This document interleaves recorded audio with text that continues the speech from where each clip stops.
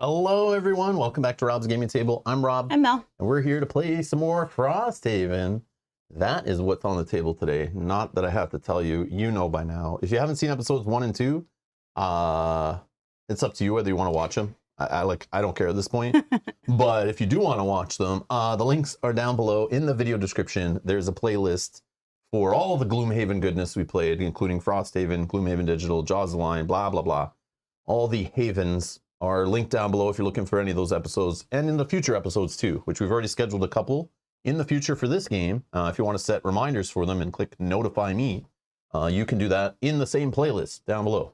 Find it there. Find it there. Thank you everyone over here who supports the channel. Much appreciated. Thank you for supporting us here. Again, funding this addiction of playing these games for you live on the interwebs and allowing us to do this. Much appreciated. Thank you. Thank you. Okay, let's see. Hello, everybody. Hello, you joining live. Hello, hello. Hello. And hello to you watching later. Couldn't even make it to a damn stream. I mean, did I say that loud? We do know this is a weeknight. I'm only kidding. I'm only kidding. We are playing at a different time than normal. We are playing in our evening, just after dinner. I just inhaled some food, so some of it may come out while I'm talking because I don't know if I chewed any of it. Trying to get ready for the stream on time, so we'd have. Hopefully, we can play everything tonight before Mel falls asleep because she's been working all day. Well, I've been running around doing work all. I feel good. I'm good. I think. Yeah. We'll see. We'll see in a few hours. She didn't have to go into the office today. No, so luckily. She could sleep in a bit longer. But yeah, we're gonna see if we can jam this in a weeknight. I know we don't have to do the outpost phase. I know it was mentioned in the end of the last stream, right after I clicked credits. I saw people saying that this is a forced linked scenario today. Oh yeah. I thought it was just regular link. Maybe I said it was, or I got confused. Whatever I said, don't listen to me what I say. But today's scenario supposedly is forced linked. I don't know if we have the little sheet just to verify. But as soon as it was said in the chat, because of the delay, I'd already hit the credits. But just, we probably won't, I don't see how we'd be doing an outpost phase unless we fail, right? And if we fail and we want to retry the scenario, no outpost phase. And if we fail, we can do an outpost phase and then try again later. But if we succeed, we are forced into going right to the next scenario. Not today, in the next episode. So those, I believe, are our 3 options. And I think I was saying other things at the end of the stream that it was not, if it's not linked and this and that. Yeah, it's force linked, right? Yes. Yeah. Force linked is red, right? Yes. Yes. Yes. Yellow is like the optional. Confusing because the rulebook had like an exclamation point, I think. But on the back of the sheet, it doesn't. So I was looking for an exclamation point and it was not there. So yes. Yes.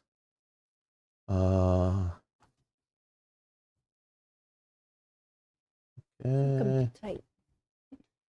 Oh, D Miller says, I'm interested in watching this episode. My group chose to do episode 3 and I got locked out of episode 2. Oh. Yeah, I'm assuming it's one or the other. One or the other. Yeah, this happens in the Haven games and in good campaign games. They'll definitely lock you out of things to make, especially a game claiming to be like a legacy style game, right? Or legacy game.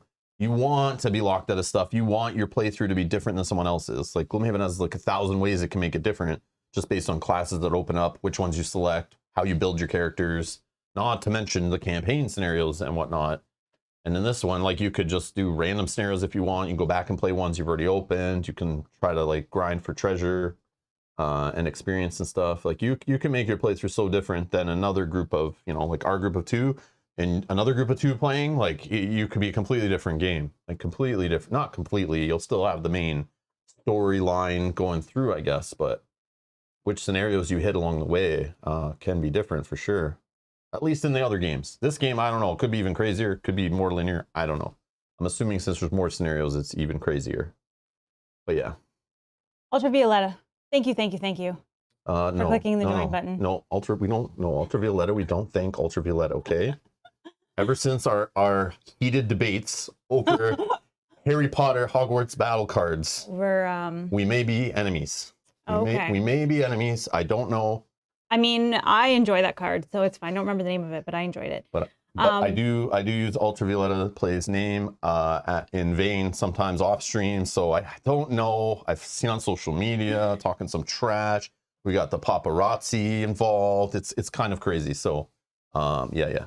But thank you, Mel. They did say they need the emojis and the YouTube ones because I think they were gifted a membership earlier. Yes.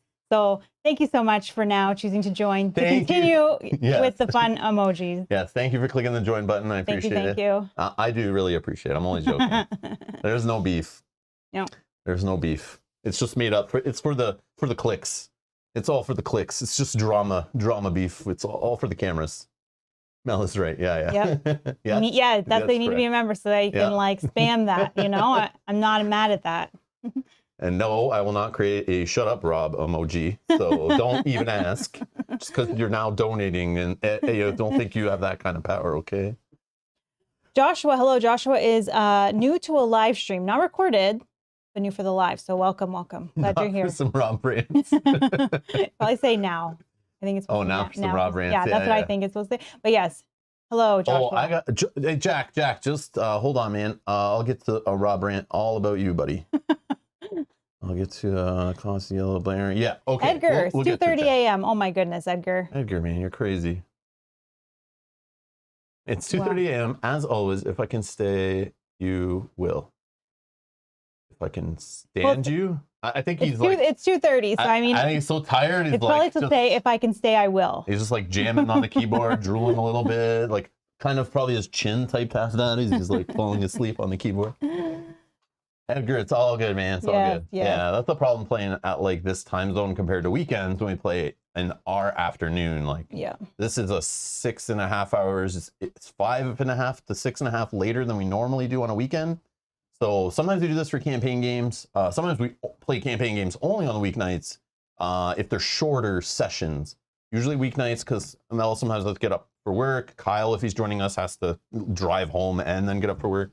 And sometimes I just have long days, and it's just tiring sometimes. So for sure, we prefer to stream earlier if we can, but on weeknights we can't. So we need nice, usually lighter games and usually shorter play times. You know, not so brain-burning draining. But I also like to do this so that I'm not waiting a full week before playing the next episode, and then I do all these other things during the week, reading other rules, playing other games, streaming other things. And then by the time I get to the next weekend, I'm like, wait, how did I play that game again? But what I'm trying to do here is build a foundation for this game, maybe for the next week or two. Like I talked about before, we play like once on the weekend and then once or twice during the week. So we keep the game kind of fresh in our head, what's happening, the rules, the corrections, all that kind of stuff. Builds a nice foundation. Then maybe we can back off a little bit as we get a little too fast. And that allows others to then join us for those later streams and catch up and watch those first few episodes, who maybe got their game late, maybe only gets their game grouped together once every week or two, you know, and then we'll slow down and kind of do it that way. And probably stream like once a week, maybe even once every 2 weeks sometimes if we have another game that's big and we need the weekend time slots to focus on. Because we usually spend the week learning games sometimes for the weekend if they're a big, like high complexity game, and practicing it. And sometimes with the playthroughs we normally play of games like this to learn them, it's played over like 2 weeknights. And then to try to fit that in the stream and explain it and look up rules and you know, chat and rant and chat and all that stuff and just relax while we play, it ends up all of a sudden, boom, 6 hours just disappeared. What happened? Like, so that's what we're trying to do. So if I can stay awake. That makes more sense. Yes. What you're trying to say. So something that I was thinking of doing in the first couple streams, but we did not do, but something we do sometimes during campaign games, if I remember, but it's fun. For a game that's newer and has a decent fan base that's rating it and getting their game and rating it on BoardGameGeek.com.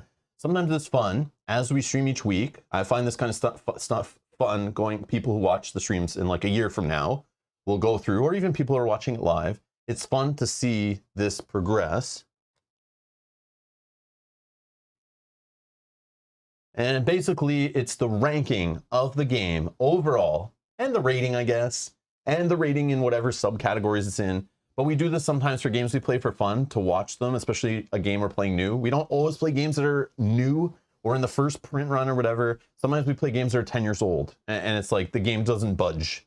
It just stays the same for the couple months or whatever we're playing it.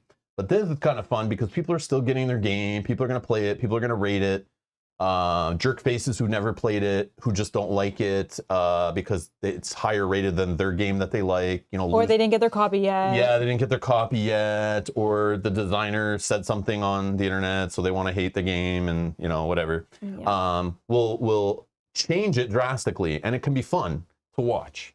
So as we go today on episode 3 in February 28th, 2023. It is rated 8.6 on Board Game Geek, and it's kind of fun if you're watching this like 3 years from now, you know, you turn it on, you're like, oh, let me check Board Game Geek. And you're like, oh, wow, it's rated way lower, way higher, or it's the same, and whatever. But the overall ranking is 453 out of all board games that are rankable in the database, and 211 on strategy. I want to say that it was 511 during one of our games. Yeah. Either that was 1 or 0, I'm not sure. Yeah. Whatever one we did bring this up, it was 511. Yeah, I forget what it was. I didn't call it out, but you could probably see it and go back and people would know. Oh, 507. 507 it was? Okay, I was close. I thought it was 511. Edgar's got it. So on episode 0, which was only like 4 days ago or something, was 507, and then 241 ranked in the strategy group, and was still an 8.6 rating. Oh, and the weight changes too because people rate that. People rate, yeah.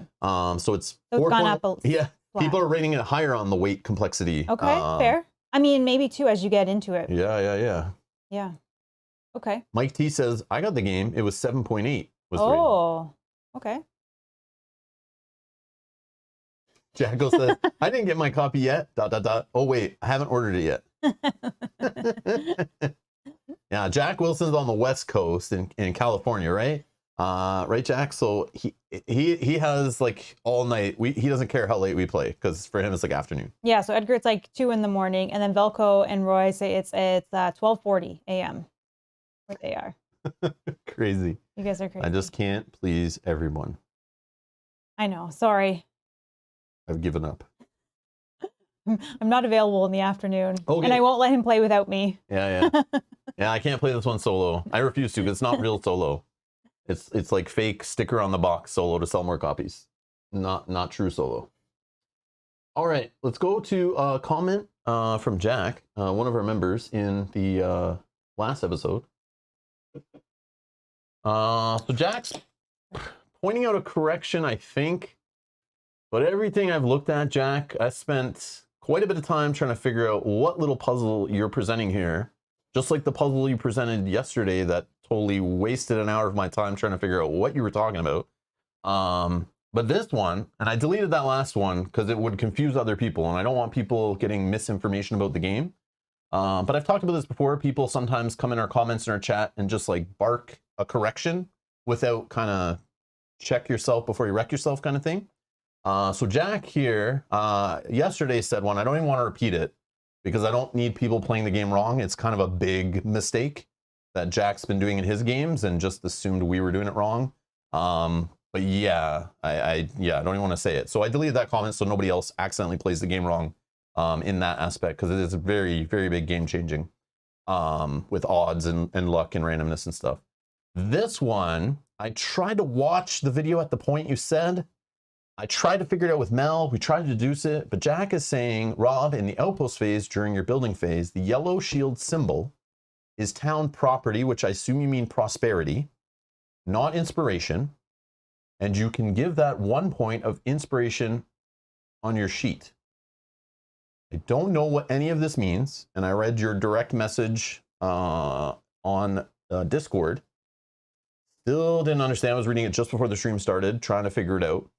But what I think, based on watching my video like 4 times, trying to figure out what mistake you think I made, I believe when we spend inspiration to replace a material resource, and when I was running through all the locations talking about the costs that it would cost to our party, I was doing so referring to the amount of material resources that Mel's character possessed, my character possessed, and Frosthaven, which was 0, possessed.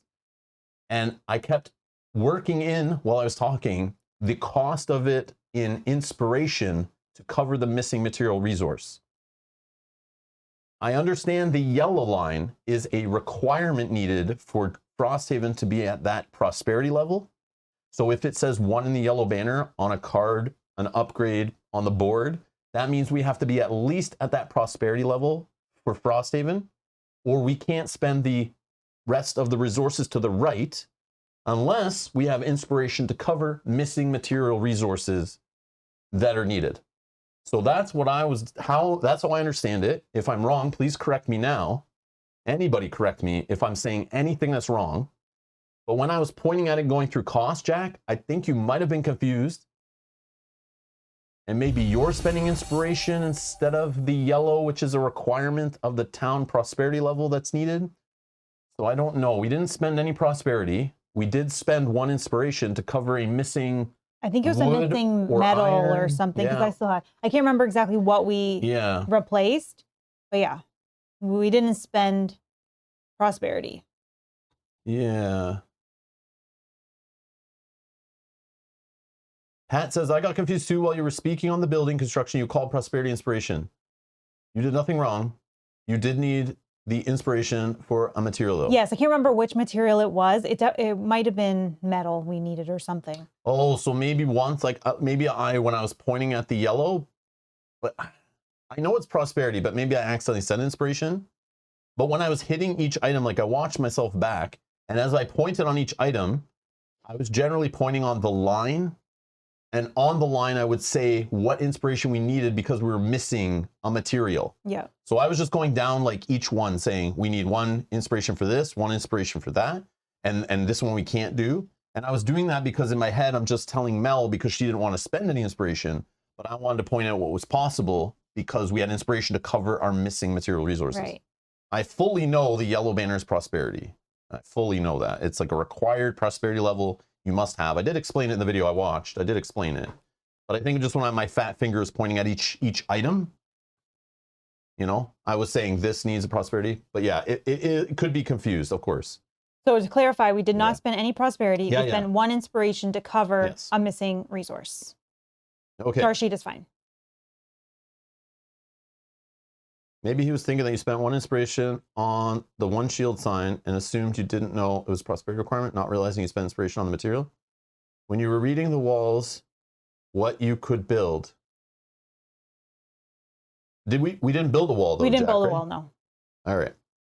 So what we did was fine though. All right, Jack. Here it is. Okay, here it is. Okay. I don't know if you've ever heard the story of the boy who cried wolf. Okay. You've used up 2 cries? 2 cries. 1 serious, 1 that's maybe my fault.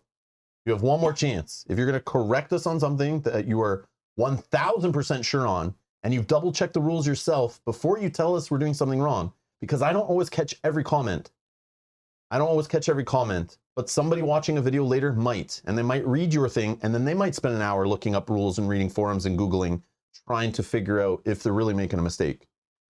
So just make sure you're 100%, and this goes for anyone, anywhere. I see it on PGG, it's the worst, man. It's like the Wild West over there. People will go on that rules forums, and they will just be like, wrong, wrong, wrong. And then the designer comes in and goes, no, sorry, actually, all 3 of you are wrong. And then they start bitching that like, oh, 4 years I've been playing your game wrong and stuff like that. It's like, why are they even commenting? The worst, I think. Just look it up first. And I don't answer anyone in my comments who's asking a rules question. I will not reply with the answer unless I take the time to go look it up in a PDF, find the page, find the paragraph, cut and paste the item, quote it, and slap it in the comments. Because I want to make sure my reply is not just pulled out of my ass. I need it from somewhere official, even if it's an out-of-date rulebook or something. The best place I can get it, and I need evidence. So if you're going to point out rules mistakes, especially in an early video where new players might be confused about a more complex game, I please ask. If you're not sure, or even if you think you're sure, and you've played 20 games of Frosthaven and you think you've been playing it right, and you're about to comment something we've been doing wrong, just double check. Please take like 2 minutes to double check. Please. Because like, I don't care if I play my game wrong. I just feel bad if like, then it makes 20 other people who read the comment and then they start playing the game wrong, right? And I feel bad that sometimes I make people play a game wrong because they'll copy me. But like, I never say that I'm here to play it 100% correct. I try, but I'm not making a rules video. I'm not making an FAQ video. I'm not the designer. I'm not the publisher. I just try to do my best. But I do appreciate it, Jack. I know you mean well. But please, before you say anything, just double check it.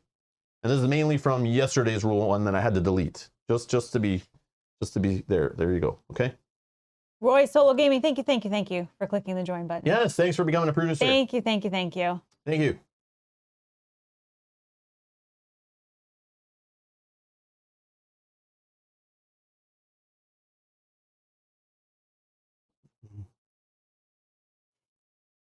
Yeah, I don't mind people posting. I do not mind people posting going, you did this at this time, Rob. Is that right? Yeah, like questioning. That is amazing. Yeah, do definitely. It. And the best part is some other people who watch the streams also, I love it. I love it when they're answering in the comments below. Because I don't get a notification for every comment. If I did, my phone battery would die. Oh my God. At like 5 minutes after charging it. So YouTube just sends like one notification every few hours. That's what I get. There's no setting for it. And I can turn it on or I can turn it off. And then there's the view I can go into to respond to comments on a per video basis. I don't know how many hundreds of videos we have at this point and how many thousands and thousands of hours of games played over 10 plus years. I can't answer everything, but I do appreciate when someone goes in the comments, is like replies, and sometimes I see the notification for that reply, or I go to reply myself and I'm like, wow, 3 people already answered this question. Amazing. So yeah, I do appreciate the rules discussions, of course. But just make sure before you play lawyer or judge or expert, just make sure you check your facts. Just check your facts. Just like I do on stream sometimes. If it gets brought up and I'm not sure, I try to look it up as many times as I can without running the stream for 10 hours, you know? Which actually leads into Sends S. I don't know if I'm saying that correctly, but says, finally remember to catch a live stream. Yay. Hoping for all the usual goodies, rules checks, Rob rants, and some kick-ass gameplay. You got it. Done. Check it all off. Jacko, thank you so much. Thank you. Jacko, thank you for the super chat. To explain all of that again, ... slowly. Just joking. Just kidding. Carry on. Okay. Thank you.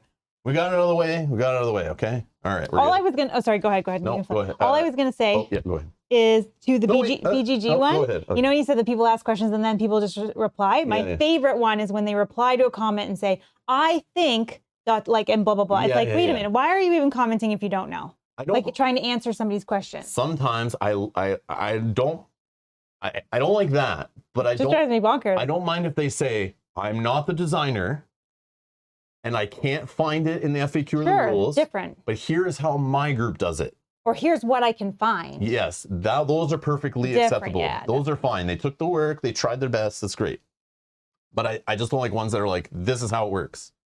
And then I have to scroll for 15 minutes through and multiple pages through all these people guessing how things work to find an official answer. It's like, if all those people just kind of stayed quiet that weren't sure and just waited for the publisher, the designer, but not every game of designers answer questions. Definitely. Or the publishers answer questions. So it's like, there's no rules to it all. So it's like the Wild West, exactly like I say. I stated that and I mean it. Just the Wild West. But it's funny. All right. You may go.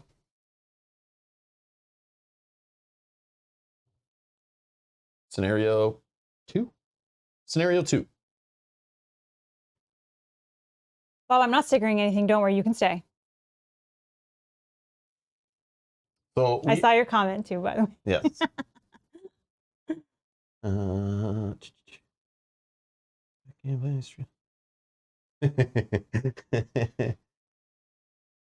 Mark says, I appreciate the dedication to ensure you're playing the rules as accurately as possible. Most times, asterisk. Yeah, we try our best. I have many times watched or rewatched your videos to make sure what I'm doing is right in my games. But again, I just go based on all the information I have. At the time. I still have a human brain, and I abuse that human brain by trying to play too many board games or try to remember too many games at one time. And sometimes I try to dump the rules from a game, kind of like just deleting a folder off my hard drive. But it doesn't work that way. And sometimes wires get crossed. There's corruptions. There is data corruption. It happens 100%. As much as I try to forget Gloomhaven or Gloomhaven Jaws Lion or Gloomhaven Digital and the different rules here, and this rule in Gloomhaven Digital is from Frosthaven or from Jaws Lion, but this one's from Gloomhaven, but this one's not official, this one's a house rule, this one's optional, blah, blah, blah, and then mixed in with all the dungeon crawlers that uses maps with spaces and line of sight and miniatures or standees or health values or attacks or melee or ranged or poison or wound. All this stuff just goes, and sometimes my brain just goes, short circuits a little bit. It just calls the wrong file off the wrong sector, man. Just, and I will just brain fart all over the place, and you'll be like, why did he say that? And why did he do that? That's why. So we're still working on getting that Android brain implanted in your head. I cannot speak clearly. I'm just waiting to get, hire artificial intelligence to sit here instead of me. And I'll just go, But we need your face and your voice. Yeah, the artificial intelligence. But we need the brain of the AI. Yeah. And then I'll just sit behind the scenes running the stream. I can switch camera angles and stuff, chat with you guys in the chat. Meanwhile, my AI version of Rob sits here and plays the game, and then it'll be more correct, and I'll feel more confident. Now, though, do you think an AI can rant the way you rant? Because I feel like, you think so? Oh, yeah. Okay. Yeah. It's getting there. Okay, they're just taking all the information from your previous rant, so they know how to. Okay. Because of course, when we get the AI set up, it has to watch me for like a couple months to learn. Definitely, your mannerisms and all of that. Yeah, exactly. Yeah. Yeah. See, Velko knows. Yeah, let Chat GPT play the game. Yep. Okay. Yes. Again, but we need the body there. We need something on the screen. Face. I guess it could animate it and everything, right? Not the same. Yeah. There's like, if we get the right, hardware behind it, it could power like a artificial, just a animated image of me would work. Okay. We're working on that, okay? Yep.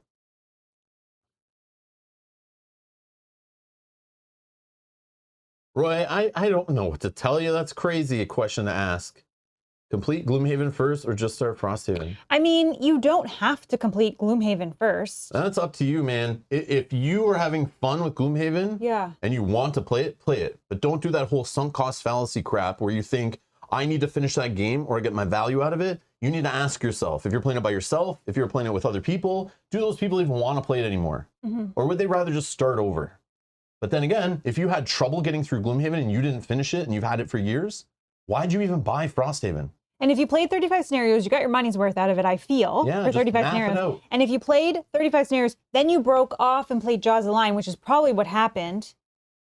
Technically, I mean, you can just move on if that's what you're kind of asking for permission to do. Yeah, I kept holding on to my Gloomhaven thinking, I'll go back and play it. I saved all the stuff. It's still saved. We finished the game. We finished the campaign. We did a bunch of extra scenarios. We played a bunch even off stream. And I thought I was going to go back to it, but I just lost interest. And then the digital version came out, and I'm like, wow. And the Jaws of the Lion came out, and it was better. Just a better package. It doesn't overstay its welcome. And then I just realized one day, I was like, no, I need to put all this away, throw it in a box, not even care. I'm never touching it again.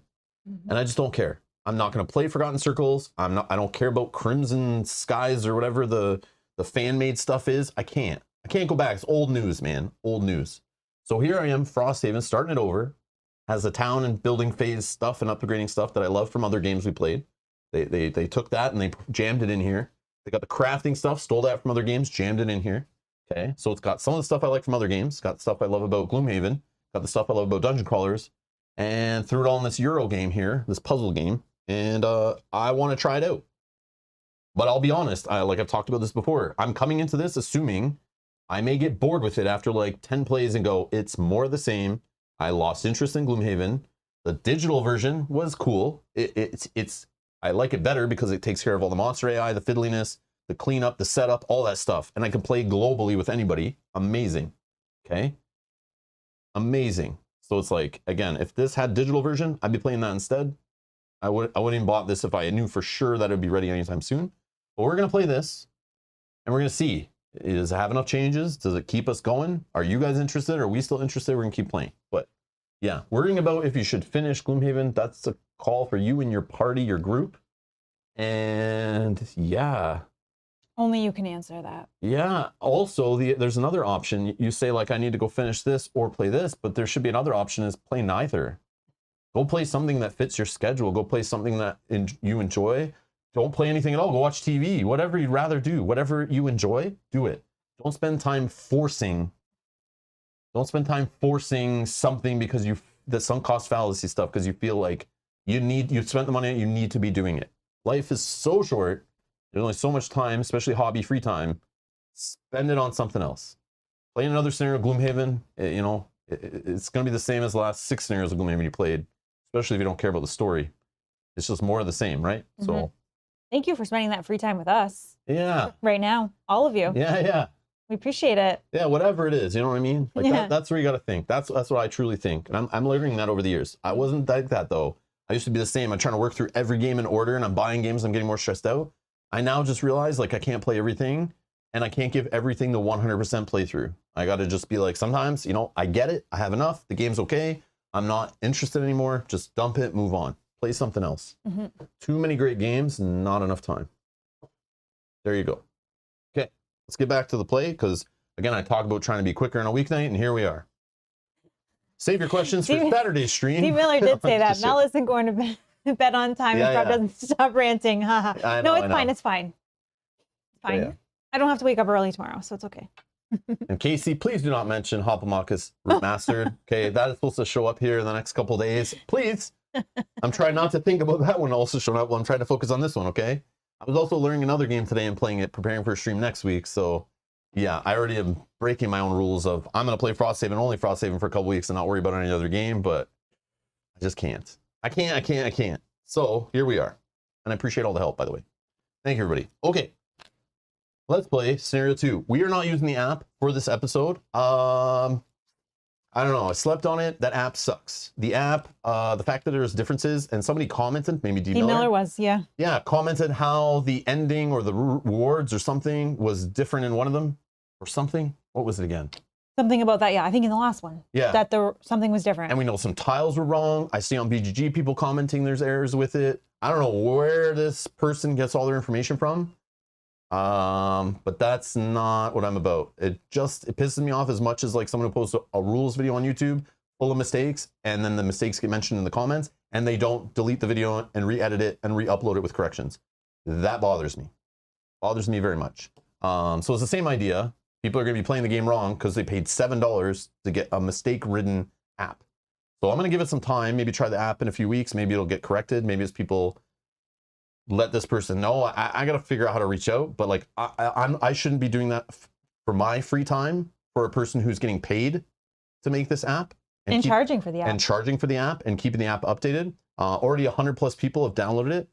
Times $7. Yeah. So $700 US, if my math is correct.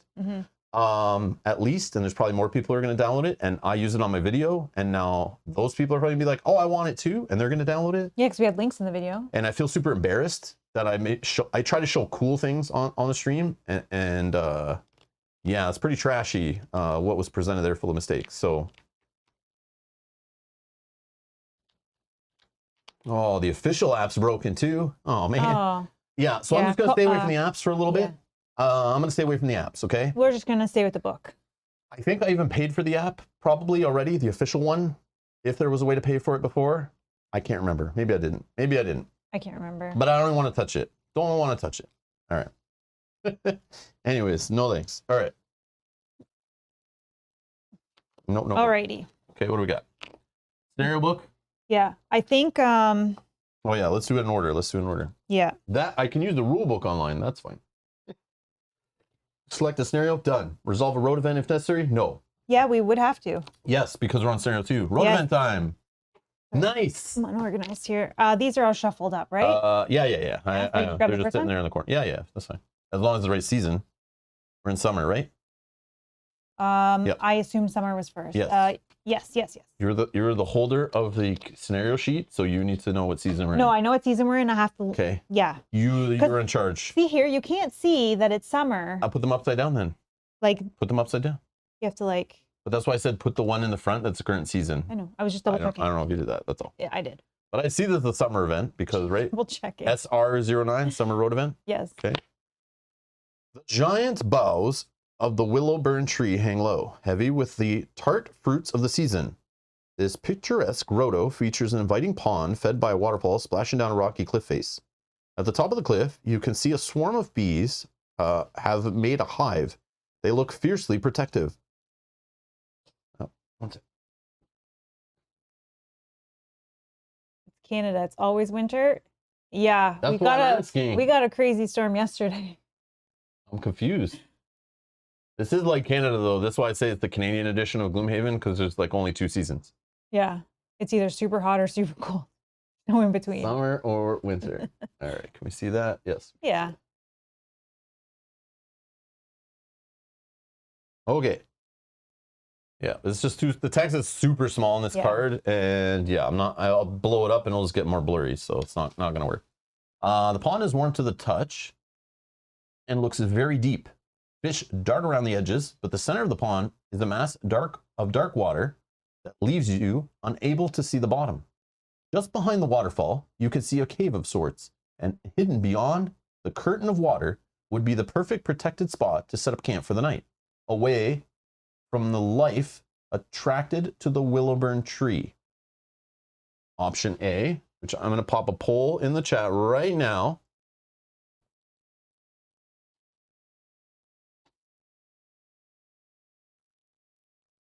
Option A, make camp in the protected cave behind the waterfall.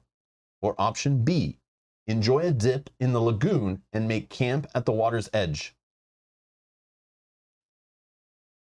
I would pick option A because I don't like to go in any water that's not a pool. And there's bees that made a fiercely protective of their hive.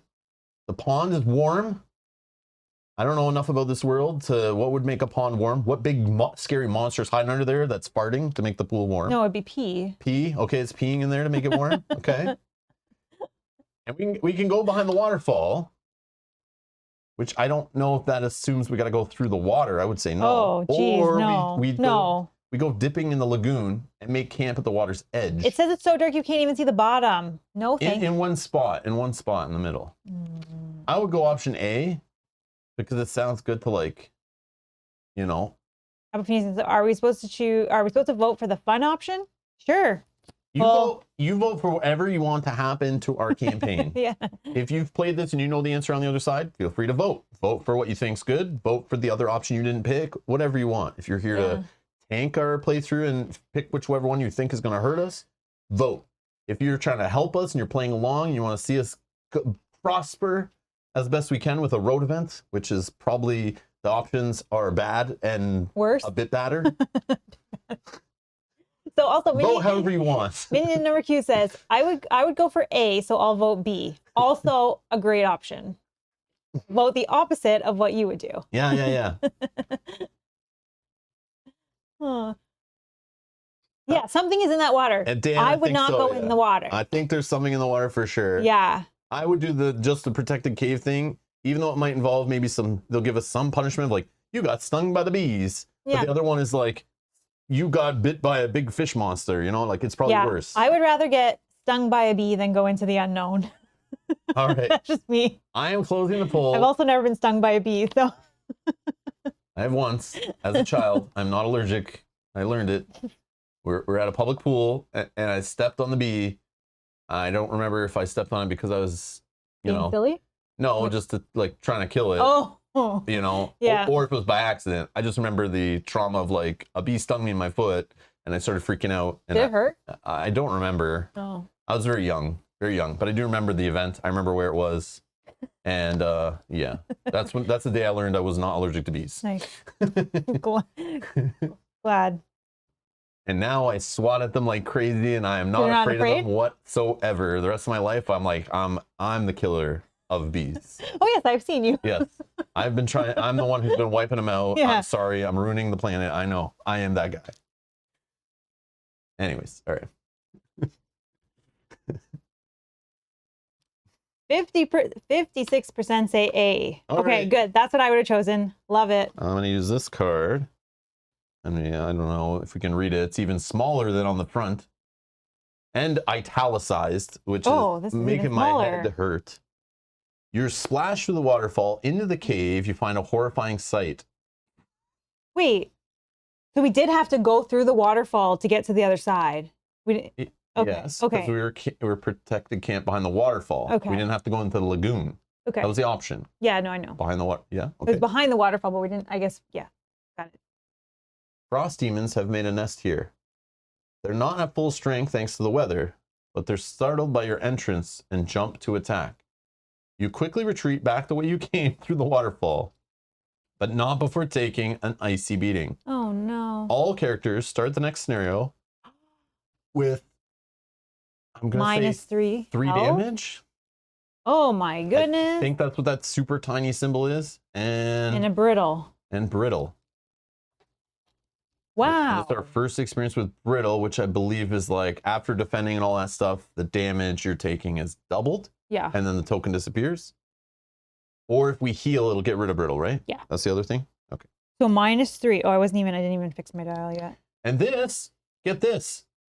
This is going back to the bottom of the road deck, and we will run into this possibly later and have the same options come up. And this could be the good option. So next time we pick B, who is going to remember this? Who is tasked to remember this road event? We choose B. Yeah. So, yeah, we're already like winning tonight's scenario, as now the chances of that have dropped drastically. Okay, so I have to lose 3 health. So I start at 3 health going into this scenario. Put that at the bottom of the deck. Yep. Wow. Wow. Did you take 3 damage? Velko, we will not show the bottom option for 2 reasons. A, we don't want to spoil it for anyone who's also playing and didn't see the other option or didn't even see the card yet. We already spoiled a bit of the card. We don't want to spoil everything. If you have a copy or get a copy in the future, feel free to open it all and read everything on it. But we're still playing the game, and we might draw that again in the future. Yeah. I don't even want to know what the other option is. Let's keep it fun, right? Yeah. Let's keep it fun. You know, let's play the game as intended, as best we can, in most ways. All right, what's next? Set up the map tiles for scenario, done. Retrieve all monsters scenario, done. Shuffle their ability decks, please. Working on it. I did shuffle them a little bit, but you shuffle them more. Set up the first room. I believe I've done so. We are going to look right here. And you guys are going to double check my work. The starting spots are these 5 here. Okay, you remember that, Mel? Yep. Okay. This guy is blacked out for 2 players. So is this guy. So they're not there. But we do have an elite. Okay, an elite guard, right? And then we have one of these rock obstacles. So I have elite guard. Let's see if we can do this. I have elite guard. And then I have a rock obstacle. I believe it is 1, 2, 3. 1, 2, 3. Yep, and he is the 4th. Okay, then at the back of the room, you see here, I have 2 randomly drawn archers, and I have an obstacle, and then I have the door mark number 1. And here, 2 regular randomly drawn archers with white bases, a rock obstacle, and a door mark number 1. All on tile 11A. Here is the room set up. We are up here. We have 2-ish rooms to go through, we think. I'm assuming it all ends down here somewhere. Okay. Okay. When the doors open, we read this. The scenario goal is complete when all enemies are in it are dead. Ooh, that sucks. And ice sheet A has been destroyed, which we don't know what that means yet. At the end of that round, we read this. Okay. And then here's what we have available. We have Algoth's archer, guards, priests. We already see the archer. We see some guards, but we know priests are coming. We've seen those before. I don't know what a scout is yet, though. No, we didn't see them yet. Okay. We have 1 snow door showing. Obviously, there's going to be a second snow door probably locking the next room apart. We have a couple more obstacles coming. We have one of these. Yellow is what? It's like it's not scenario specific. Oh, that's what this is then. Yeah. Ice sheet A. So there is 1 large ice and the exclamation point, which would make sense. Yellow box. Yellow thingy. We'll learn more, I'm sure, when we open this door. And then we have a treasure tile that will be coming up. So automatically, if we're hurt now from a road event, automatically what's going through my mind is we're already at a deficit. We may not be able to push endurance through the whole scenario with all our turns and healing and big guards and elite enemies and stuff. So automatically I see this, and this is how my brain works in this game. I say, if we're going to fail anyway, let's just try to get the treasure at all costs. If we know we're going to have to replay it anyway. Right. And yes, try to loot as much as you can and get as much gold and as much XP with your cards, because you get to keep all that even if you lose. So that's how you kind of play this game, is like, even though you have a session with your friends and you got all together to play and a road event hits you or you just have some bad luck, still play, because it's kind of like a video game where you're going to, that time spent, you still get it back with some resources of experience. And I believe all your loot you get, I'm pretty sure, right? If you are replaying right away, you don't. You don't. Yeah. But if you are going back to Gloomhaven, you do. Oh, which we would. I don't see why we wouldn't. Mm-hmm. And yeah, we haven't started with the battle goals yet. Yeah, we haven't. Yeah, we haven't. But again, even a battle goal though, it's like you push for that battle goal. You only get it if you win, and if winning is like almost not possible or it's not likely, you got to make that educated decision, right? You can't wait till the very end, then go, oh, now I'm going to start playing cards for experience. It's like, ooh, you should have been doing that from the start. You know what I mean? So these are the kind of decisions. But we'll try. We don't know. It's only scenario 2. I'm assuming they're not trying to crush us yet. And they do set up the road event with a specific seeded amount of road events. So hopefully those aren't, you know, even the worst of the sides on the backs of them aren't going to kill us, you know? Yeah. But later I assume it's happens more often. Yeah. You losing 3 health is not terrible. Is it though? I mean, for me it is. I'm at 3 health. Okay. But all right. Shuffle all attack modifier decks. Okay.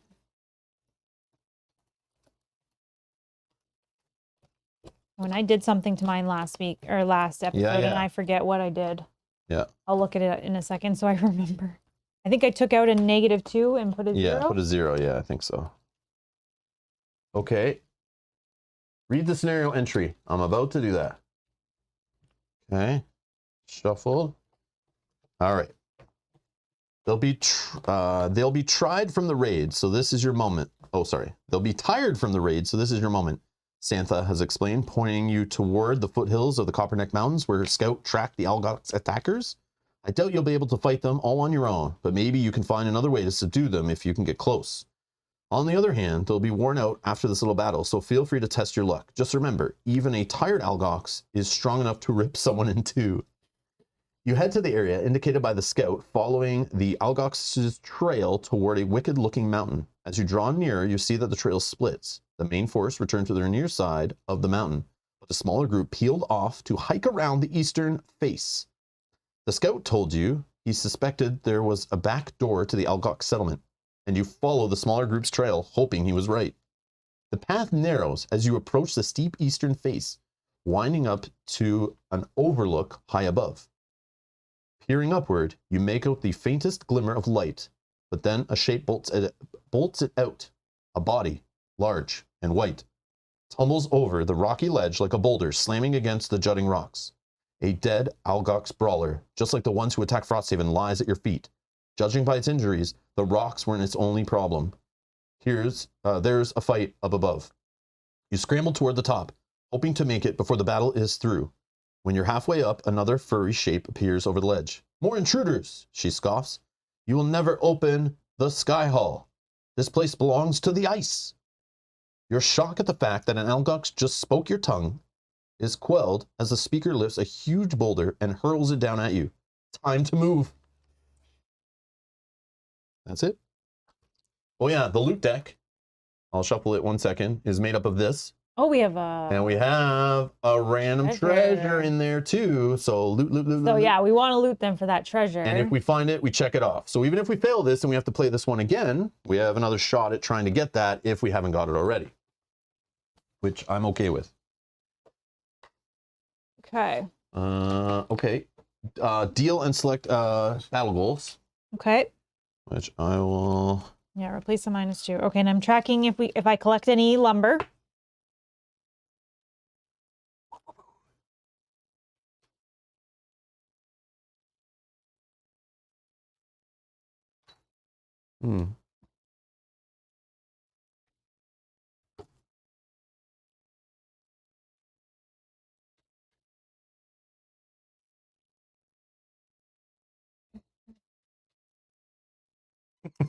Yes, Michael, yes. I guess my starting play is not going to be to summon a skeleton this one. Yeah, Wadmander, I'm not sure. Like, I guess going back to Frosthaven, yeah, you might want to avoid time passage, but like... Especially if you're going to hit a numbered event, or maybe you're going to switch into the next season. I don't know. We don't know, though. I'm not sure.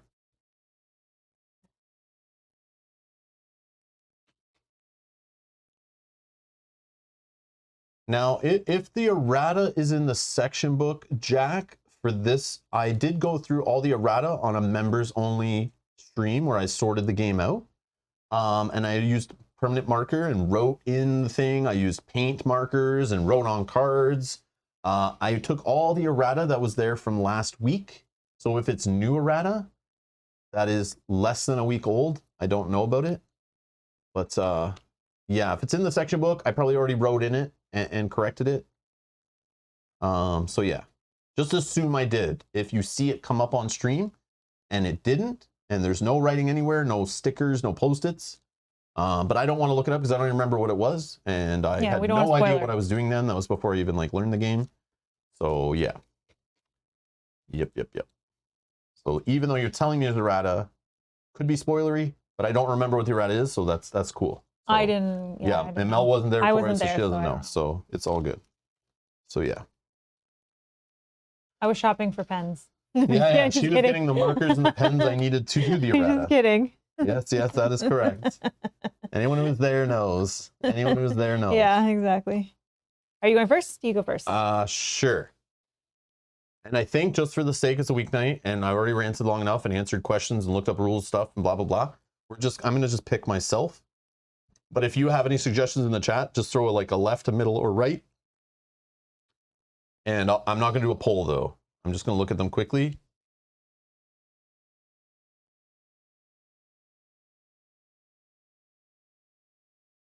I would take this one. I would take this one. Anyone want to fight me on that? Anyone have any reason why not?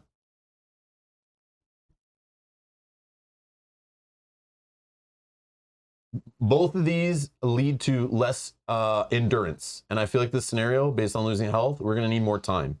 So these two make for I'm going to be exhausted faster. And I don't want to do that. I'd rather just do this. Okay, thank you.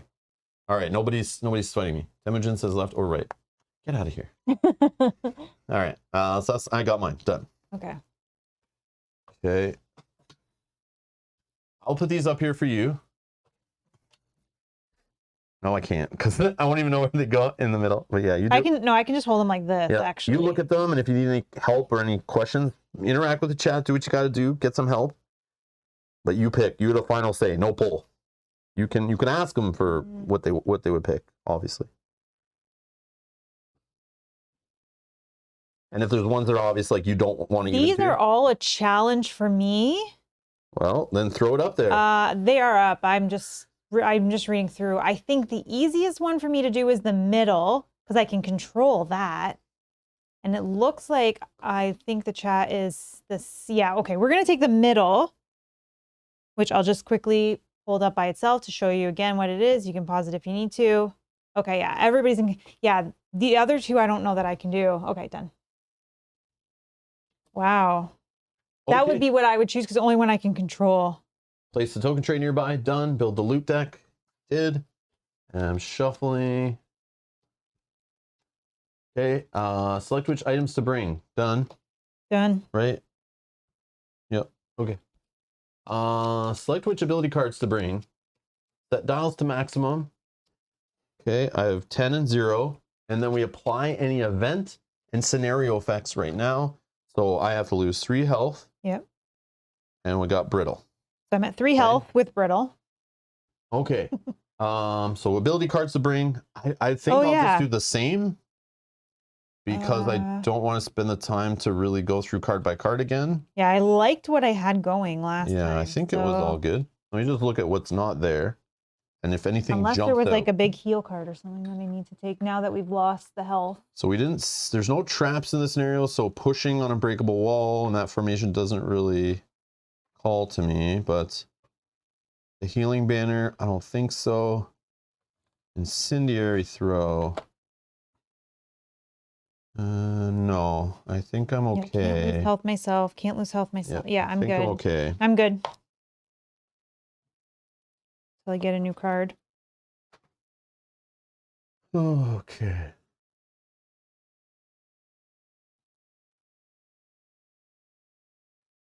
Yeah, you think Unbreakable Wall's bottom? I thought, like, I'm looking at that and I'm like, yeah, we could play that style the whole way through, but I'm like, that's a card that's just getting locked. So maybe I don't worry about playing my other banner, you know? Like, if I'm not going to play a banner, but I might. Like, what if we get to the final room and we need to plop it down, you know? At that point, I'm okay with it. But like, what would it replace if I were? That's the problem that comes up. And I do like the formation of it. It could be good in these like tighter kind of halls, you know, but maybe it's not. Okay, because it's a long one, right? That's what I'm thinking. Like, it could replace the banner, right? Because if I'm not plopping the banner down early and then moving it along, I just don't have the effort for that, right? Wadmander would replace Pincer. Edgar would never use wall for the bottom action. I don't know, if you have big guys hitting you hard all the time, like that adds up over a scenario. That means you could play a little more aggressive. You don't have to worry about healing as much. But again, you still could get hit for like 6 and one little shield doesn't do much.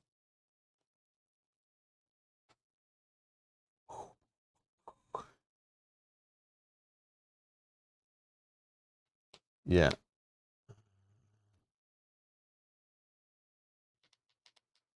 Yeah. All right. Yeah, I just don't know, like, taking out the banner though. Let's see. Like, I like the banner's top action though too. But is it better than the wall? But it has a similar initiative-ish.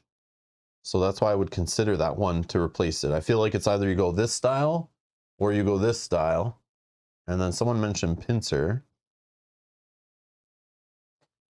But again, we're still early in the scenario, and like movement with some loot sounds good to me. But if this is never going to happen, which I could see being a lot harder in the hallway situation, unless I use my jump boots to get over. But like I said, if I get behind the enemy to try to do this, that means my back is exposed to every other enemy that's flooding in from the next room or whatever, unless I haven't opened the door yet, of course. But knowing me, it will already be open. So that's the thing. Like, yes, this I could easily take out. Again, this was my card that I said I could cut anytime because it's a loot card. But again, I could just play this over and over again for the bottom and I never need to worry about this. So this could just be one of my move and loot cards, you know? I'm not worried about this though. Just remember, sometimes you have to look at a card as just one top or bottom and it doesn't matter what the other side does. Right. Because that other side is just needed, and like you're playing 2 cards every time. You can only do the top of one, the bottom of the other. You can't do top every single card you play. So some tops I can ignore. And they can just be situational. If that weird situation comes up, that's fine. If it never does, who cares, right? Loot cards are good for losing scenarios. I agree. Yeah, they are. I agree. They do lose scenarios. But in a scenario we might already lose, I want to come out with as much loot as possible. But that's what I think that's what Michael's trying to say. Oh, okay. Loot cards are good if you think you're going in to a loss. Oh, okay. Collect as much loot as you can. But they're also good for sometimes leading you to lose the scenario because you've chosen the wrong card. Yeah, you didn't choose a card that could have helped you move more or fight more. You chose to loot instead, and it's like, yeah. Yeah, that's what you meant. That I got you, Michael. Yep. Move 1, loot 1 is pretty situational as well. That is true. That is true. But then in that case, then he uses it for just the move 2, which is better than the card was printed anyways. Right? If there's no loot around you and you want to move more. Well, these 2 I keep in, and we cut Pincer. I can do this. And then what, are you playing Unbreakable Wall early? Is that the plan? But then my range attacks, which is only like 1, has 1 less range. Does that matter really? Not what really. What is the range on it? 3. Currently? Okay, so it'd be range 2? Yeah, but like, who cares? Okay, I don't know. Yeah, it's only range attacks, not my ranged heal. Kondo says, drag that darn flag around. No. Oh, man. D. Miller. D. Miller, I was about to say it. Did you see me stop? I was about to say it. I was like, I was supposed to not be discussing cards. It's fine. But I'm not going card by card. I don't mind discussing a 1 different card cut. This is fine. Oh, that's funny. But this is the game. It's like I try to just play with it, and instantly someone says something, and it's like, damn it, you're right. D. Miller is the one that's on the one side of your shoulder. I know. For sure. You always got that comment, like, you said this, remember? Get out of my head. Get out of my head. All right, so I'll keep these 2. So we're getting rid of Pincer. We're getting rid of Pincer. It's going to be funny. Somebody calculate how many times this little formation could have triggered. No, it's this thing. How many times I could have just moved in between two loot piles and grabbed all of it at once. And I can't. And how many times I decide to just ignore the loot because I don't want to end my turn on the loot. But this card allows me to not end my turn on the loot, but beside the loot, which can be a big deal. Huge. In Frosthaven.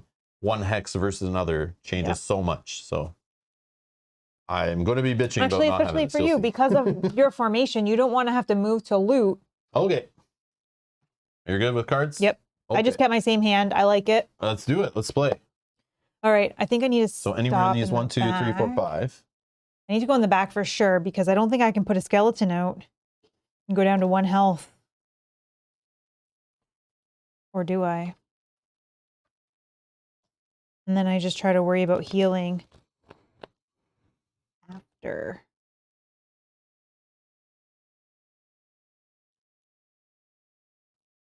Yeah, I could just do the heal thing right away to get rid of the brittle. It's probably a smart play. Does it heal multiple? No. No. Okay, never mind. I would just choose myself probably because you probably have a heal you can do on yourself. Yeah, but it's heal 1. Oh, also the pincer discussion. Remember that I have this little combo now too, right? Yeah. So pincering behind, and then the next turn jumping back behind, like in front of the enemy line, you know? Like I go behind the enemy line, then back in front is totally possible with this. Does that change anybody's mind? Because that would change mine, but I don't know. I don't know.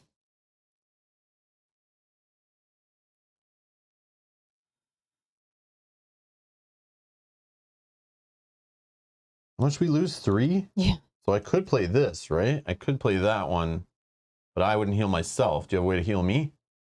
I don't know your cards well enough, but... Can you wait till next turn for me to heal you? No. Okay. You know, I'm going to be the one who's hit by the big guard. Okay, then I can heal you. Usually I'm closer initiative, and I'm close to him, right? Actually, if I go like this, maybe I won't get hit, right? Because then he's got to move 1, 2, 3. So maybe he already moved 3. That's the guard. Yeah, he already moves 3. So but it they has do to have be cards that make a move less, I'm pretty sure, and the card that they don't move at all, where they just defend. Right. We can just pray for that, right? But if he moves up and does like a full attack on me and draws like a positive or a ×2 or something, and then I'm brittled. I know. I'm out of this. I'm done. Well, no, we have to. This is the shortest stream ever. Have to like spend a card in that case. No, I wouldn't even do it. I would end myself right there in embarrassment. No. I wouldn't even spend the card. There's 2 plays then. So one of the plays, like thinking this through, I summon a skeleton, I go down to 1 health. If you're going to give me a heal, oh, it's double. I can't even summon a skeleton until I get. Oh, I can. No, it might only be attack damage. Let's check. I think it's the next time you take damage. Is it? It's double the next source of damage, then remove. Yeah. So then I'd have to do even damage on yourself. Yeah, it's not attack damage. So then I have to do this one first. Oh, I'm showing my cards. Can't. I have to. You show whatever you want. We have the stream watching. Who cares? It's not showing my numbers, but if I did this first on the bottom, heal myself, I could heal 1, get rid of the brittle. Then I could go into a skeleton and I'd be at 2 health. Then you can heal me, but then I can't heal you until next turn. Is that the play we're going? I think we need other bodies on the board, even just take the hits. But if, and if you heal me, does your card make you take damage? No. Yeah, it does. Yeah, actually. So then you would have to take the brittle damage. So I know what so then we don't do that. Okay, we got this. I mean, I may heal on my turn some point. Totally in this game. Turn. Is that the one I want to play though? Hold on. Yeah. Okay, I think we got there. Minion, yeah, good question. That was great, yeah. Have we thought about attempting any masteries yet? I started to track one in the last episode, but mine are I have to play a skeleton first round, I have to keep it alive, and it's got to kill 6 enemies. No. I'm not worrying about it right now. I need some better cards, I think, before I can worry about them. No, don't care. I don't think they were meant to be completed in scenario 2, but I'm still trying to master the rules and strategies of the game and all the new stuff that's in here. I don't care. Pat, just one perk check. Pat says, tip for Mel. Next perk, take the 3 +1 heal rollers, so you can heal yourself on attacks. Oh. Love it. I will do that. Just remember that in 6 episodes when you get to your next perk checks, it get you well, I can do like this. We can do like this. I know. We'll just... Pat, quit getting ahead of yourself. But it is a good idea. We'll just do like that. I just put a little line under it. Like, that's kind of what I'm supposed to do. Thank you.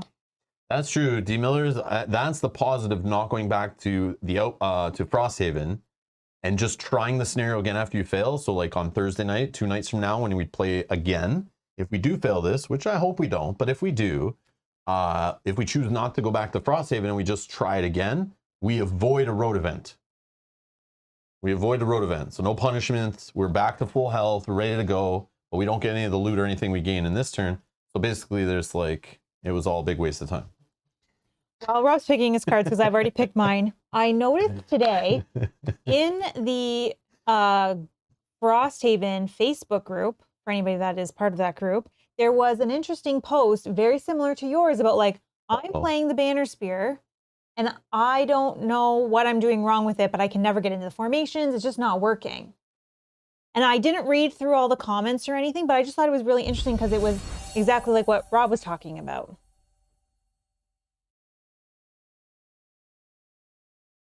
Tara has been a member for 22 months. Tara, thank you. That join button. Thank you so much. 22 months. Thank you. Thank you. For supporting the channel for so long. Almost 2 years. Oh my God. That's crazy that we've even had members for that long. Yeah. I can't even believe it. Like, I remember when we set it up and we announced it. I don't think we have. I think Tara's just hacking it. Same with Janet. They hacked it. Wow. There's a few others too. Thank you. Just stopped in to say hi on a quick break at work. Can't wait to watch this later. Love you both and this channel. We love you too, Tara. Thank you. Thank you so much. Have a great work day. Positive vibes. Hopefully work is positive and you're getting positive vibes there. I hope the rest of your shift is awesome and chill. Yeah. But thank you so much. Thank you. Thank you. You're awesome. Maybe it was Pat. I don't know the name of the person that commented in the Facebook group. Yeah, maybe Pat's spamming all over the internet. But it was very similar to that as well. It reminded me because I was going to talk about this too, and I totally forgot. And then now that you mention it, I remember Pat. I was just trying to kill time while you're picking your cards. Pat was in the chat. It says, I'm seeing the same problem with the Banner Spear. Too slow to trigger formations, and she don't move fast herself, so she's lost in limbo in a 3-player game, especially if the scenario has 2 paths. But I don't want you to write her off just yet. I think you should try her other build as a ranged javelin thrower. Okay. 100% where I want to go with it. 100% where I want to go with it. I don't mind having a couple formations in the deck though, for when Mel's summons and my summons maybe. Yeah, if things just work. Yeah, and she's in the right spot, whatever. Yeah. I'll try it out. But yeah, again, the cool part in this game, if you just get sick and bored of a character, there's always another class you can go start a character with, you know?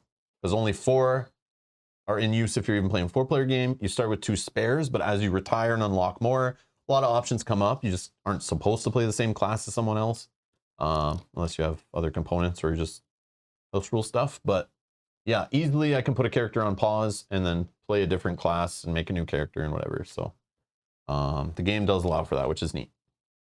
That was interesting. So many posts that I'm seeing similar to your comment. Yeah. For a low complexity character. The low complexity first character listed. If you're learning Frosthaven, use this character. Which I think a lot of people are doing, and then it's leading to these posts that people are like, how come I can't figure this out? I think the problem I should be able to, it's low. Isaac and his little circle of Gloomhaven experts that live and breathe in this universe are the ones who are also playtesting and rules writing and approving things. And to those people, the Banner Spear is probably like a joke. They can play it in their sleep. It's super boring, super easy. So to them, it's low complexity. But to the average board gamer, maybe not. But maybe in this game it is. Maybe all the ones after this are like, holy crap-oly, this is like in nuts. Well, I don't think mine is very challenging, and mine is medium. Yeah. So. Or they like Casey's kind of hinting they maybe only played the game at like 4-player. Oh yeah, you know, also could be a thing. Designed for that. Yeah, but the problem is based on that. they made it as a low complexity character, so a lot of people will choose that as one of their options, and a lot of people playing it in a 2 or 3 party group. I feel like more people play this game 2-player than play it 3 or 4. I agree. I would assume. Yeah. Or maybe 2-player with a third jumping in and out. Solo 2-handed. Yeah. Solo two-handed. I agree. Yeah. Like, that's the most common way the game is played. Oh, John Doe says our banner went range too. Much easier. Yeah. Okay. Good to know. I appreciate it. I do appreciate it. All right. I don't know what I'm Sorry, doing I'm just here. trying to kill time while you pick, but I know that I'm distracting you, and then I'm sorry. I already distract myself enough, and then the chat distracts me. Now I got you doing it. Sorry. I'm gonna be here all day. Sorry. Ugh.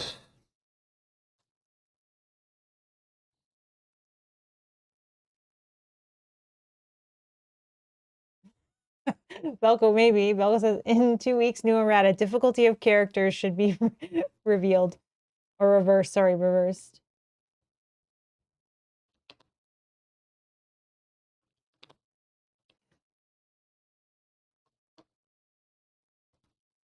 Oh, that's true. I think that the complexity of the bone shaper is related to the low health and the summons. Yeah, because you have to balance your health and your summons, which is a challenge.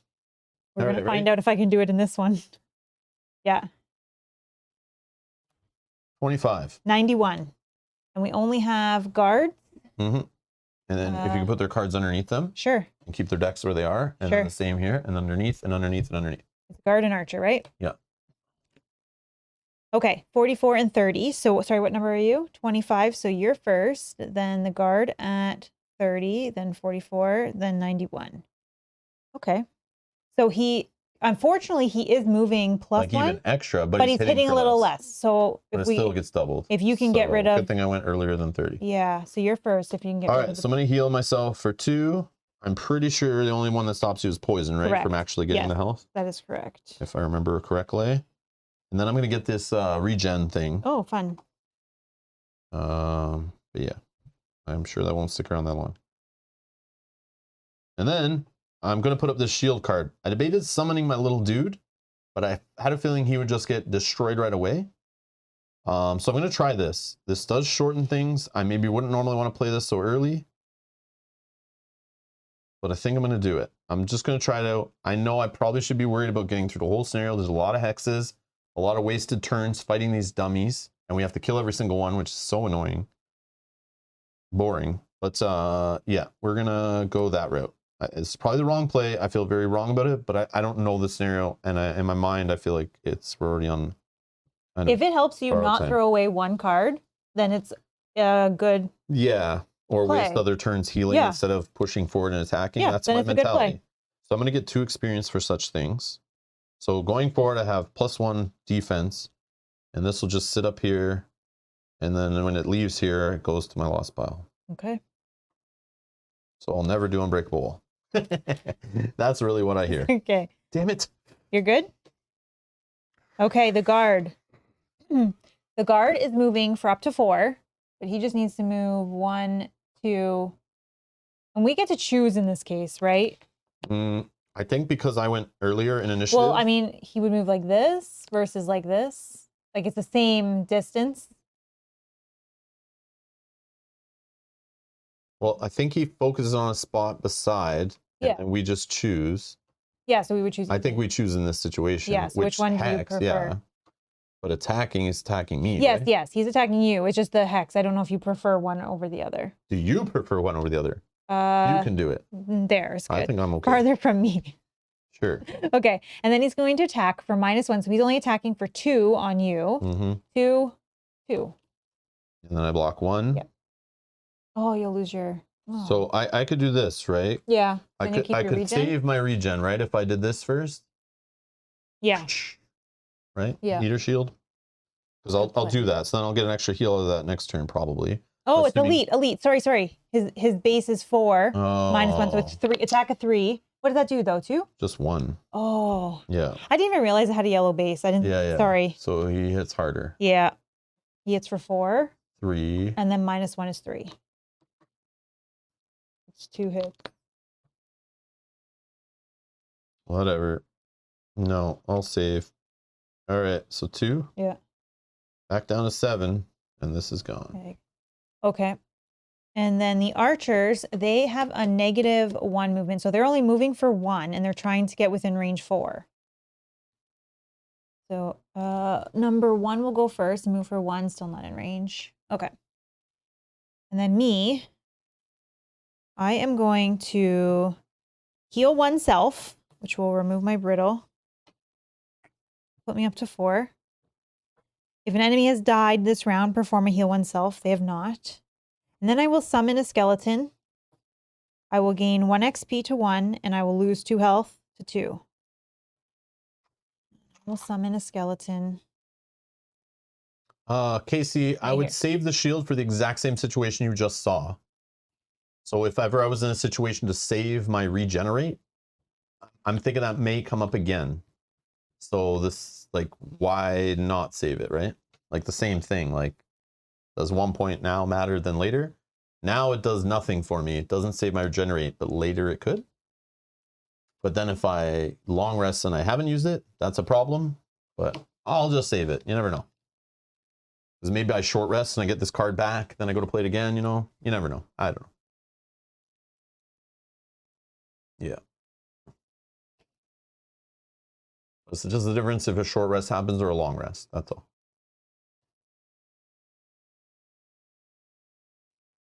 Okay. Banner isn't complex. It's fairly straightforward. Complexity doesn't equal difficulty, but having to know the summons rules, the positioning rules, enemy positioning, that doesn't add more complexity. Having to be really an expert on those things with your starter cards. I get what you're saying. I think it's both complex and difficult. Yeah. But yeah. But that's you. Yeah, we can just disagree. That's fine. But yeah, I think labeling it low complexity and requiring them to memorize additional spots in the rulebook over a character that doesn't need to adds complexity. But it might be difficult to understand the complexity, so it could still be difficult. But again, I got your point. Okay. Okay, back around to us picking cards.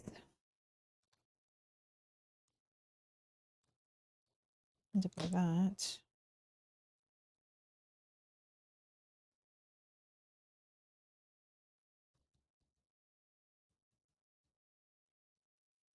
Hmm.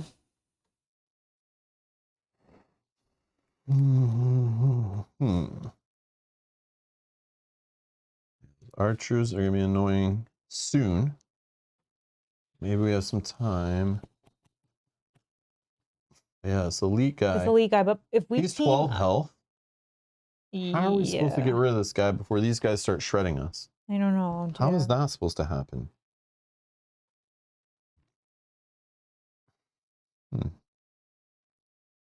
I guess we're gonna try this. See what happens. Maybe saying bye-bye to a skeleton, but if that saves us. Make sure it doesn't hurt me too. No, I'm saying like this because I'm going early, so the skeleton could take an attack, which again. But you should go early so the skeleton gets. That's why I'm going. Right? Yeah, so I'm hopefully going, and then the skeleton will potentially get hit back, but.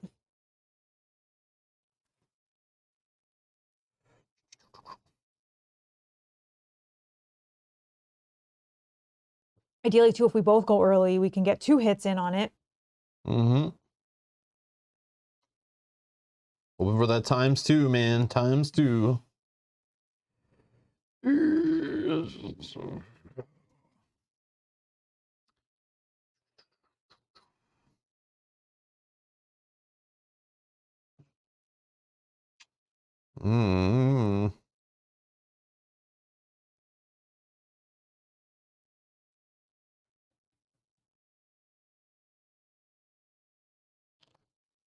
All right. Okay. Ready? Yep. 18. 10. 15. No. And 70. Okay, so 10, 15, 18, 70. Oh, he's going to give himself a shield, too. So annoying. But you're first.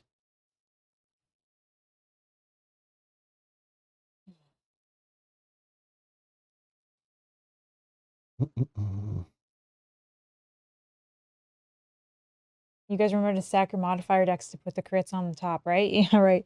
We shuffled on stream, so we couldn't do that. Hold on, we'll be right back, everybody. All right. Okay. Fingers crossed, I guess. Yeah, I'll just do this bottom of add +1 to the next attack ability performed by you or an adjacent ally this round. Okay. Then I'm going to do this little effect, assuming I were on the right position. I'm going to get an XP for it. 1 to 3. And I'm going to attack. So I'm attacking for 4. I'm going to apply wound no matter what happens, right? Yep, I'll get that ready. Please, ×2. Oh. -2. -2. So 2. 2 and then wound. 2 and then wound on number 4. And poisoning this guy would be the play. I'm gonna get there shortly. Yeah, poisoning be the play. But I should have went after you. But anyways, okay, done. Did I pick the guard deck? For the guard deck is this one, and then archer deck is this one. Oh. How the heck? How did that happen? Tell me how I did that. 31. I have no idea. Thank you. I have no idea how I did that. Sorry. Still the same. So weird. That's strange. Okay, thank you. carry on. Are you done? Yeah, I said I was done already. Oh, sorry.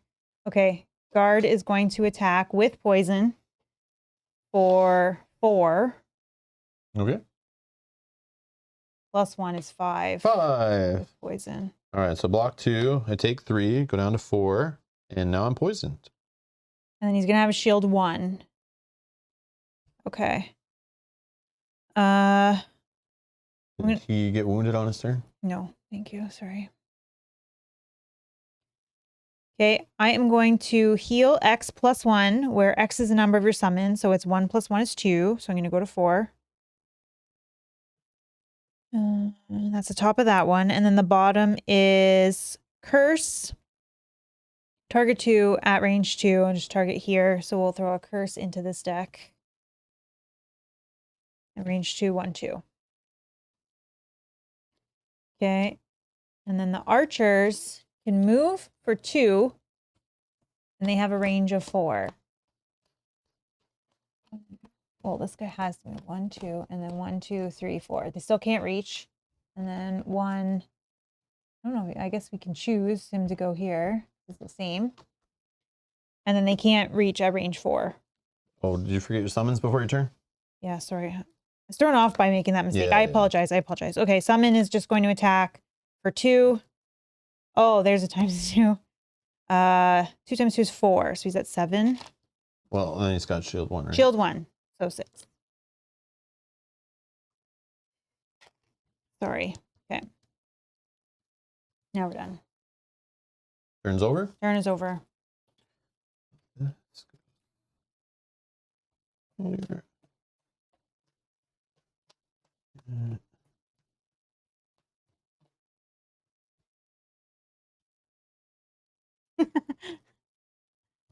No Velcro, I didn't.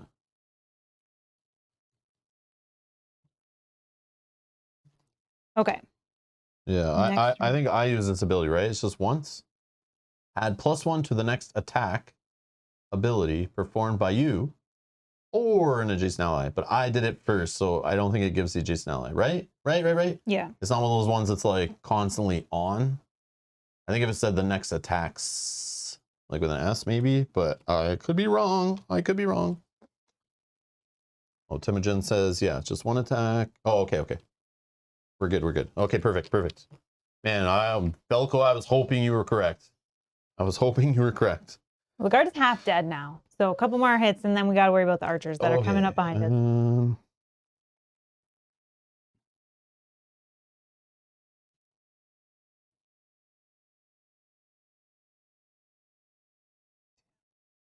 These archers, man.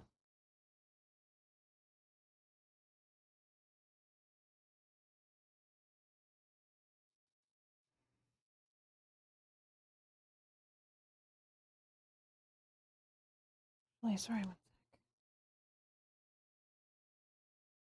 Wait, I'm just choosing that for that.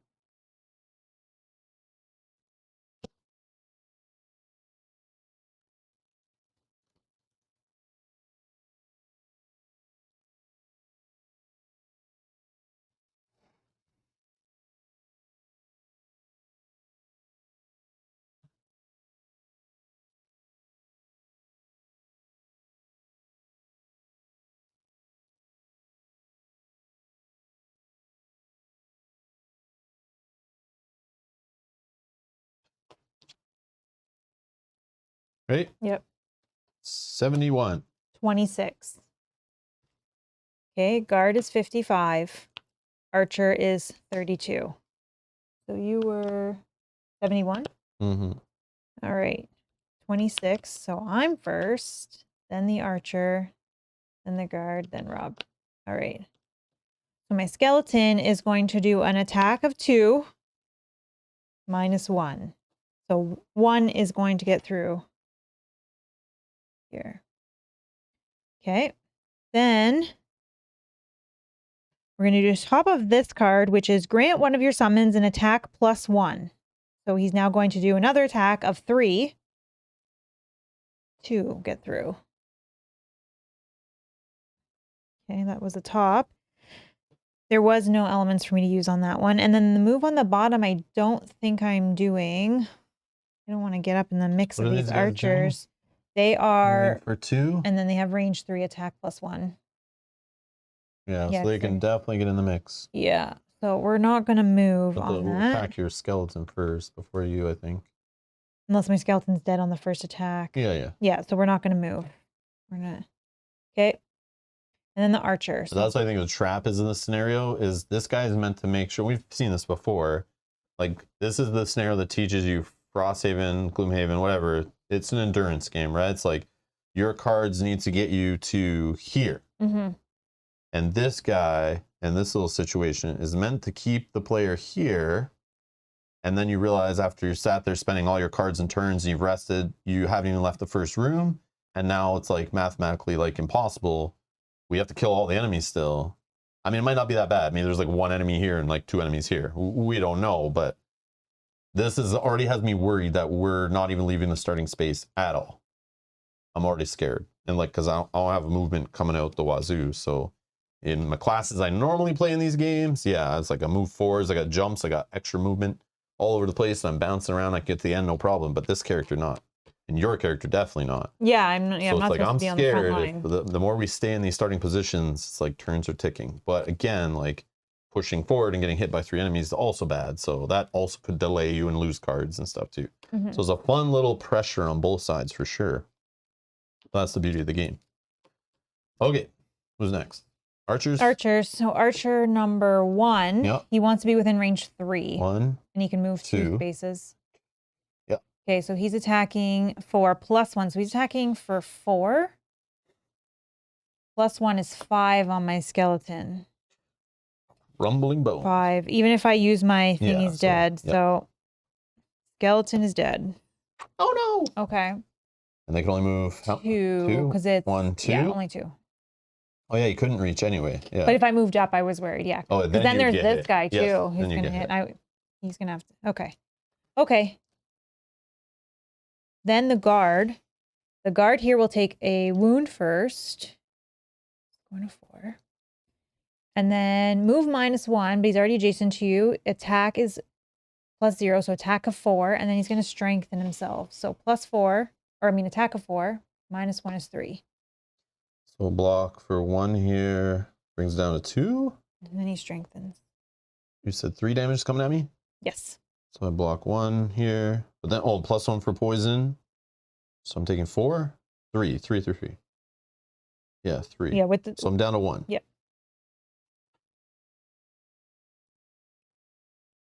You're down to 1? Yeah. Okay. Yep. Your turn. Yeah, this is the defensive version of this character. Like I should have done this, but I'm saving this for like, it only applies to range attacks. So I'm gonna have to do that next turn and not move again. Fun. Okay. All right, YOLO. I'm gonna use this as a move 2. Nope, that guy's gone. I can't do what I was gonna do anymore. Yep, that's right. Oh, because this doesn't. Oh. Yeah. I guess I'm just doing a normal boring attack. Yeah, that's a miss. Okay, let me think. Yeah, because even if I deploy him, he's not in the position anymore. Yeah, I forgot I'm going so late that things definitely would change. Yeah, that was my mistake. Okay. Right. So I'll just do a 2 attack. +2 is 4. Oh, he's dead. You only needed 2.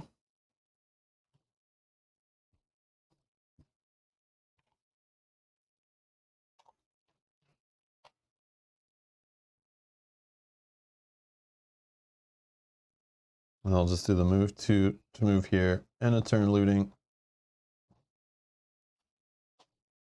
Lumber. Okay, I'm done. That's it. Okay, so I'm going to shuffle this, but then he's gone anyways. Oh, hold on. I only have range 2. 1, 2. Oh yeah, they won't get within range. I forgot about my minus range. No end of turn looting. Put that token back. I need to actually move closer. Yeah, I forgot about my range nerf. I'll just shuffle the item deck back up, or the loot deck. Yeah, corrected. Yeah, I was thinking I was counting 3 range, like I could range attack them from there, but I forgot I don't have 3 range anymore. Yeah. But I guess I could move first, but whatever. Not at this stage of the game.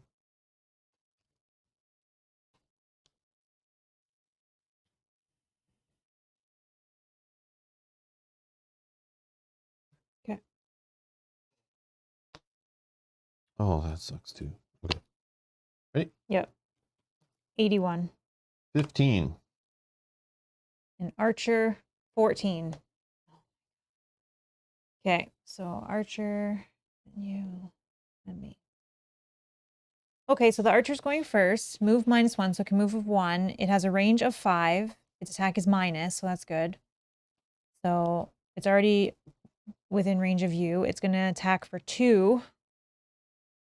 -2, so nothing. And then it's going to create a 3 damage trap in an adjacent empty hex closest to an enemy. Do I have those here?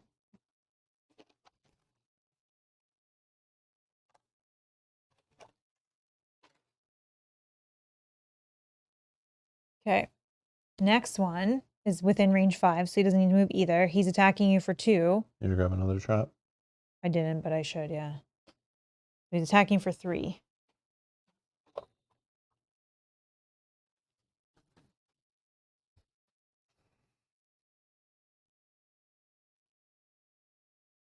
So +1 is 4 with poison, so I'll just lose a card. Yep. 4 movement card. Like, yeah, I knew as soon as I saw the 2 moves left in my hand, I was like, I don't know what I was thinking. Oh, no, hold on.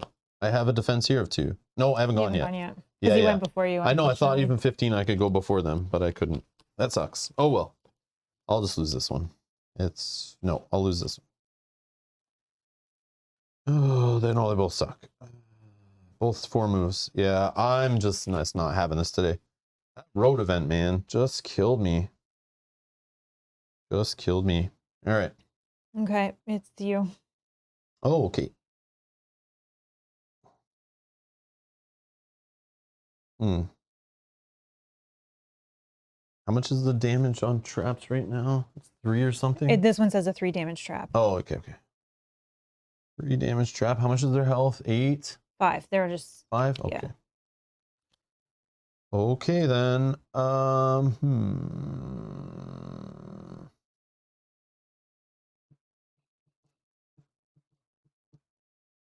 Yep. All right. I'm gonna move 1.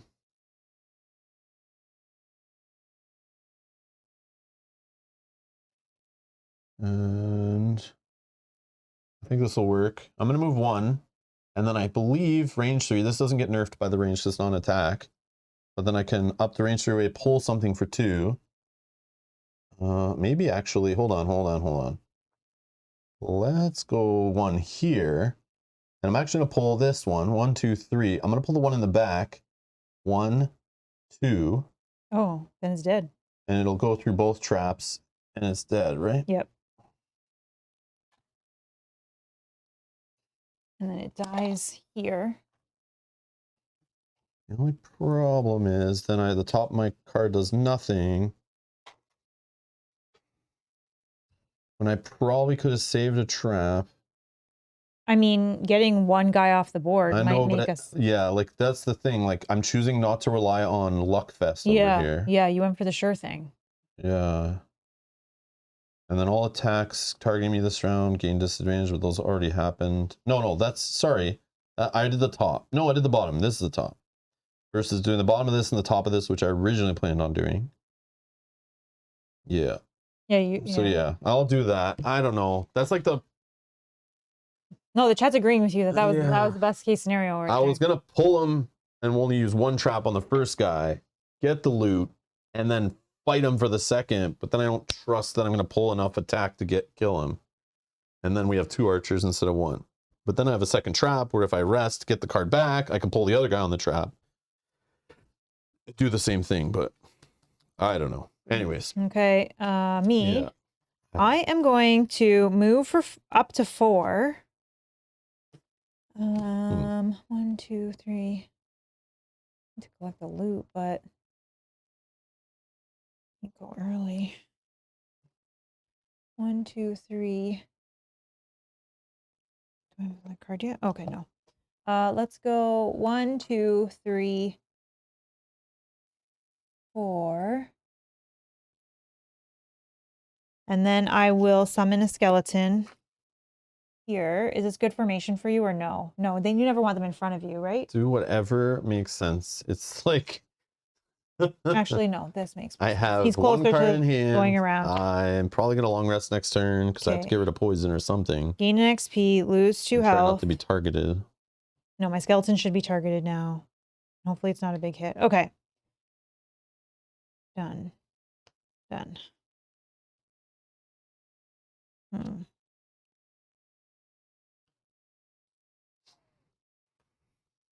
I guess I just hope. Okay, I'm going to play these 2 cards instead of resting and hope that he goes after me. Okay, I'm going at 46. 99. All right. 99. See. This one. 16. Oh, you son of a gun. Even if I rested, I still wouldn't have. Okay, so that's fine. He's going first. Way early. Yeah, annoying. Okay. The priest is even worse, so we haven't even seen him yet. These scouts better not be early guys either. Maybe my skeleton actually won't die, but we'll see. So he's going to move +1, so a move of 3, and he has range of 4. So he wants to just move, I guess, back away from my skeleton. Yeah, he doesn't want disadvantage. And then he's attacking for -1, so only 2. 2 on my skeleton. Times 2 is 4.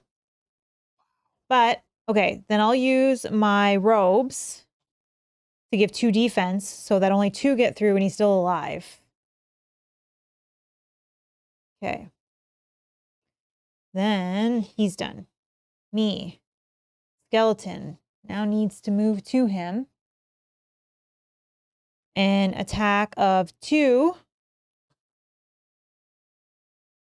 Times 2 is 4. Yes. 1 away. That's archer number 1. Okay. Then, let's do this first then. Okay, so I am attacking at range 5 for 1. Add +1 if the target is adjacent to at least one of your summons, which it is. So I'm attacking for 2 with poison, and I just need 1 to get through. +1. He's dead. Okay, so no poison. He's dead. And then I did actually strategically play this perfectly. Grant one of your summons a loot at range 1. It's okay. My skeleton will pick up the trash. It's okay. So my skeleton will loot these 2, which is awesome. All right, now I don't feel bad. So if you'll pass me 2 cards. Yep. First loot card is a medal. Okay. Second loot card is a coin. Money. Okay. That was perfect. Only I had a way to heal my skeleton. Okay, and now it's you. I'll shuffle these decks while you do your long rest. Long rest. All right, heal for 2, but it just gets rid of poison. Sad face. I'm not stacking my deck. I'm shuffling it on screen. You guys can see. No, you can't. Oh, You're this literally one... not shuffling on screen. Oh, this one I will, That's though. the definition of not shuffling on screen. No, but I do like that. I know I will. I was just... Sure. This is not even mine. After you just marked the top one and this is the enemy. Palmed one and another one's in your sleeve. And this is the enemy deck. Oh, whatever. I just didn't know. All right. This one's mine. This ready's up. I gotta lose a card.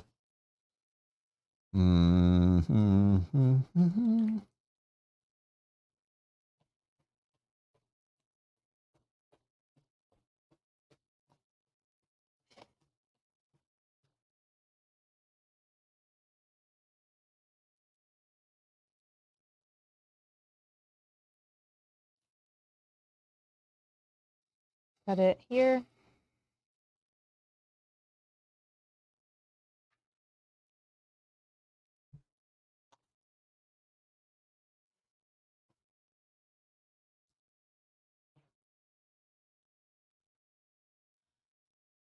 Am I cutting the banner? Sure, Pat. Pat says stream leg. Didn't see the shuffle. Do it again. Okay. Yeah, I'm gonna give it a rallying cry. We're saying no to the banner. Sorry, So I think sad. this one gets So sad. Oh yeah, sorry. This one gets confused a lot, but it says grant one of your summons a loot 1 with you gaining all the looted tokens and tiles. So my skeleton gets a loot with me collecting all the resources.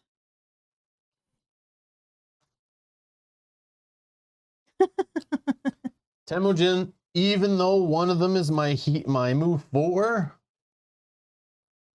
no, like it's so bad. And I'm already long resting, and I've literally moved 2 spaces. This is so bad. And I'm at 1 health. 1 health. Well, you're gonna be at 3, right? Did you? No, poison. Oh, poison. Yes. Yes, brittled, poisoned, health loss. I think big I hits, have something all of that it. can help you. It's all bad. Hold on. I know, I gotta heal myself and regen myself and just hope I get to walk, and I hope this room's empty and we just get to stroll turn I can after maybe turn. try to skip along with butterflies and rainbows as we I can maybe try to set this up to give you a heal 4. Oh, maybe. Yeah. But I just have to play something with darkness first after I long rest. Yeah, so it'll be a little It's while fine. from now. Yeah. Now, yes, exactly. Oh yeah, now is a good time to regen. Yes. Are we good? Is this Yeah. card choosing now? Sorry. This guy's gone. This is gone. Yes. I think I'm long resting. Yeah, I'm long resting.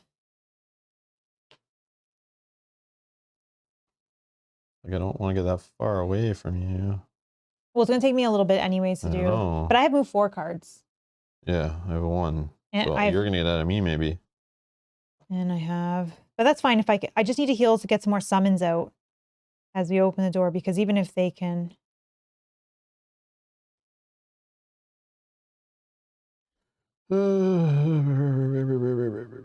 Hey, Matthew.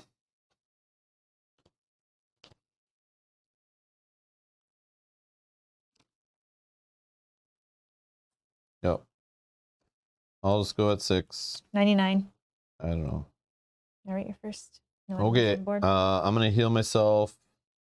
1, 2 to 3. I give myself regenerate. And then I move for 4. 1, 2, 3, 4. Done. Go ahead. Okay, my summons.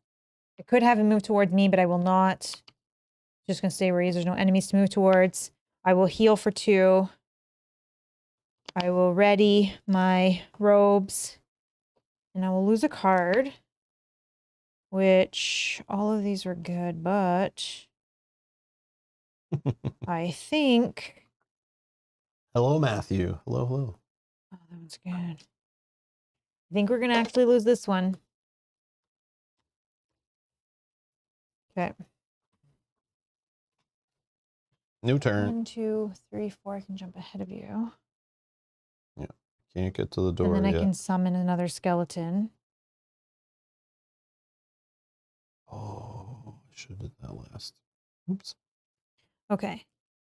Maybe I just. Give me 1 second. Sorry. How can I play?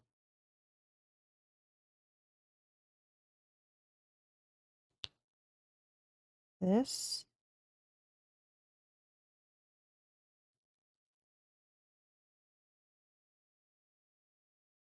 And move 4. I try to get the door open. Maybe I short rest right now. I can be right there with you. Next turn, I will summon a skeleton. If I short rest. I guess I could summon now. If I short rest. Okay, I'll summon now. Oh, then I lose my heal already. So I'll have 2 skeletons on the board helping. 1, 2, 3, 4.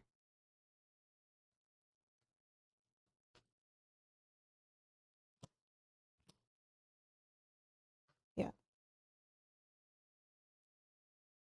No, summons cannot open door, unfortunately.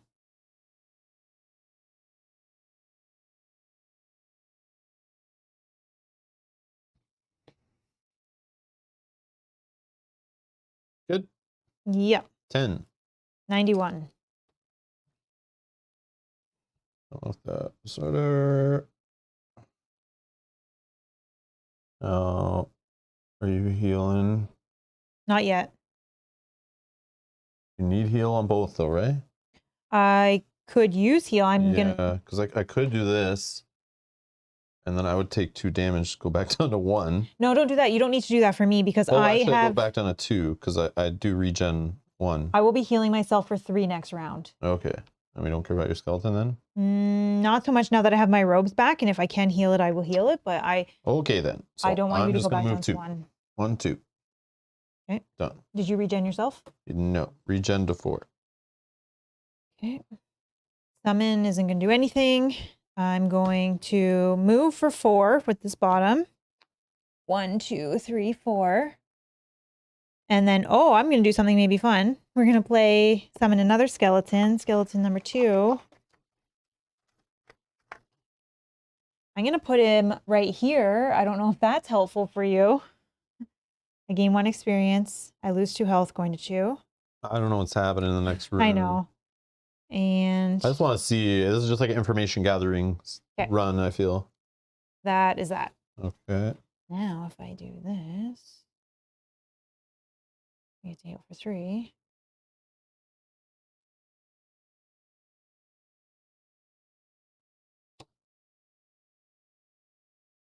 No elements made, eh? I don't know what the heck. I know I haven't can't. got to play with the board yet. I haven't been able to. Unless do I summon now my? Yeah, maybe I do that. Sorry, I'm going late again. I'm not healing until the next round. Oh, maybe I can heal myself a little bit.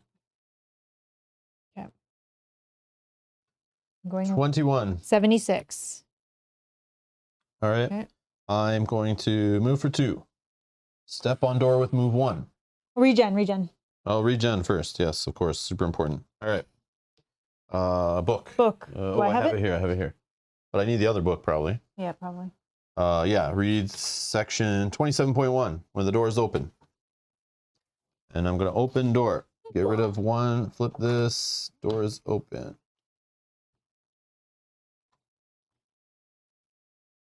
What was it again? 27.1. 27.1. Like we should send Rob a real banner to wave around and keep his spirits up. You got this, guys. No, yes, we got guys. this. We got this. It's fine, right? Nope. Hashtag it's fine. Pessimist Rob over here. Dodging boulders on the side of a mountain wasn't quite how you'd imagine spending the morning, but you make it to the overlook without getting crushed. However, just before you pull yourself over the final ledge, a voice carries over the wind, stopping you. Foul ice pissers. It shouts in a deep commanding cry. You're nothing but petty blasphemers twiddling in your caves. You make it over the ledge to see the owner of the voice pinned between 2 boulders. She's clearly an Algox, but she is dressed much different from the brutes, who are just hurling boulders at you. Please tell me we get allies to help us.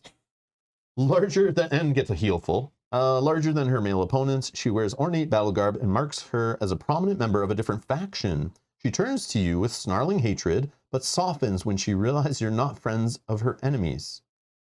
Quickly then, warm bloods, help me fight these dirt lovers. Aid me, and I swear to aid you. Her hand, though pinned, glows with a crackling blue energy. Special rules. Ooh, I love special rules. Special rules. The Algox priest is an ally to you, and priests heal, right? Yes. Yes. Yes, that there is a chance. Yes. All right. My frown just turned upside down. He's waving that banner Don't now. let me down, stupid ally. If all revealed enemies are dead, the Algox priest focuses on moving toward and opening door 2. Oh. If the Algox priest dies, the scenario is lost. No, we gotta protect this stupid thing. I hate that. That means now I gotta take more damage to try to keep it alive, probably. Oh my god. Maybe my skeletons can keep it alive. My smile is back to a frown. Well, it's kind of like straight right now. We need number 2. We need number 2. Because we need to set up another door. Can you pass me the door token? It's all piled right there. I set it up. Okay. This goes here. So this is door number 2 is down here. Okay. Okay, when door number 2 is open, read section 6.1. Okay. Okay, start grabbing the other stuff. We need a Algox Priest. Priest is which one? I never know. This one. Okay, random. This one, regular? Yeah. Okay. This is our ally, right? Oh, so let's put a blue one. Yeah. Oh, yeah. Sorry. Okay, I need a boulder. Boulder. 2 of them, actually. Okay, and we need a regular scout, a regular archer, and an elite archer. Okay, regular scout, regular archer, and elite archer. Regular and elite. Okay.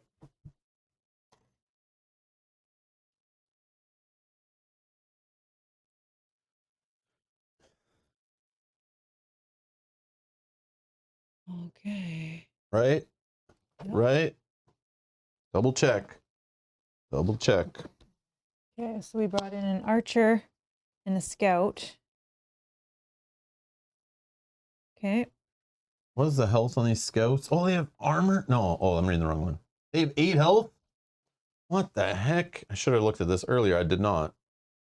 8 health, 4 move, only 2 attack and it's melee, but I'm seeing him swinging around a bolo or whatever you call that. The I don't know what those are called. right? Is it bolo or bola? Ebola? No, I don't know. So the priest is flipping cards and doing actions like an ally because it didn't say the initiative they go at or anything. Yeah. Okay, so they're gonna. Because in the first scenario they gave us ally, but Does it show us it was kind of- modified rules. Yeah. Okay. Bola. Okay, thank you, Temujin. It sounded wrong when I said it though. Okay. But yeah, I mean we can. No, you're right. I just because I didn't hear you say that it had any kind of special movement or initiative. So. Oh, we have to prepare. Yes, we have to prepare the ally modifier deck for the priest. Yes. Oh, yeah. I was just looking up the scenario ally section. They get their own attack deck. Yes. So maybe I'll put that like over here.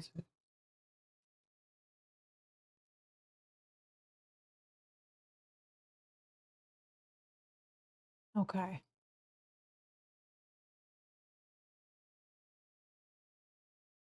Yeah, so the scouts only have 8 health, because that's not bad. And then the archer, regular is 8 health, elite, or sorry, regular is 5 health, elite is 8. Okay. So ally modifier deck, all marked with A. Yep. Do you want it next to his card or something so we remember? Yep. Yeah, that's sneaky. I assume we were fighting scouts. Didn't even look at what they do or anything. Or yeah, we're fighting scouts. Priest, I assumed. We're just fighting priests and they're gonna heal them. And no, we have an ally priest. You know why? Because in most of Gloomhaven, even Draws the Line, like it was rare. There could be enemy priests in the next room, I'm assuming, right? I'm assuming you can mix because they have a separate deck for that purpose, right? Yeah. Sneaky. And that's why they give you like the bases and stuff too to know. I don't know, you can shuffle that more if you want. Because I didn't pile shuffle. You gotta bring that ×2 up to the top, you know? And cut it. Actually, we'll go up like that so you guys can see that too. Okay. So reveal their card. So Archer is going to go at 64. Oh no, it can't. Yeah. Can they have them both at the same time? I don't know. Because they would have the same behavior, but they're just a different modifier deck, right? We don't have scouts, right? Yeah, we do. Yes, we do. Sorry. And 29. What number were you? 21. Oh, and I'm going way down here. So then it was 64. Oh, 8. 29. 64. Bone Shaper is me. 76. Okay. And you're in the middle of your turn.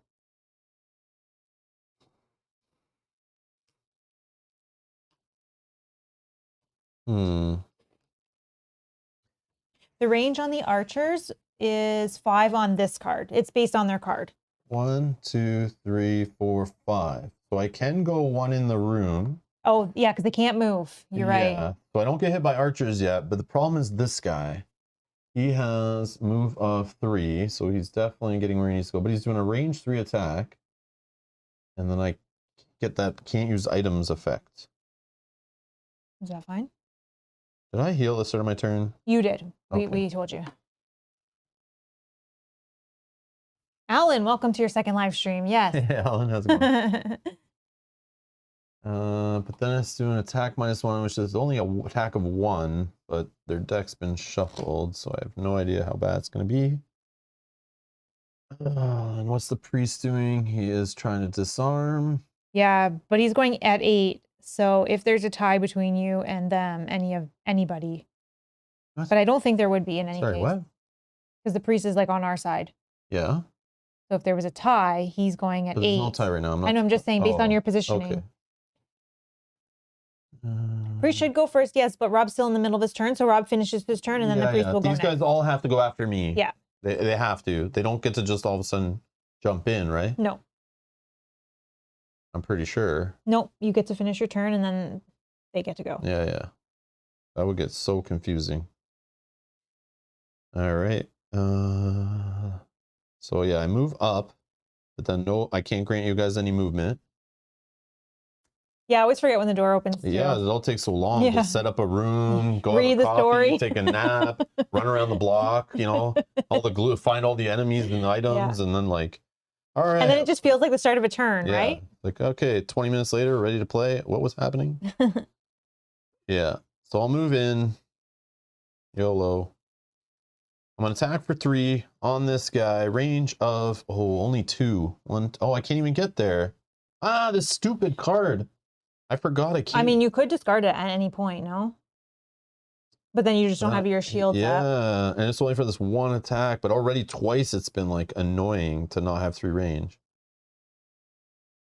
Oh, but I'm going to need it when these idiots are firing at me and whatever is in this room. More guards, I'm sure. I'm trying to bring my skeletons in there. Oh, this is so lame. Yeah. So what I'm going to do instead, I probably should just move back, which is so bad that I'm moving backwards. But then I can grant 2 allies within range 2. I'll move 2. So it could be you and your buddy there. But it doesn't really do much. Which can you tell me what number skeleton that one is? 2. 2, so that's my fresh one. 1, 2, 1, 2. He's still not close enough to do anything on his turn. Oh, Serenity now. Still fine. Oh, sorry. Is this guy moving? Yeah, he's moving for 3 if he needs, but he also has range of 3. Oh, so he's gonna hit. So like one right now it's 1, 2, 3, 4. 1, 2, 3. 4. Oh yeah, move my skeleton in, and my skeleton will be the block because he's only hitting for 1. So my skeleton can take the 2 move, right? Because now my skeleton's closer. And you could move 2 if you want. Like you could go here if you want. Sure. Sure. Whatever. Scout will be disarmed. Will it though? Can this guy reach him? 1, 2. 1, 2, 3. Oh yeah, he would be, wouldn't he? But who is closer right now? It's fine. 1, 2, 3, 4. 1, 2, 3, 4, 5. Oh, I guess it would be 1, 2, 3. This is. What is this? Can we walk on that? Or no? It's obstacle, I'm pretty sure. Yeah, it's green. Oh yeah, those chips never came. Were they supposed to? They're probably up there. Oh. I didn't hear the delivery though. Because like, here's the closest for this one. So 1, 2, 3, 4, or 1, 2, 3. So, oops, sorry. So my skeleton's still the target of this guy. Oh, priest goes next and moves. I see what you're saying. I see what you're saying. So like I could be in this room. I can't do any attacks, but that doesn't help you guys move. It just takes. But I figured I'll help you guys move so that your skeleton. But is the priest taking a disarm of a 1 attack even? Do we care? The priest does have, like, because he's going to lose an attack of 1 if he's disarmed. Why would he be disarmed though? He's disarming this guy, Mel. Oh, sorry. I thought they were saying that the scout will be. The scout will be disarmed. Oh. This is a priest. This is a scout. Sorry. Okay, let's carry on. Let's just move with the turn. Let's keep it going. Let's pick it back up. All right, I'm done my turn. Algok's Priest. He's here. Plus 0 movement. He has 2 move. 1, 2, because he needs to get in with range 3. 1, 2, 3. And he's going to attack. So he flips some deck, a new little modifier deck. -1. So nothing. So 0, but he still disarms. So you're going to place a disarm token on scout number 4 on his board in this little divider. Got it. Right? Next, slide this over. Scout. Scout's right here. Scout he can says move for 3, but he's within range already.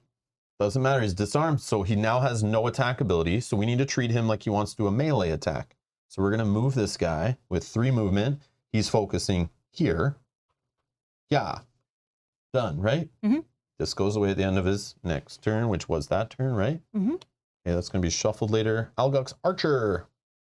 Elite Burst. What do they have to do? Just attack at range 5. They cannot move. Okay, and then this guy, they're done. Boom. They don't have range to this guy, right? Now that he moved? 1, 2, 3, 4, 5. I don't know if he has line of sight, though. But the wall. We could do some laser pointer jazz. Yeah, he does. Yeah, he does. Because if I do from this outside dot to this dot corner or whatever, he can hit him. Yeah, they always can hit. It's I thought it hits the wall. It doesn't hit that wall? Let's do it again. Let's move that guy out of the way. Not even close. Okay. Right? Yeah. Okay. So he's attacking for... But this guy, 1... No. Okay. So just the 1 is attacking, and it's the regular is attacking for 3 + 1, so 4. He has a 1 defense, so 3 get through. On priest number 2. Half dead. What a joke. Oh, okay. Then me. So skeleton number 1 is in here, and he can just move for 2. 1, 2. Skeleton number 2, he can come in now, and he can hit. Get him. For Get him, Skelly. 2. 2 on this guy who is here. Has no damage, no shields. So 2 damage on number 4. Okay. Then I will summon an angry spirit. I'm quite the angry spirit right now. Let's put the angry spirit here. That gives me 2 XP, going to 5, and a darkness, please, if you will adjust the darkness. And then I get to heal oneself, going to 3. No enemy has died this round. Okay. Sorry, I need to shuffle some things, but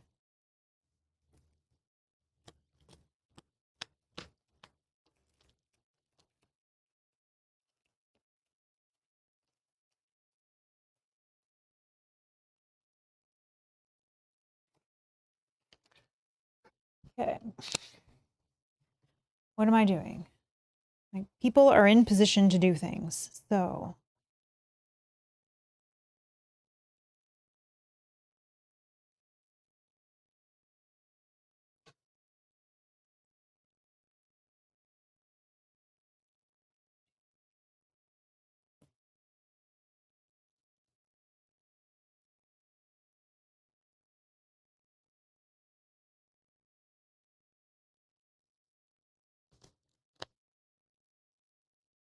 I don't know if I should long rest or if I should short rest.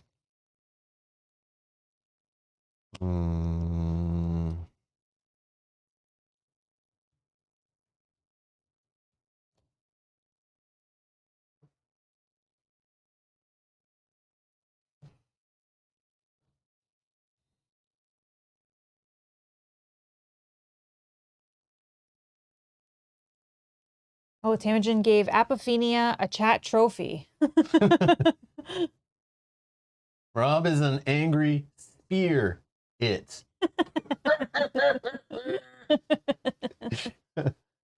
No trophy for you. Just joking. Very nice. Very nice. Oh man, what do I do?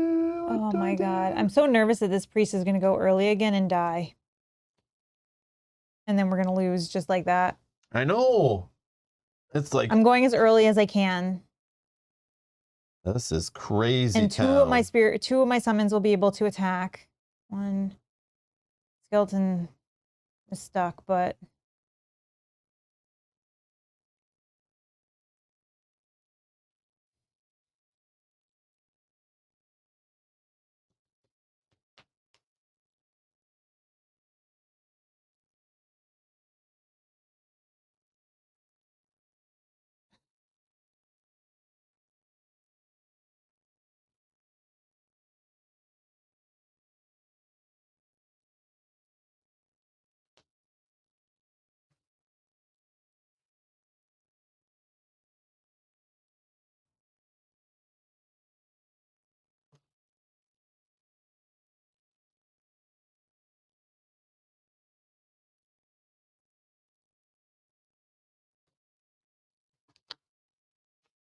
Good.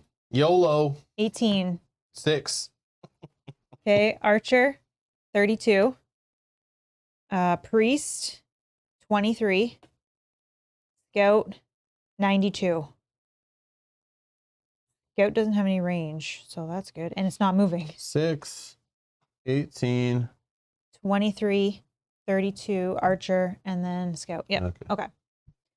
You are first. So the archers, just FYI, the archers are only at range 3 and can move for 2 only both, elite and regular. So if that's helpful to know. The priest is going to heal at range 3. So potentially himself. Or me. Or you. Oh, I wish I knew that was going to happen. Yes, priest doing heals, exactly. Priest doing heals. Okay. All right, all right, all right.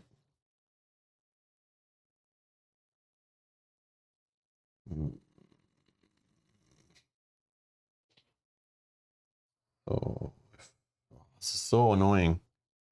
In my head, I was like, I'm going to YOLO to get to here to help this guy out.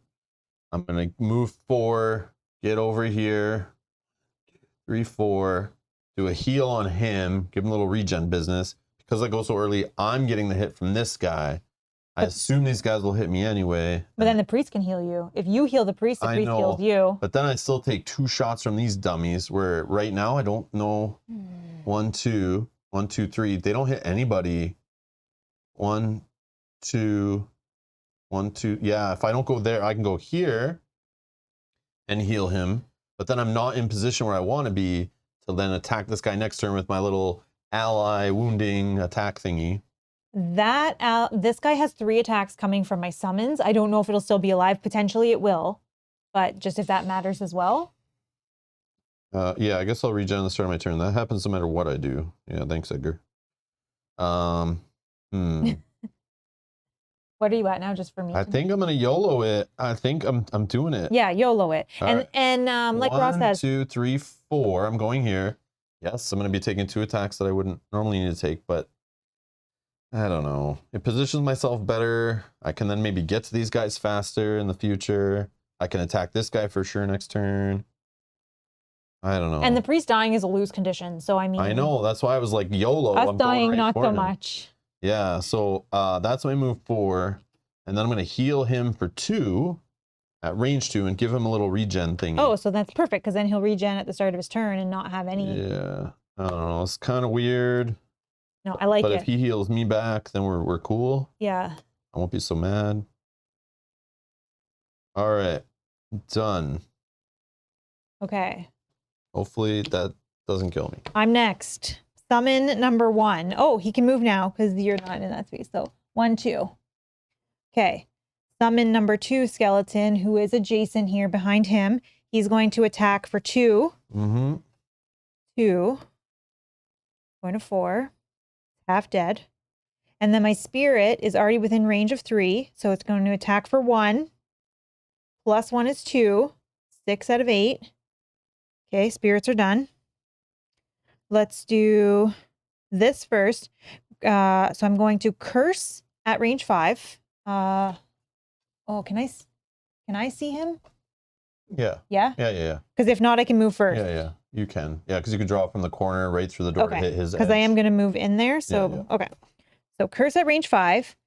Grant one of your summons adjacent to the target, which was this guy, an attack +0. So he's attacking for 2. -1. Oh, only 1. So he's 1 shy of dead. And then darkness, if you will. Okay. That was a top. And then the bottom of this one is I move for 2. 1, 2. Do I want to move in there? Because my summon can't. No, I'm going to forego my movement and then grant one of my summons a move 2 so he can get in there. They're more important than me because I can't really do much. Remember, if you don't have line of sight to them, eventually you lose the ability to once this guy's dead and they move, I can come in. Yeah, true. Okay. All right. And now... enemy deck shuffle. There's now 2 curses in there, right, I think? Yes, there should be 2 curses. Priest is going to regen at the start of his turn. Hope that doesn't go away. Sorry. Yeah, please don't. That's important. And then it's going to heal 3 at range 3. Whoever's the most wounded, though? You. Am I, though? Well, I'm this missing guy, 4 health. This guy's missing 2. 3. You're only missing 3? Yeah, I can only go to 6. All right. What am I taking? 3. 3. Up to 9. Nice. And this is a shuffle, so we're going to hope that comes back. What were you No, gonna say? I hope he attacks now. We need some offense. True, but now that we have the skeleton army, maybe we'll be okay. Yeah, but these rangers will take skeletons out before they can even get to them. That's the problem. Yeah, I guess. Maybe. That was priest. Archer. Did he move, though, first? Oh, he's already adjacent. Yeah, he's already adjacent. Yeah. White Rabbit. My frustration and anger today, any negativity you see coming off me, is all fueled by many things, and none of them have to do with me playing the Banner Spear. I have a new, reinvigorated life and desire to see this Banner Spear through, because I want to build it the range build that I've been recommended by a couple members of the chat and comments and viewers. I am excited to get there and level up. But the road event and a few of these usual Gloomhaven fun little card flips off the modifier deck have crushed my spirits. And the having an elite guard in the first room punching me up against the wall like a big dummy. And what else? Archer sniping. Yeah, my going down to 1 health like almost instantly, starting with Brittle, getting 3 damage each that's from the road event. Yeah. Nothing to do with the Banner Spear. Nothing to do with the Banner Spear. Okay? So no, I will not switch. It will not change my fun. It wouldn't change my fun today. Unless I went and pulled out like a character from another Gloomhaven and like level 9. But I would be pissed off that I'd have to set up another character, and that takes way too long. I'm not doing that today, so no. I'm having a great time. It's all good. That's what you get. Yeah, that's what you get for showing up late. Yeah, you missed the road event. That was the trigger right there. It was like, yeah, you're seeing how long the scenario was and how we just started off. It's one of those feelings of like, yep, I've played enough Gloomhaven scenarios and Jaws the Lion and digital and whatever that it's like, based on my cards and where I'm at, and I'm already throwing away cards in the first room, getting down to here, I'm gonna be out of the scenario way before Mel is, and I'm worried. I've only lost 1 card so far, so I mean, there is still some time. Well, you're fine. And again, I love the surprise aspect of the section book, which tricksy little book, just like app-driven games like this, which I love them for, is hidden information. They let us, and I love the beauty that we still see the spoiler of, you know, I see this spoiler. Now it even works even better. The section book, I see like Algok's priest, and I'm freaking out like, oh God, we have these big dummies. I have an elite one in the first room, and this healer is going to show up in the scenario, which, you know, there's always elites in the final room usually, right? And now we see elites in the second room. But then we open the second door, all of a sudden it's like, healing priest, and he works for you. But if we lose him, we lose the scenario. So I'm still a little like PO'd, but I'm a little more excited. But that's the fun of the section book. That's why I always used to bitch about Gloomhaven, was like, I like app-driven dungeon crawlers better because they can hide so much from you. They still do it better than this with a section book, but the fun is I sitting here thinking I'm gonna have to deal with priests again. But they're on our side. At least this one is. Matthew, the party bus is not full yet. We have 1 more potential passenger coming. Yeah, maybe the priest will save the day, and I like everything I thought is like, I love it. I love the section book idea. I always thought it was awesome.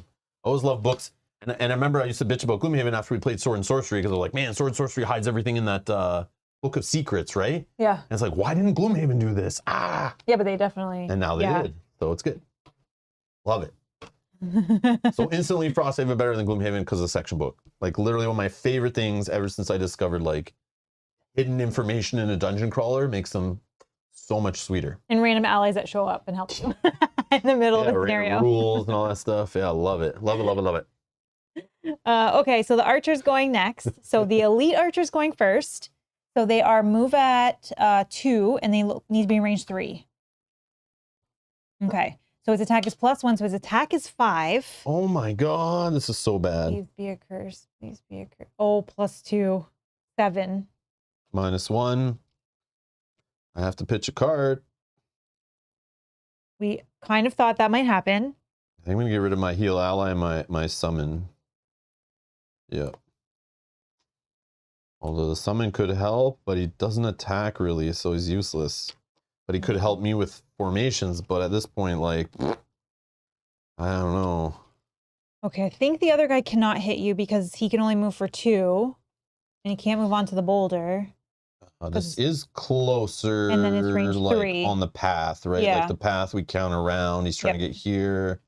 And he doesn't have, it's range 3, so that's But does that make him closer in the end? Yeah, right? No? I don't think he moves, right? Because it doesn't get him closer to me, but I think it does. I think it does. That's where I always get confused. It's like, am I moving him closer along the future path? I think so, right? Yep. But in range, like he's not really closer, but I'm not supposed to think about an enemy with range. I'm supposed to think about an enemy with melee. Yep. I think, right? This is where I get like, monster movement rules. That don't make sense. Not intuitive. All right, and the scout, oh man, oh man. Okay, so the scout is going to attack. Unfortunately, he's also going to attack you. It's +2 attack with poison. So it's an attack of 4. 4 with poison.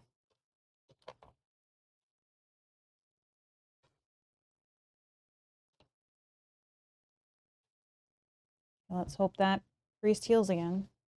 Actually, maybe I can... Down to 5. Where's that card? Oh, -1. That's my shield, right? Yeah. Actually, -2. I'll do the heater shield. So I'm at 7. 30. I'm at 7. I'm at 7. Not bad, not bad. Okay. But poison. But poison. Blech. Okay. Back around. Oh, I didn't need a poison token. I still have one from... sorry. I still have one from the last time. Sorry. Sitting over here. Alrighty. I have 3 health. Do I get my other summon in the party? Going on? What's happening here? Can't hit him. Is there space? Oh yeah, you can. Okay. There's a proper way to do the sweet kiss action. What's the sweet kiss action? I don't know, where I do like the... Oh. Like the... Isn't... I thought you do it like a... But again, isn't it called like a chef's kiss? Chef's kiss, right? Yeah. But I don't know how to do it properly. This is the Rob's kiss on Rob's gaming table. I do it how I want, and this is how I do it, okay? Chef's kiss, yeah. Yeah, that's... So Michael R., get the hell out. We don't know what you're talking about with a sweet kiss. Go home, get out. You're not welcome here anymore. Oh, what are we doing? Don't know how to do it properly. What book is that in? What rule book do I find how to do that properly in? And do you own that book, Michael? If you do, I don't know, man. I don't know. I don't know. I got questions beyond that if you do own that book.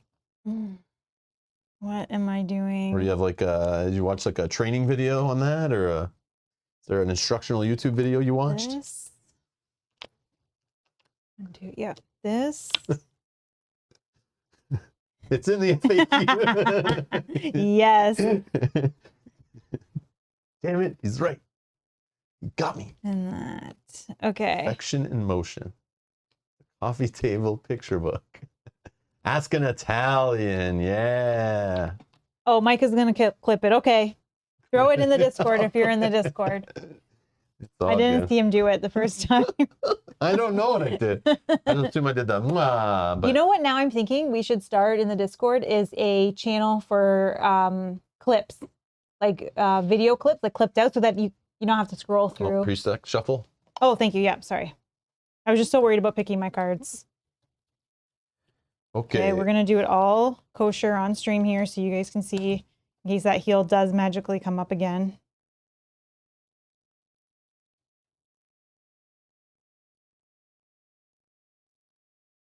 maybe he'll go early, attack.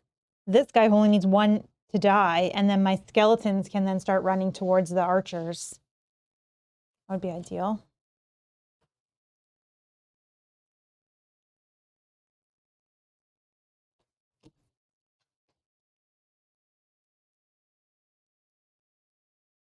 Good.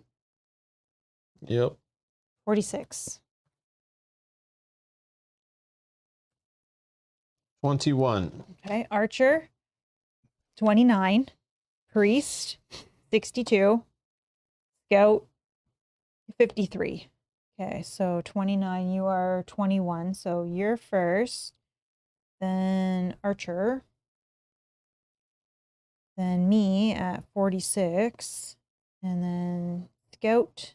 Then priest going last. Wow. Totally opposite of what I thought was going to happen. Okay, you are first. Archer is also going to immobilize at range 5. Yep. If that matters. All right, I'm gonna move 1, 2. Maybe I just move 1. I don't know. You're starting to attack the archers? Yeah. Yeah, that's a good call.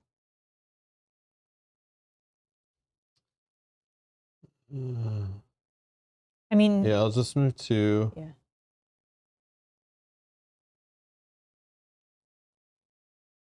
They're not moving, right? They can. Oh, they can? Damn it. Just trying to get a whole disadvantage thing going, but it's okay. Oh. All right. There's no allies within 2 to move. No, they're coming up next. So I'm going to range attack for 2 range. I'm going to go for this archer in the back. For 3, create wind. Oh, yeah. That should probably be down. Mm-hmm. Attack for 3. 3 on number 3, regular. 3 on number 3, regular. 2 away. You're going to mobilize, so I won't even be able to get them with a melee attack next round. That sucks. Oh, that sucks. Maybe I can pull them to me. All right. Done. Done. Okay, archer. Okay, elite archer, so he needs to move back 1, if you will. And then he's attacking you for 4 minus 1, so 3. 3 only, and immobilize. What is it? 3? 3, but then your shield, so 2. And then poison brings back 3.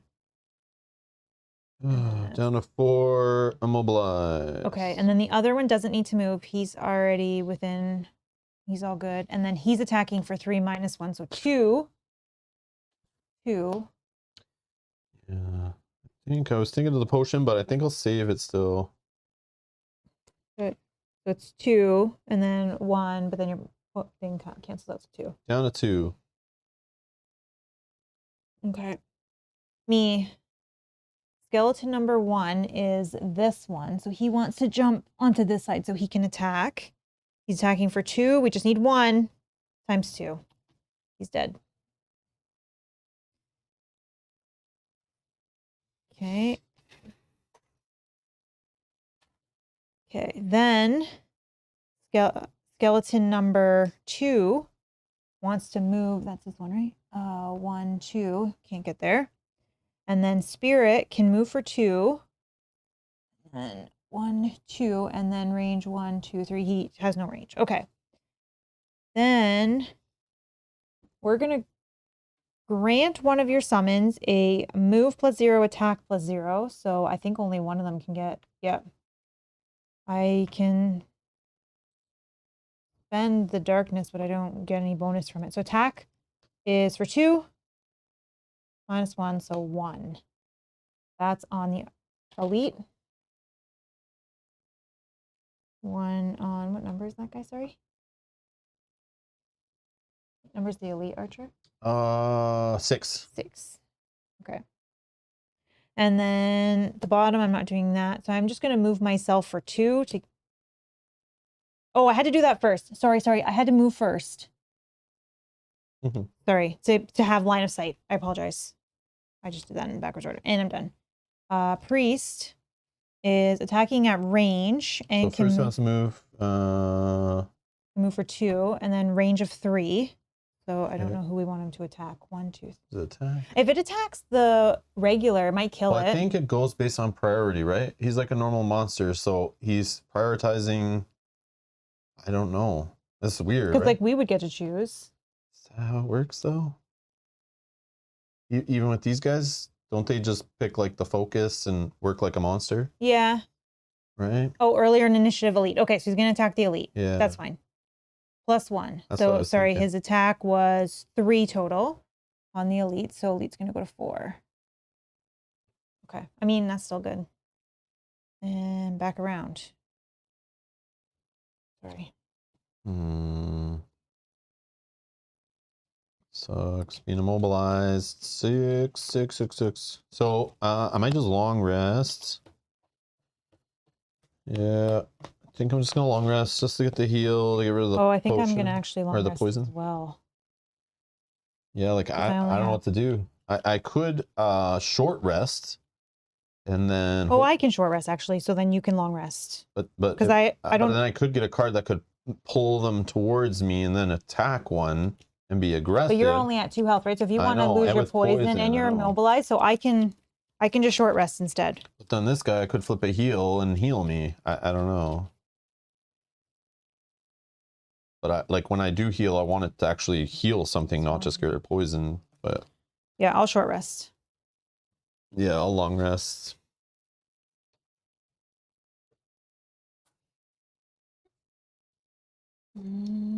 Yeah, that's fine.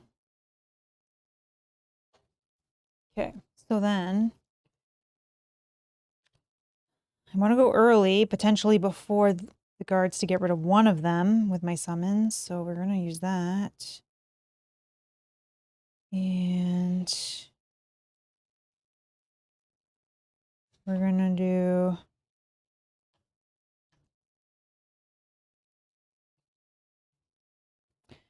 self. I should probably use the movement to get up there. So let's do this. Okay, you're long resting? Or yeah, 18. 99. Okay, Archer, 32. I'm still first. Priest. Oh, sorry. I'll shuffle that. Sorry. 9. Oh, he's going first. Oh, he's targeting 2. Okay. So Priest is going to go first. Can move for 3. Looking to be within range 3 to target 2. I think he can already there, right? Yep. Within range 3. Okay. Yep. So wait, within range 3, right? Range 3. Yes. And target 2. He's good. And he's going to curse them as well, which is great. Okay. So first attack will be on the elite. It is -1, so it's only 1.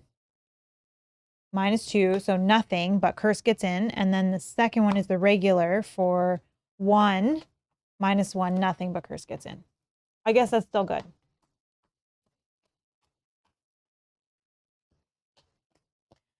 Okay. Me. Skeleton number 1 is not in the party yet. So sorry. Sorry, I just need to move this guy for 1 sec so I can see. Oh, no, that's our friend. 1, 2. Okay. Skeleton number 2 is already beside an archer, going to attack for 2. +2 is 4, which kills the archer. Yes. Archer's dead. Okay. Summon. Can move for 2. 1, 2, 3. I think can only go like here, or I guess could go back there. 1, 2, 3. Sure. 1, 2, 3, and then attacking for 1 on the archer. -1 is nothing. They're done.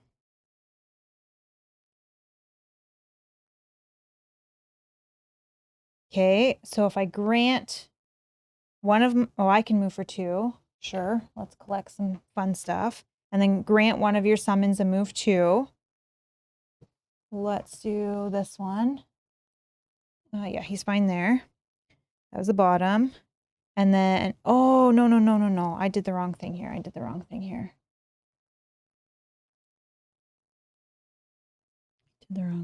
Because this, I don't want to throw this away.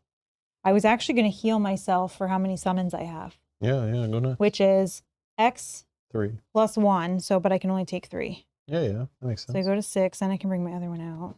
And then I can move for 4 personally. 1, 2, 3, 4, or 4 and get on the loot. Archer is going to... But it's only regular archer. They don't hit as hard. And you might not even be the target. You would be closest, but I mean, if I can go earlier. He's going to go next. Oh, he's still going to his hit turn. For 4. Oh, yeah, no, I'll mind. just move here and pick up that one at the end of my turn. Okay. If you'll pass a loot. I'd rather him hit my bone, guys. To hide. Okay. You good? Yep. Archer. So range, he's going to attack skeleton number 1 because they're both range. Yep. And number 1 is okay. He's going to attack for +1, so 4. Yes, nothing. Skeleton's still alive. Kirsty, curse. I wish those came on you though instead. I know. Well, it's still going to happen. Still good. Okay, and then you. All right, so I'm healing for 2, but it just gets rid of poison. I'll ready this up. I'll pitch a card of my choosing. I feel like...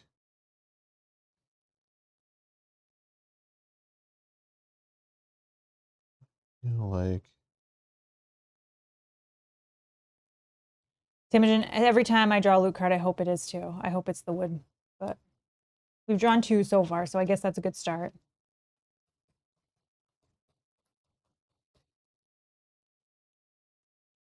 Should I bring my final skeleton into this party? Because this is fun. Just controlling like a skeleton minion army. Okay. Got rid of combined efforts. So someone, Snez was asking a question. Says, I stole using dice for the HP from you guys, but I wondered why you don't count the HP instead of count it down. Sorry, instead of counting up like with D20s. I feel like it makes it easier to see what health is left on enemies. So I see some people answered it. I didn't read all of them, but my answer for that, the main reason why we do it the way we do with what we do it with, is cost. Back when we played Gloomhaven, spending money on the hobby and the streaming and all that stuff, already expensive. Didn't want to find a cheap way to do it at scale. So we found on eBay or Amazon or wherever it was, super cheap, big quantity of these little dice. We wanted small dice that fit on there. Now to count down with those dice, bad. Very cluttered, tons of dice everywhere. I'd rather keep it clean with less dice increasing.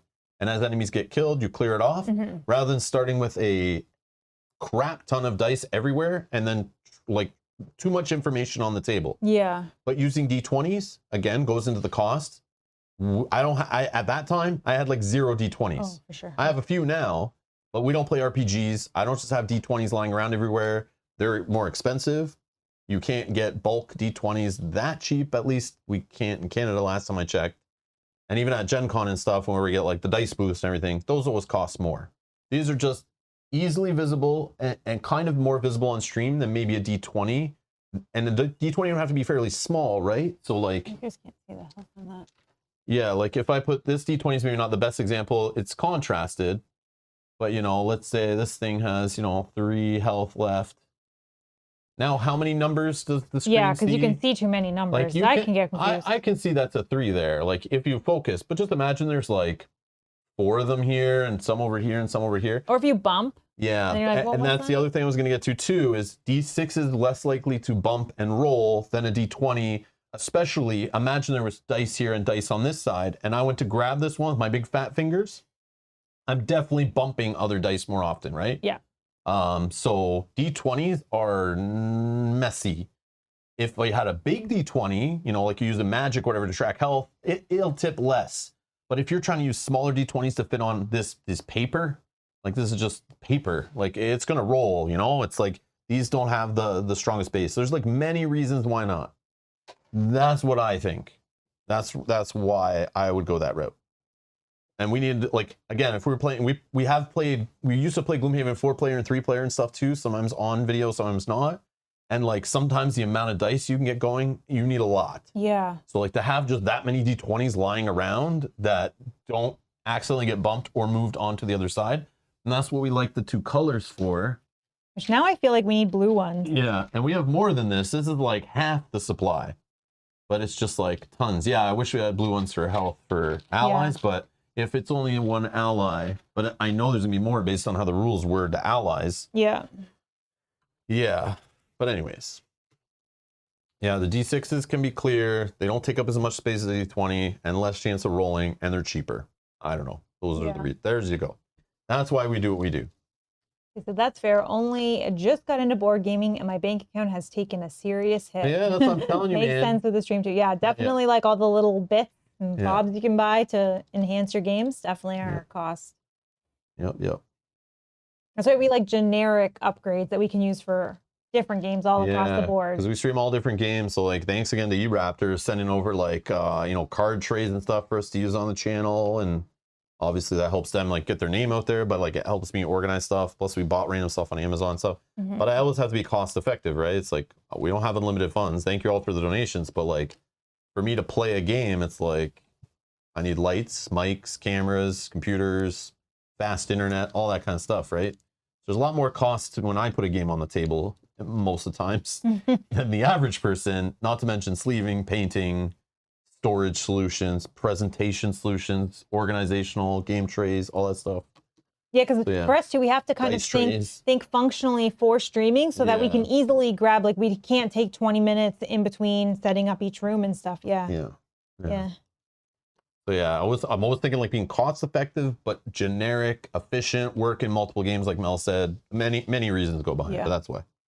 So hopefully that helps you in understanding why we do what we do. But maybe it doesn't work for you though. Like, but they stole the idea already, so they liked it. Yeah. It's clean. It's just clean. I just like it. Yeah. Tokens are fun. I like tokens for the presentation. I don't like these tokens. They are so small. I can't see how much I guess I'm supposed to assume, but like I don't like these. Yeah. Those were just a cost saving measure. I don't mind when we have to get into like these big ones, but no, I don't like them. Fist bump. The piles of D6 dice that came with Shadows of Brimstone are also tracking damage and threat in Marvel Champs, Elite, and normal damage in Frosthaven. Oh, see, that's awesome. We use dice to track in Marvel Champions as well. Yeah, that game does have a ton of dice, doesn't it? I usually don't dismantle dice from another game until I've played it first. Now you have me interested. Oh, you're in the UK and getting your Frosthaven costs you $370. Wow. Yeah, and setting up the AI to replace Rob is not cheap. We already have yeah, us to get board games in Canada, I had to sell 3 ice blocks from my igloo just to get it, and I'm still waiting for new ice blocks to freeze so I can replace them. But like one time I had to sell one of our sled dogs. It was crazy. Crazy board games, man. Yeah, some of them are really expensive. And they don't take maple syrup as payment, so it's like pretty rough up here. All right. I think it's your turn. Anyways. My turn? Yeah, these guys went. For long resting? I did that long guy rest. hit me. Oh, yeah, you're in the middle of long resting. That's, I did. You did it? Okay, so then back around. Oh, and I'm obliged. Shuffle, shuffle, shuffle. No. Okay. Okie dokie. Are we getting my last skeleton in the party? I think so. I think so. He's likely gonna die, so if I go late. Want the door open to have things start coming back this way, or what? I mean, I'm fine with it because my skeletons, I mean, this guy is only 2 away. I want them to keep moving, so and doing things. But I'm going later. Take one YOLO for the team. I'm going. Are you at 1 health? No, 2. But like this guy's gonna shoot me no matter where I am. Maybe the priest will heal you before you move. No, probably not. But I could wait for later. Yeah. That's what about Canadian bacon? No, we eat that. Yeah. Sorry, we got to eat that. Fair. The priorities, man. Priorities. Oh, precious.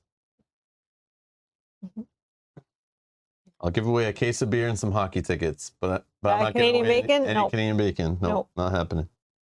No. Yeah, exactly. See, Ultravioletta knows bacon is for eating. No, exactly. No, this is not regular bacon. This is Canadian bacon. Canadian bacon. It's basically slices of ham. Okay.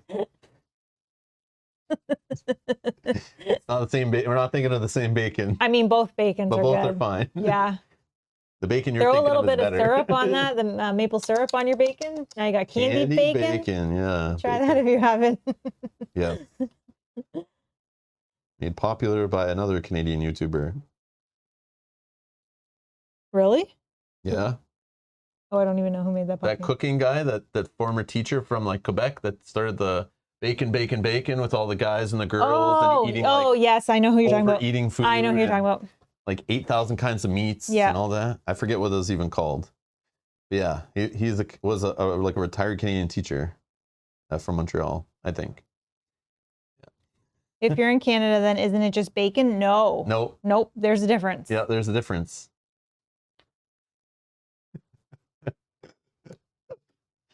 Oh man, where is this going? What happened? Well, I'm sure it's dinner time for some. What happened to the Frosthaven stream? We're waiting for you to pick your cards. I know, this is what happens. This is what happens. Yeah, like the mukbangs, yeah. That's what he No, but that's not what it was. But yeah, that's what he did. He just ate yeah. No, don't look it up. It's fine.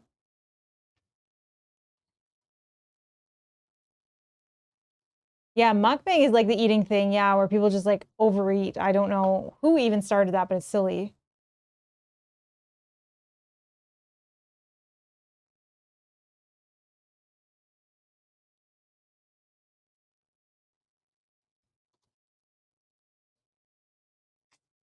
I don't remember. Oh man, what? Maybe you got taken down for something. No, but it's like older. I don't remember. Minion, I don't either. I don't get the audience for watching people eat. Weird. Yeah, what was that called? Oh, now it's bugging Rob. Yeah.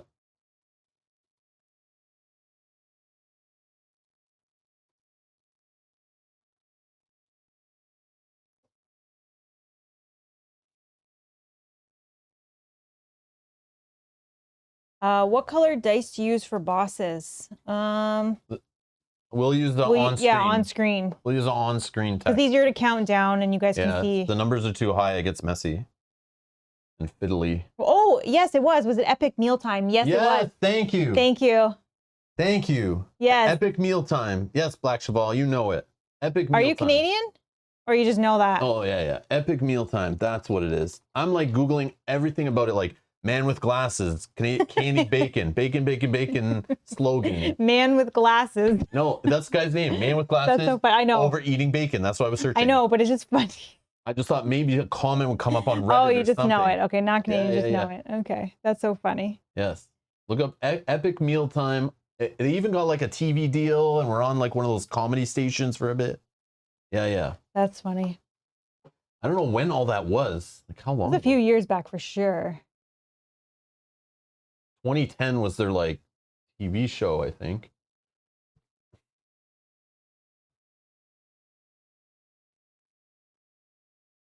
What? They're still going. Videos? No way. It looks like it.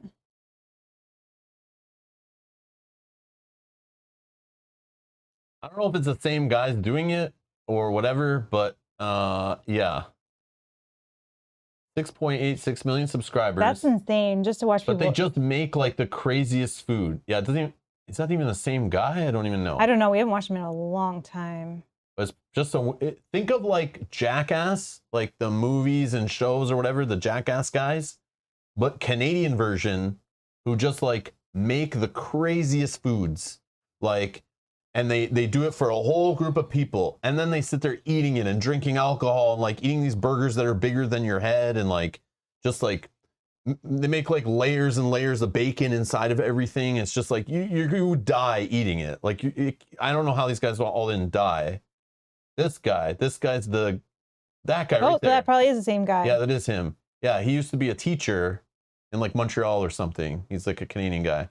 But they were super popular on YouTube. I don't know how long ago. Yeah. I didn't know they're still going. That's crazy. Yeah, they just like angry French Canadian. There's the man with glasses. Oh, they have it separated by year there. That's cool. 2010. Epic Look at the egg roll. epic egg roll. Oh my god. Yeah, it's not like the mukbang stuff, but like yeah, they actually make it. It's like a cooking show mixed with silliness, jackass, dumb stuff. Like, yeah, it's just like, yeah, they got pretty famous, got celebrities doing it with them, and they got a TV deal and all this stuff. But yeah, I didn't know they're still going. Oh my god. I love how they just put 2018 to 2022 combined. Yeah, like I don't know how this guy's still living. Like, how did he not die already? I mean, it depends. If you only make like 3 or 4 of these videos a year. Yeah. Anyways, there you go. There's your fun. Have fun down that rabbit hole, getting either laughing or being completely disgusted or a bit of both. Have fun. There you go. I'll see you back later, everyone. Bye. Minion says, with the overlay, I thought they had a Frosthaven video for a second because it's Frosthaven. Minion says, oh, did these guys do a gingerbread house made of meat? Probably. I don't know. I've probably only seen like 10 of their videos ever because it was a thing shared around work. Everyone thought it was funny. We started watching it. I thought they're Canadian, so I thought it was, you know, it's like a proud thing. Like, oh, it's a Canadian YouTuber. I'm into YouTube. Okay, cool. This you can make it. But what they were doing was like just insanity. Yeah. But we did steal the idea of every time they make bacon, you got to candy that. So not every time we make bacon. No. Oh my god. Not every time. But it definitely elevates it. Basically, you just put it in a pan with some tin foil, lay all the bacon out, the bacon strips, cover it in maple syrup, and then slide it in the oven and cook it in the oven. And it comes out with like a kind of crispy candy coating. Mm-hmm. However, chef's kiss. However you do it. There you go. Oh my god. Yeah. Oh, that is so funny. I picture them like as they do videos, they post like one video and they're eating all this stuff. I'm sure they're spitting it out as soon as the camera goes off of them. Oh yeah, if they're like cutting. They edit it, you know, yeah. They can't all be eating it. And then after, there's the rest of the week, they spend like exercising, eating vegetables, no meats whatsoever, just like by the advice of their doctor and nutritionist. So then they can do it all again next weekend? Survive, yeah, because they're also pounding back like alcohol and stuff. But yeah, have fun. It's just stupid. It's stupid. But it's funny the way they're like so serious about it. Oh yeah. We're gonna make this, and they go to a grocery store and they're like literally like grocery carts full of meat. It's all meat. All right. Anyways, picking cards, right?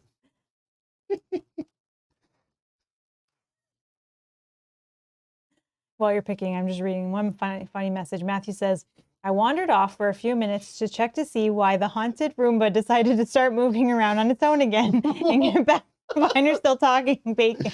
Important topics, all right? So why did your Roomba just start wandering around? It is haunted? We don't have one of those, though. I don't know, but yeah. I remember my brother had one, and my niece used to be terrified of it. Yeah, she like scream and cry when so maybe they are haunted. I don't know. But that's awesome.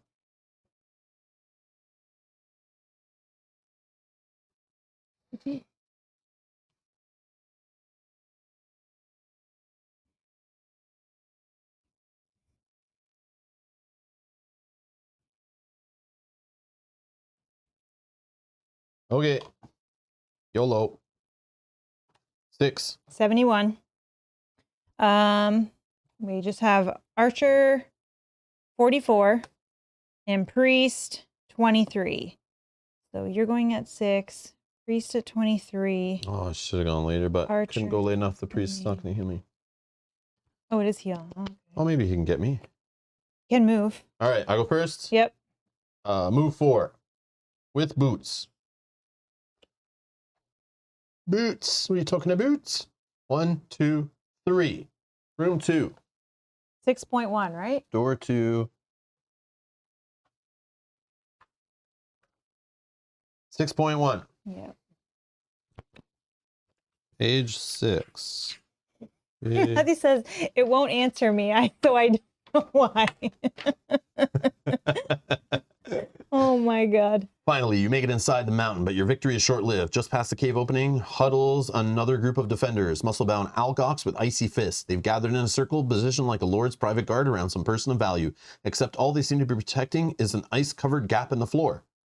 They guard the Sky Hall. Your Algox companion whispers, "We must break through that barrier if we are to end this fight." The guards, noticing your approach, turn and shout, "You cannot pass, intruders. The Sky Hall is closed to your kind." They move quickly, uncrossing their arms and sweeping forward. Your body is worn and your lungs still burn from the climb, while these guards are fresh to the battle, wholly rested and prepared to brawl. But it matters little. There is no other way forward. Special rules. Ice Sheet A has characters times level plus 2. So level is 3. That in the brackets is 3. Times characters is 2. So 6 hit points. Wow. It is an enemy to both you and the Algox Priest, and an ally to all other monsters. And it's all the way at the back. So yes, endurance is a thing. I was right. So I got to get all the way back there and destroy it and defeat all other enemies. And the priest can't die. So and both of us can't die. Actually, we'll do totally white die. But one of us can. We will put a 6 die on this. We usually do that for that's fine. Things like that. Okay. Yeah, so we'll count down on the damage on this. Yeah. Okay. Not to be confused. Yeah. Actually, we're gonna do it with. Oh, we could do a big D. Oh, look at that. There you go. Yeah. Okay, so that's there. Treasure here. We need 2 scouts, 1's elite, and then 1 regular Algox guard. 2 scouts, 1's elite. And then a guard. Regular? Yep.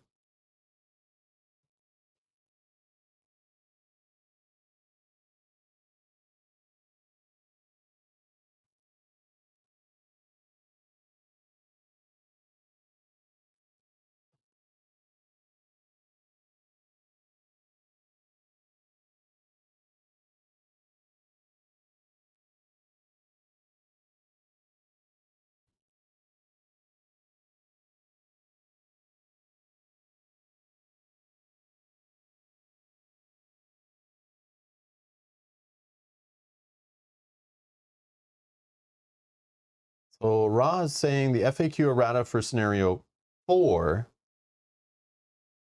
says that the door on section. Oh, but he means scenario 2. That the 6.3 is wrong. It should be as it is now. What? So is there something we need to fix or everything's good? Oh, is it just that this door shouldn't? What? FAQ errata. Oh, the door moved? Ice door. Did the door move or something? In your imagination. Everything is good. Okay, we're good. Oh, okay. But even I did the errata and I don't remember. But maybe we don't need to because maybe everything is fine. Oh, maybe I just, maybe everyone's like, don't worry about it or something. I don't remember. Okay. Either way, I didn't know what it was. That's good. I still have 1 point of movement. Oh, I see. Because on there, the door is shown here. Yeah, that's what I was thinking. Like the door moved, right? Yeah. But I get it. Okay. Which is probably why we didn't do anything. Okay. So that brought in a scout and a guard. So a guard is going to go at okay. I see. 30. And a scout is going to go at 40. 30 and 40. Still after this. 30, 40, and 44. So those guys jump in there after the priest. These are big boys. This guy is 12 health. This guy's 8 health. At least the guard's not an elite this time. He's a 7. And then this needs 6 damage. And there's a chest. I mean, this is doable. I thought we were going to have more enemies in this last room. Yeah. So this is doable. I've only lost 2 cards. I have my... Yeah. In a second, I'm going to have all my skeletons. As long as these dummies aren't throwing axes and these guys don't have too many range attacks to kill your skeletons before they get to them, it's possible. It's possible. But I worry they're going to shred your allies apart, and then it's like, I'm gone, and like I'm running low on cards here. I'm about to lose 1. These 2 are here. I'm about to lose 1 on the next in like 2 turns, then I'm down to 4 cards. Like, yeah, I'm pretty close to the end here. Maybe I can draw my ×2 on something that actually matters. Who knows? Maybe I'll never see it. Maybe it's buried at the bottom of my deck. Okay. Yeah. So again, the problem is, oh yeah, I forgot. I was gonna attack this guy. That's fine. My skeletons can do that, and then the other ones can keep moving. No, I know. But I was thinking of attacking him before I moved, and I was dumb. Because I didn't think I'd be in range of something. And even if I move 1 more, I'm not unless I toss this card again. Yeah, taking this card was like the biggest goof up, I think. But maybe not, I don't know. It's kept me alive, I guess. I mean, if you were at 1 a couple times, then maybe... I know, but I could have, yeah, I would have pitched cards instead. Yeah, you're right. I can move 1 there, but I'm still not within range unless I pitch the card now. But what are they doing? The scout can move. It's a leap. Let's move for 4 and attack for 3. So even if I moved back, if you move 1, 2, 3, 4, and still attacks me. That's crazy. Yeah, it's plus move. What about this guy, the guard? The guard is plus move. It's regular, so move a 4 and attack is 2. So if I did move in, 2 of them would get me. In this one, 1, 2, 3, 4. Yeah, 2 would be attacking me. That's crazy. But if I move back, only 1 attacks me. Yes. It brings them closer that maybe my skeletons can get them. I'll just move back. Okay, great. And then that's done. Door got open. That was the important part. And then here I'll attack on this guy, range 1, 2 away for 3 plus whatever this is. And then I get air. 0. 3, but he only needs 2, so he's dead. Okay, dead. Drop loot. Drop the purse. Okay, so there's no more archers, so we'll remove that so we know that they're done. All right, and we'll remove this. Okay, priest. He is moving for 2 and has a heal at range 3.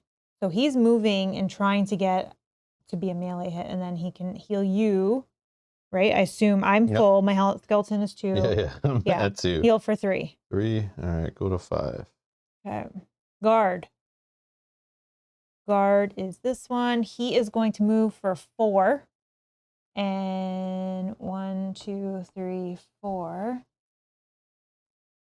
That's a real thing, Todd. Oh my God. I honestly didn't read any of this stuff yet because I haven't earned the perk thing. So I don't want to get excited for things I may never get.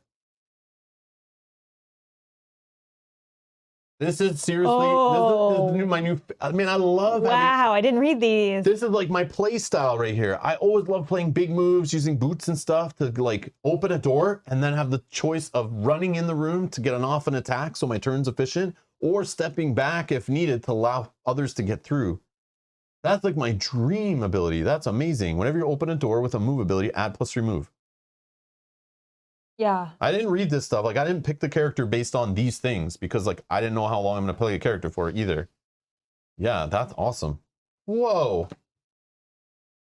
Something to look forward to then. Get those check marks. Man. Are you good for your perk? That's like 6 extra move in a scenario. That's amazing. Are you good for your perk so far? Do you even know what it was? I'm not getting it, I don't think. Okay. It's possible, but I don't know. I'm not. But it's possible. I'm still good for mine. Yeah. Okay. So guard. That's a real perk for the banner spear.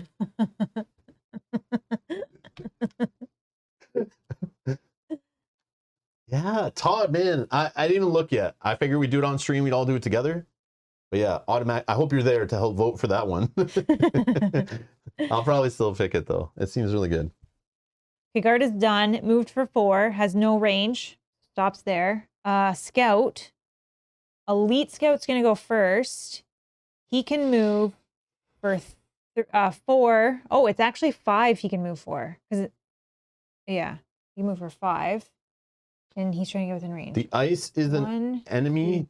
2, 3, 4 to us and our ally friend, but a friend to the monsters. Yes, the monsters are protecting it. Yeah. Okay, this scout is going to attack you for -1. So 3 -1, so 2. -2. plus 1, back to 3. 3. And then I subtract 1, so it's 2 damage. I go down to 3. Okay, and then he says... Actually, sorry, shield. Down to only 4. I think this is how this works, because I've never seen that. He then says you can't use items. Oh, yeah. Give me the token. Or on this, you can't use items. Give me the token. Which token, sorry? Well, he applies it after his attack, right? Oh, this one, yeah. So I think I can still defend. And then now I have this till the end of my next turn. Please say that's what it is. I have to look that up. That's new. Please say it doesn't last for the rest of the scenario, because I'll be sad. No, nothing lasts at the end of the scenario, I don't think. Yeah, cannot use items removed at end of next turn. Impair. Yeah. Okay. Then this guy, he also has plus move. My smallest name is Ivan. So you took 2 damage, right? Yeah. Okay. Or 1 or something. I don't know. Or it was... No, I'm good. I'm good. 3, I did it. 2. It's fine. Okay, yeah. 3. I blocked 2. Yeah. So you took 1. Okay, then this guy's also going to move for 5. 1, 2, 3, 4, 5. They're done. Me. But at least now, my skeletons might be able to do something. Okay, skeleton number 1 is adjacent to this guy. So? Oh, that's a priest. It's our friend. Sorry. So 1 goes first? Yeah, 1 goes first, moves for 2. Then 2. Then Spirit can move for 2 and has range 3. And she can't hit anything, right? Okay. So I am going to need to move for...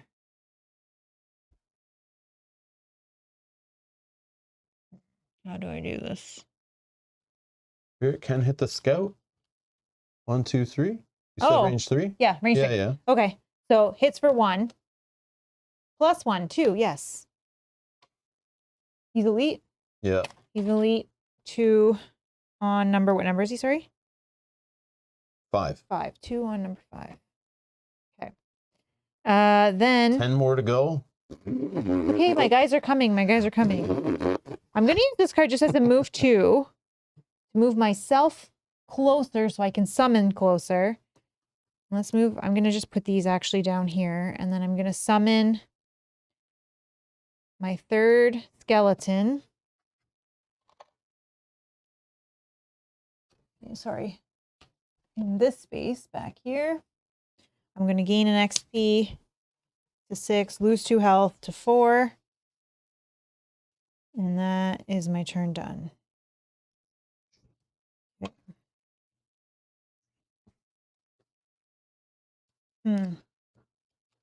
I'm going early. And it's going to try to do some damage. And I want to use the air.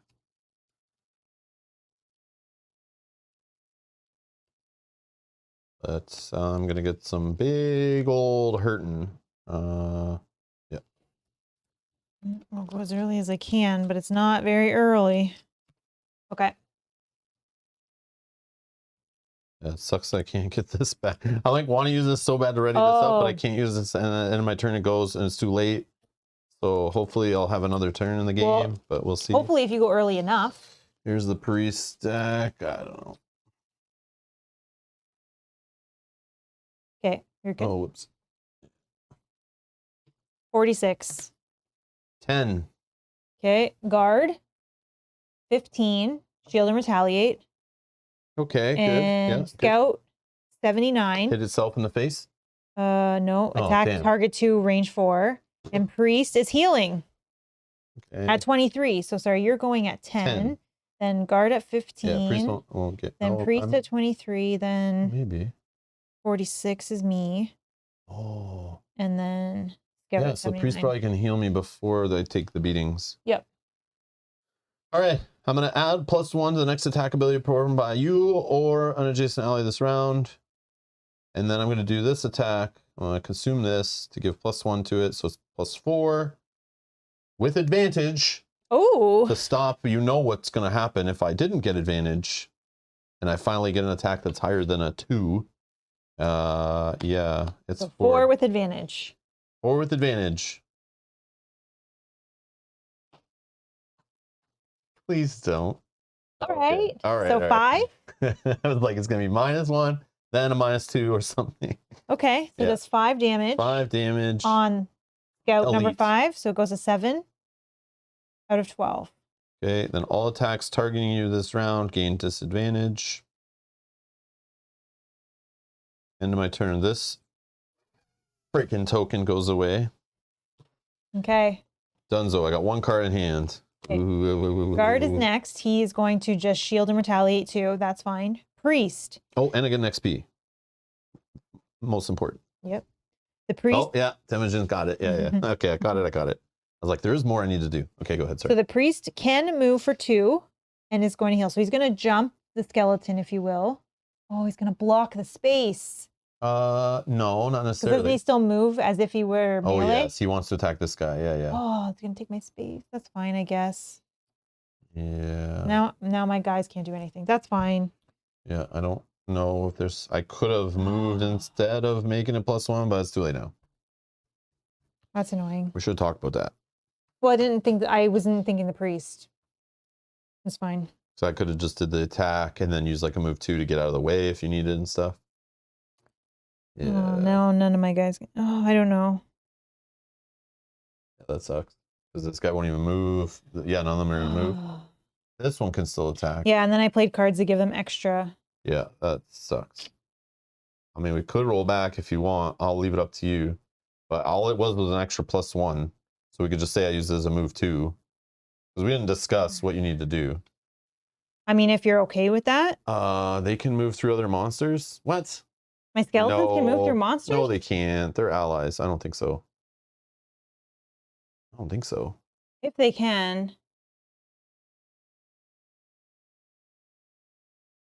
Yeah, I can't move. Enemies to the scout, so they can't move through it. Yeah, so I can't like jump on the other side because they don't have boots. Yeah, so here's what we do. You would have flipped your cards. You would have said, okay, Rob, this is what I'm doing. We're supposed to discuss more, but we're trying to play it pretty quick. So we could just say I did a 2 move with that and reduce his damage by 1. I did. And then we just say like I attacked him with the air attack, whatever, flip the things. You just have to move 1. And then I move 1 over to here. Sure. Okay. Sure. And then the priest would move, and then he's still going to heal you because you have the most damage loss. What is it? 3.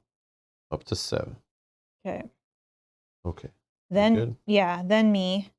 So skeleton number 1. Can you move skeleton number 1 2 spaces? I don't know if he's the one that can get in there. I don't know which one skeleton 1 is. Oh, you're being Matthew's saying, hey, maybe I don't want to do this yet. Why not? I could, but then I got to start pulling some of these cards back because I'm going to run out of cards I can play on my turn. Oh. If I lose that one, then I'm long resting next turn. But like this could keep you could get rid of the enemies faster. I'm about to go, right? Like I know. Maybe I got like 2 turns. I don't know. I know. 3 turns. But I think we'll see. I think okay. I don't do it yet. Okay, so if you can you move skeleton 1 into 2 spaces if he can get in that space? I don't know if it's 1 or 2. Who? 1. 1, 2. Okay. Yeah. Then he's going to attack for 2. Okay. Which is just 2. And then 2 can't move. 3 now my angry spirit has range to that guy. Attack of 1. +1 is 2. 1, 4. And then 3 can't move. Okay. This one I can poison at range 5. I am range 5 from this guy, I believe. 1, 2, 3, 4. Yep. Okay.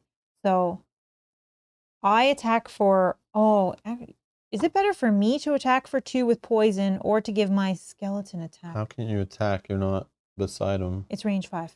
Oh, yeah. No, this is better.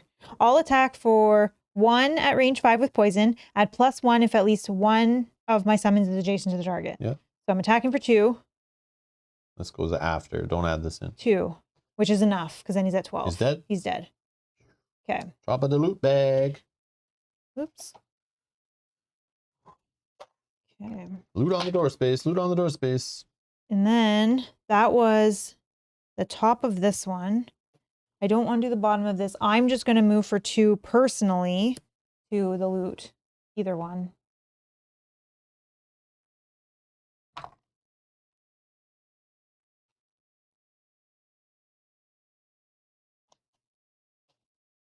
Arrowvine. Arrowvine. Okay.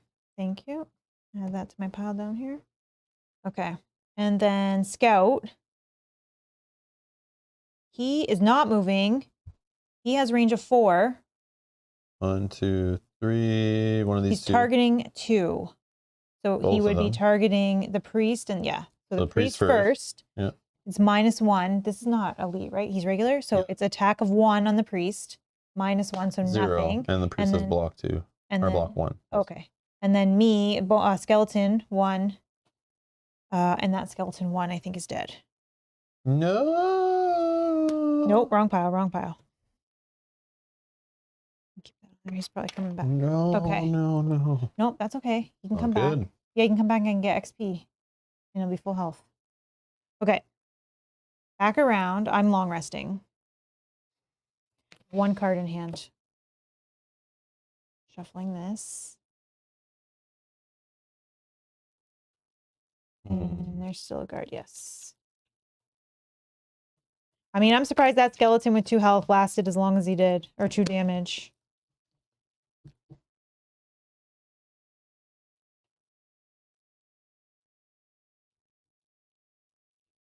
Oh, I could have. You're right, I could have.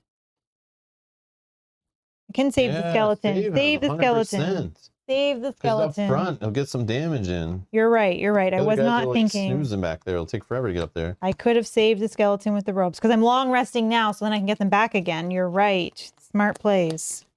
Hmm.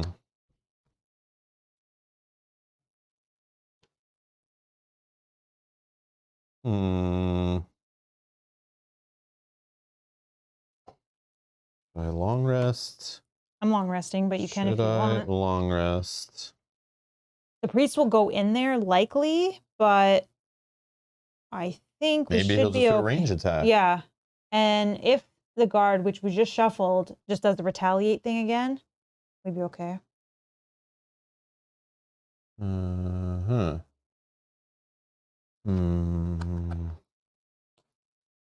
Yeah, if I long rest.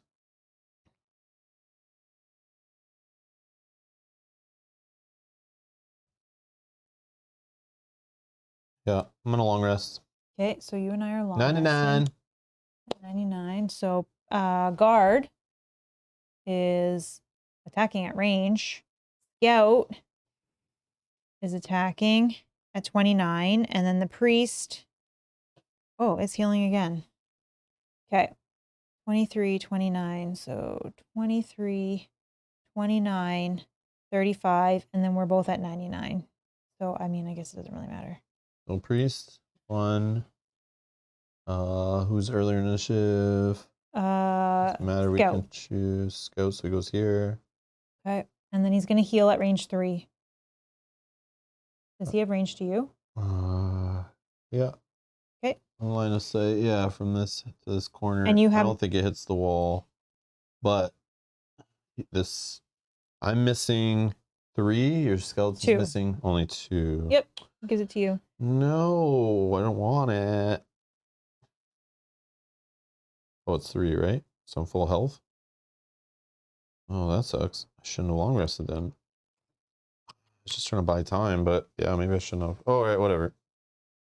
That's funny. So, oh my God, just realized that I've been playing the skeletons as having 2 HP. I don't know why. In the last one, for some reason, I thought she only had 1 movement, but because she has 1 of other things.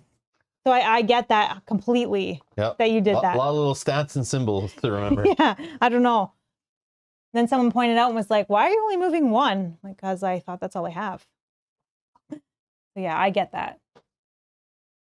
Okay, so priest is gone and healed you. Scout. The scout is range, so it's going to move back. And then it is attacking -1, so only for 1. So only 1, which is blocked by the shield, and it's going to say you can't use items. So priest can't use items, that's fine. Then... What about the priest regen? He's no health missing, right? No. And he hasn't taken any damage, right? No, because it's shields. Sorry, ignore what I said because it's not the elite guy. Yeah. Okay, then the guard. The guard also has range, so he wants to move back. And then he is going to hit for 3. -1 is 2. So he will now take a damage and lose that. Take 1 damage. I mean, I guess that's not the worst turn ever. And then you and I are both long resting. So refresh. Heal to 6. Third.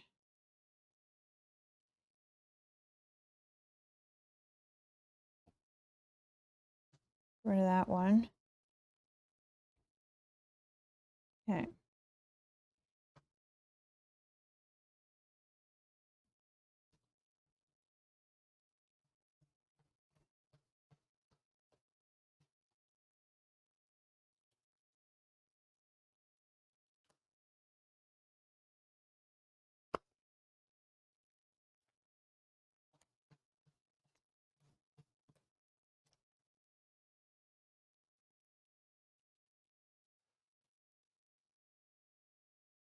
Okay.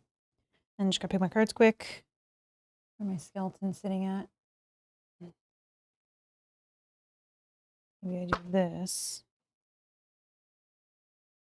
Do that. Shortly I will do that.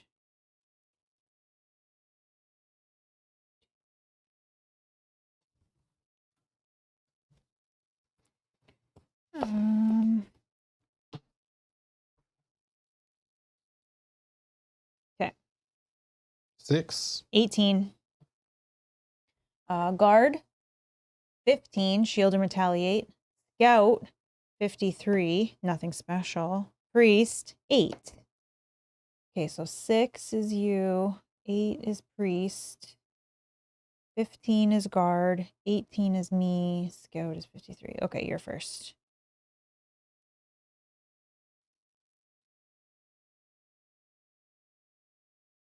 Move for 4.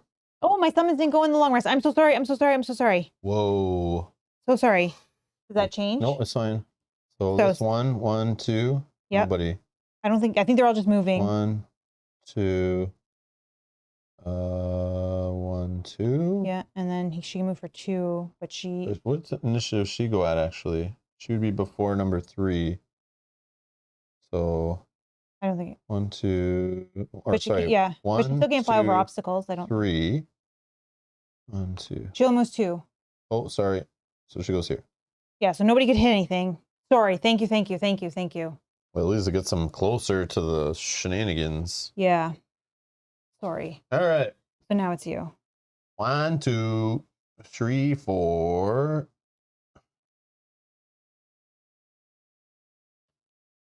And then if I've thought of this correctly, I should have an ally behind me, and the 3 spots in front of me, I can do a little 3 attack and immobilize, so maybe they don't step back if they do range attacks, but they're both not doing range attacks, so it doesn't matter.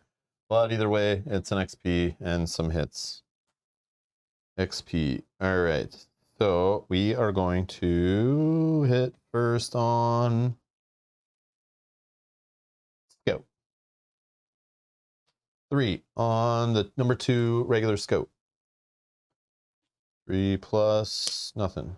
3 on the guard, who is regular 4. Before you get shield and retaliate. Nice. And I'm done. Go ahead. Okay. Priest is going to move for 2. And, oh, sorry, range of 3. So it doesn't need to move. Okay. It's going to target, well, I guess the guard, right? Because the guard is in. Yeah. Oh, yeah. Yeah. Okay.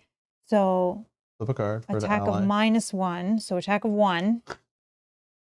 Nothing. Doesn't get retaliate because not adjacent, and then does disarm, which is good. Arms the guard. Why didn't you do damage? Because it was attack of 1. -1 is nothing. Why 1? Because its attack is 2, -1. Yeah. 2 minus 1 leaves 1 left Oh, over. I thought that was I thought I flipped a -1. So how do you get rid of the second one? Oh, his shield. Maybe that's No, what he hasn't gone yet. So he doesn't have that ability. Oh. I don't know what I'm thinking then. Sorry. Yeah. That's why we're going early, so we can get him before he shields up. Yeah, that's my bad. Sorry. And I thought I flipped a -1. I don't know what I was thinking. That's okay. Done. We're getting tired. He's going to just actually lose this, which is unfortunate. Please read above. We did that. was We got already that. done. Yeah, Okay, sorry. Yep. Okay. Yeah, that's huge, I know. Huge. Okay, skeleton number 1 just needs to move 1. Matthew, stop. Matthew B, stop. Stop. He's going to attack for 2. I will ban the word bacon in the chat if you... -1. Oh, this is so unfortunate. 2, so hits for 1, which is blocked by the shield, gets retaliate. I will just use the robes to protect him. He's still alive. Skeleton number 2. Not get in, but we'll go here. This is so unfortunate. Don't worry, I'll be out of your way shortly. No, I think I have a card that I can move it myself. And then my flying spirit. Oh yeah, I immobilized both of them, but it's going to clear at the end of their turn anyway, 2. right? Okay, she has to attack the guard as well. For nothing, because it's 1, but blocked by the shield. No retaliate because it's range. And then skeleton number 3, just move 2. You can get in, yeah, we can get right to here. Yeah. Okay. Fill in here.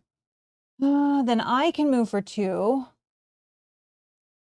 I'll just defend, retaliate. No, retaliate is a deal damage effect, not an attack, and defending only blocks attack damage. Oh, I see what you're saying. Yeah, so then I couldn't do that. Then he is dead. That's fine.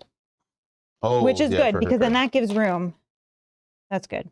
Yeah, because that says only damage from attacks, right? Yeah. So then I can move for 2, which I'll just move to the loot behind me. Pick that up along the way. And then I can grant one of my summons and move 2. Coin. Money. Okay. Which will be this one. And he'll go 1, 2. Oh, you're granting. Yes, I'm granting the move. Yeah. That works. Okay. And then here, grant one of your summons, a move, an attack, which, let's just move him 1. Yeah, that's fine. Yeah, and then attack because if for he 2. lives, then he can go after that once these guys are gone. Yeah. He's closer. Then attack 2, -1 is 1 on this guy who is here. He was a 4. Oh my god, it's halfway. 4. Okay. Okay.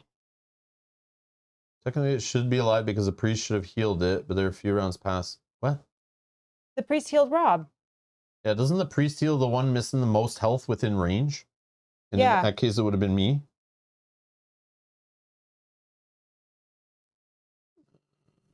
Yeah. Temujin, yeah, I don't know when it would have healed the skeleton instead of me. Rob wasn't in line of sight at the time. But I thought we said I was. I thought I was. That's what we said. Let me check. Okay, let me check. So this corner to like the priest corner. Does it hit? Yeah, I think it hits actually. It touches the corner. Yeah. Oh, okay. Okay, no problem. Fixed. Okay, we can fix that. Easy peasy. Yeah, just say it. Yeah, so feel free to Temujin, yell at us if you think. So then he's still I here. assumed the corner on here was no problem reaching the corner there, just at a glance. But yeah, it just barely touches the corner line there. So then he would have been healed, but then would take 2 from the retaliate, and he would still be alive. Yeah. Okay. Sorry guys, I missed that if you were yelling it though. I didn't see it. Yeah, I didn't notice. Sorry. Oh yeah, and I still long rested. You're right. Yeah. Yeah, because that's why I didn't want to be healed by him. Yeah, so it did work out. Okay. Did work out. And then the scout. The scout is going. He doesn't need to move. He's adjacent. I don't know. He's adjacent to the priest. Oh, he's gonna hit. Oh, he's gonna hit you. He's adjacent to you. He's hitting for just 2. +1 is 3. Fuck 1, 2, take 1. Yep. 8. Okay, and then reset. Thank you, guys. Thank you.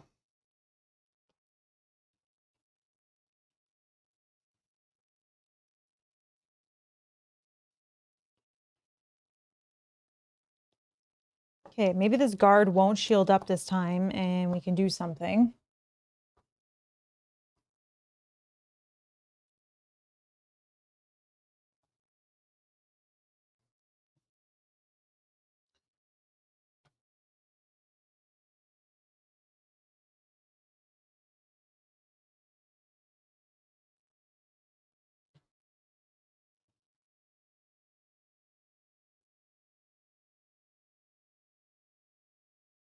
Edgar, I'm so sorry. Edgar says 4 minutes till 6 a.m. Oh go to bed, buddy. Go to bed. Edgar, you're going to be so tired. Go to bed. I hope you have nothing important to do today. Yes.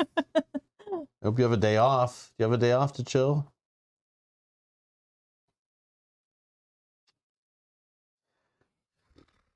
Mm-hmm. I hope this was worth you staying up all night. We better win. Any good damage you can do before, if you are going to be done, is good. Yellow. 21. 46. Okay, priest 74. Guard is 15. And scout is 69. Where are you again? 46. Is that right? So it should be guard. You are what? 21? 21. Guard, you, me, yes. Scout and priest, yes. So guard is first. The guard is not moving. It's doing an attack of 3 on you. And then poison. Attack of 3 plus 1, so 4. And poison. Minus this is back to 3, and I take poison. So I go down to 5 from 8. And he now has shield 1. But no retaliate, so that's good. Okay. And then you. I am going to. Oh man.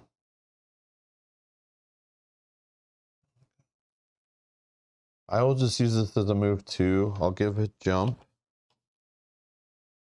1, 2. Then I'm going to range of 2, 1, 2 on the scout for attack of 3. I also need to use this on my turn and not forget. Dead. 4 kills him. And generate air. Loot, loot, loot. Purse. He drops a purse. Okay, so he's gone. Okay. Go ahead. Next. Okay, me. So skeleton number 1 is already adjacent. Fighting this guy. Attack for 2. Nothing. Okay. Okay, skeleton number 2.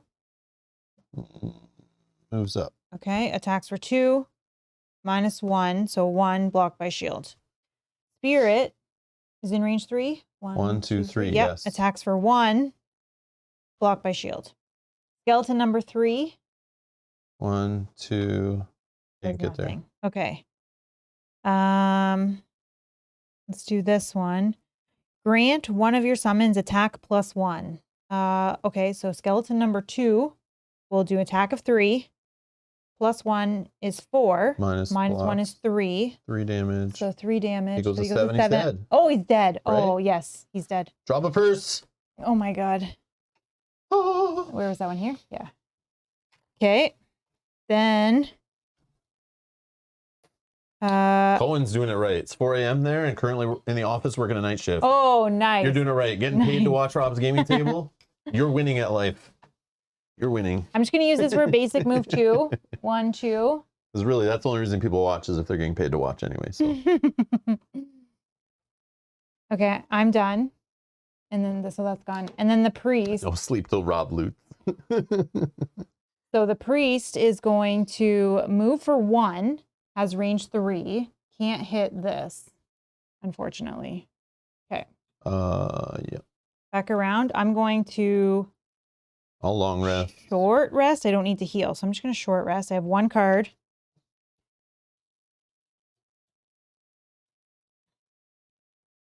Pick 1. Anyone, doesn't really matter. Sorry, RC. Sucker. That's fine. Okay. I can't heal. That's already ready. Back to cards. It doesn't matter when we go, but I grant. Yeah, you need to get them moving down there. Okay, if I give that, and then I give that. Okay. Let's just go at 18. You're 99, and priest is going to go at 62. So me, priest, you. Okay. Skeleton number 1 is going to move for 2. Skeleton number 2 is going to move for 2. Angry Spirit will move for 2. 3 will move for 2. Okay. Then I will move for 2, but I will stop on the loot bag. And then I will grant one of my summons a move 2, which will be this one. 1, 2. And then I will grant one of my summons a move and attack. Yep. Okay. That one. Yeah, because then he can, I don't know if it matters. And then the other one can take the other. What about me? Oh, yeah. Sorry. Okay, here is fine. I didn't know if you were going to make it there. I might be You're able going to. here, I thought. But I have range attacks too. Okay. But if I, like... Okay, so then I'm attacking for 2. I might not get there. Well, who knows? Times 2, yes, 4. You better get that chest quick. What? Did you just get your battle goal? No, but it's a possible now. Is it possible? Ooh, Tell me how I can help you, because I've gotten mine so far. If I don't it's a possible. Okay. This doesn't screw me over, maybe. Oh yeah, I don't think I just did that. Okay, and oh, now the priest. The priest can move for 2. Oh, can the priest ruin it for you here? No. And then range 3. 1, 2, 3. No. Okay, your turn. My turn. Don't win too quickly. Rob's got to get the chest that first. was last turn, yeah. Oh, I get a loot. Give me one right here. bag. And turn looting is to hide. Oh, I wanted the lumber. I don't keep digging, but there's a problem. 1, 2, 3, 4, 5, 6, 7, 8, 9, 10, Where's the 11, card? 12, Did I discard 13, it? 14 Oh, I blue did. cards left. I don't even have the card. Okay. Okay, so I'm just getting rid of poison, readying up items. I choose to get rid of a card. Oh, and Temujin says you can drop your shield now for more range. Oh, I know. Temujin, I'm very aware. I'm very aware. Once the enemies are gone, I'm taking it all off and I'm running wild and free. Don't you worry. See, it's fine. It's fine. Don't you? I already going. I've been thinking about it for multiple turns. Slow playing the whole time. All right. You didn't have faith in my skeletons. I just worry with the archers because I've seen them before. They get a shot off before your skeletons even get close. They're all dead. Yeah. And it's like, wait, who's going to kill the archers now if they're all gone? Naked Rob, yeah. Naked Bruce Banner Spear. Come on now. Not me. I know I say me, but I'm like, remember, this is my avatar, right? I'm playing through this character. So don't try to picture me. Picture this. It'll be Did better. you go? I'm picking my card to destroy. Oh, you're long resting. Yes. Sorry, I'm like, what are we doing here? Oh, Rob may have a tough choice. Chest or ice sheet? Or both? Both. We could do both. Or both? Come on now. Come on now.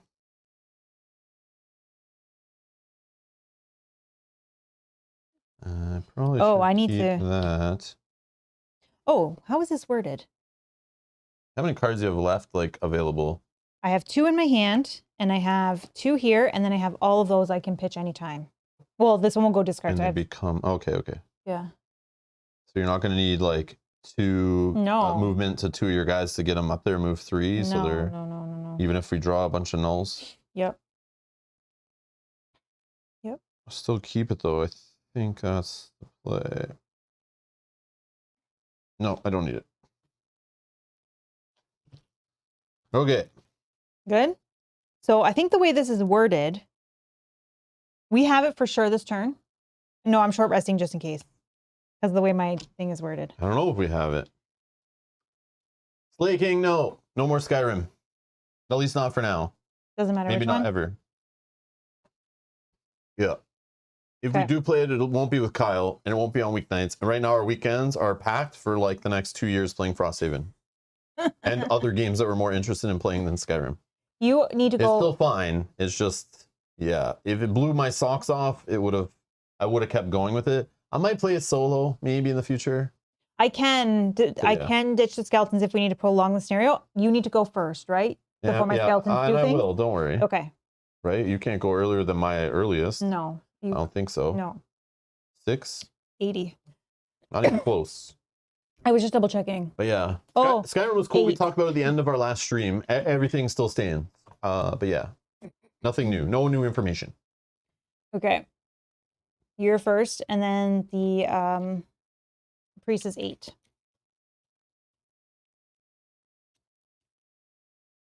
You're first. Mm-hmm. Okay. I want to see what happens here. I'm gonna move for 2 instead of 4. Mm-hmm. Then I'm going to a javelin.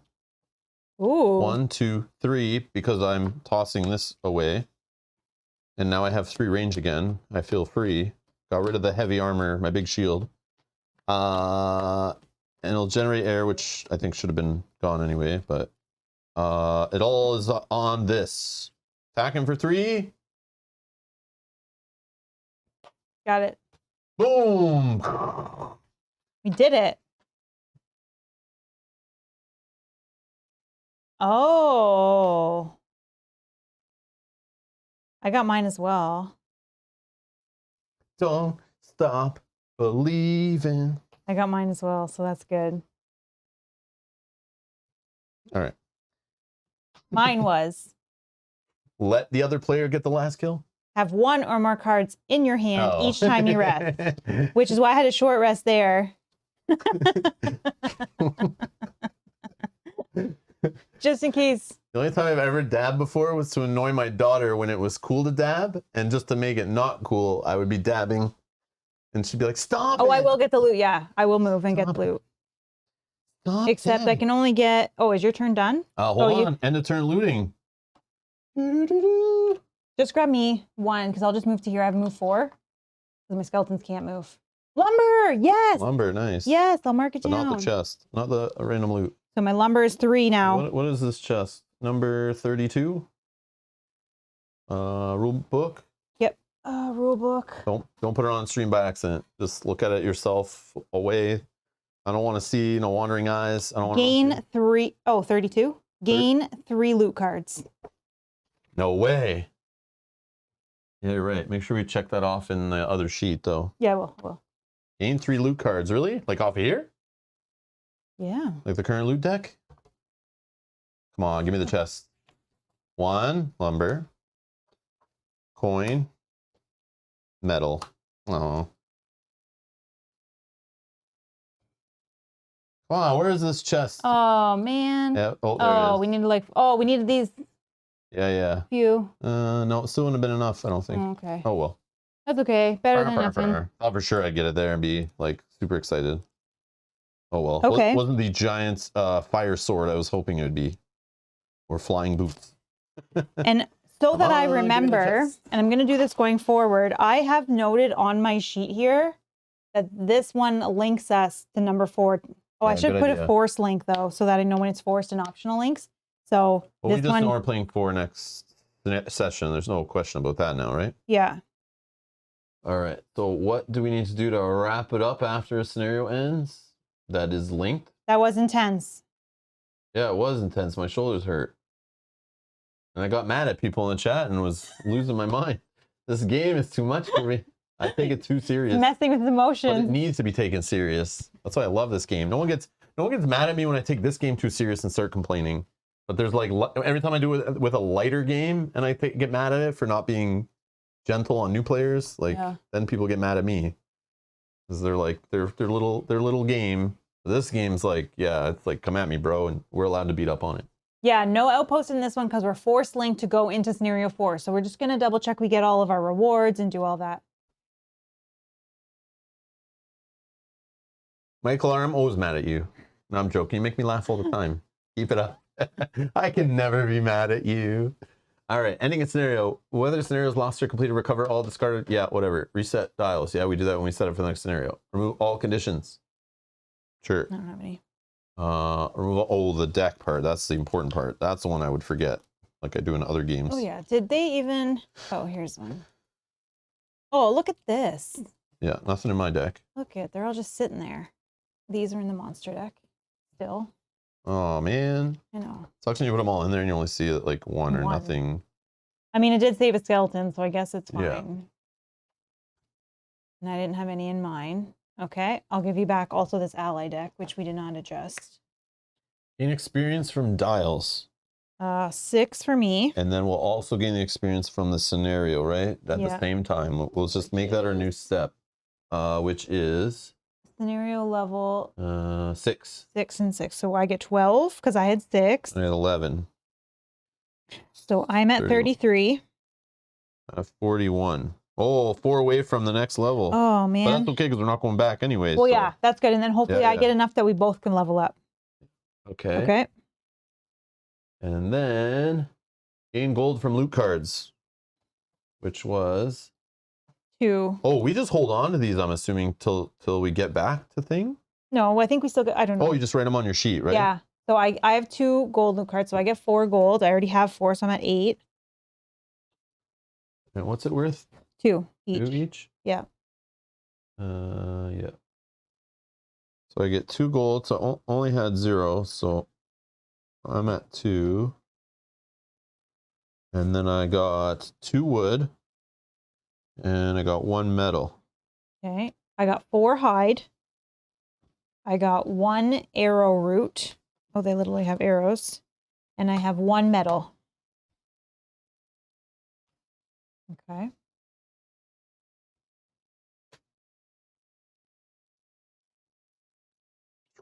Okay, that's it, I think. Because... Do we have a conclusion? Do we have a conclusion? Oh, wait. If scenario is completed, gain resources from loot cards. We just did that. Check marks for achieving battle goals. Oh, yeah. Sorry, I forgot about all this stuff. I get 1 check mark. Doesn't change for me, but I think you get a perk now. 1. Oh, yeah. Oh, crap. But is it obvious what you're taking? I don't know. Let's just quickly look and make sure we're all on the same page. Please yell at me if it's like whatever you think we should do. If there's a couple, we'll do a poll maybe. I can replace a -1 with a rolling shield. Oh, rolling shield. Okay, that's cool. Replace a 0 with +1 and then add +1 for each ally adjacent to the target card. That's interesting. Add a +1 disarm. Add a +2 push. Add to +1 rolling. Add to heal oneself rolling. You know what I don't like about this guy? I just realized where remove all the negatives. You're diluting the deck with all these positive rollings, but like where are all the get rid of the -2s, -1s? Well, you have the first one, yeah. But it's and replace 0, so you can replace. So it's like the -2 never leaves. Yeah. Why? That's the first one I got rid of. Yeah, what the heck? Okay, anyways. Then we got ignore item negative effects. I never usually take those kind of like armors, but I probably should because I'm a melee character, kind of. But I'm going range, so maybe not. At the end of your long rest, grant 1 ally within 3 range to move. Whenever you open a door with a move ability, add +3. In our party, this is huge. Yeah. Because I still am ahead of you. Your summons can't open doors. You're always behind. So I have to use my movement to go open the doors, and then I'm getting hit. Yeah, so it gives you the opportunity to move back and then potentially let things funnel to us. Or get in the room further if we're in one of those scenarios where we need to get to the end and grab something, or I don't know, I need to get in range to throw a ranged item to actually make my turn work. Or into position. It could maybe move me into position right after opening the door to then do some formation or something. Right. And then once each scenario during your turn, gain... Oh, I need 2 perk checks to unlock this one. So this one, I mean, I'm not going to do it right now, but... I do like that one of after you open a door, move 3. Yeah, that's the one that's speaking to me right now based on what I've seen our party do, but it's also very scenario dependent. What happens if it's one of those big open ones that has no rooms and a bunch of trees and forest imps, and you got to run around and just fight? I get nothing out of that ability. But if we're constantly going through door after door after door, that's amazing. Huh. It's tough because I hate this default attack modifier deck. From going to playing like Jaws of the Lion, how amazing was my deck by the end? All the Gloomhaven characters I've played and retired, how awesome was my deck at the end? And then the cool part is you go to the next character, you're already modifying their deck right away. Yeah. So the last time I played with these like starter modifier decks are like in Gloomhaven Digital or like beginning of Jaws of the Lion in like 2020. So to have a default modifier deck is bugging me so much. Like I hate it so much. I put 0, 0, 0, flip a -0, -0. It's like, it's killing me, killing me. So I want to start ripping out negatives out of it and replacing it with cards that roll and like have some nutty turns. But it's like, maybe just keep it simple. I don't know. But I want to read the chat. What are you guys thinking? Some are saying poll. +1 disarm is good too. Yeah, I think so, D Miller. That's one that's like really good too. Yeah. Because like, boom, +1. Now I might actually get some damage through because my damage kind of sucks.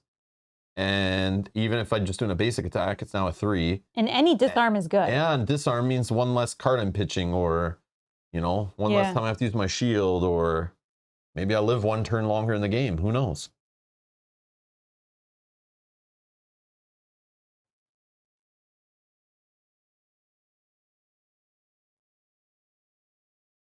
Yeah, rolling is better in Frosthaven. I agree. Yes, rolling is better in Frosthaven. Oh, I can't take the perk until I'm back in the outpost? You can. Oh. Jack? There's another. Yeah, there's 2. There's a couple, but you can. You can.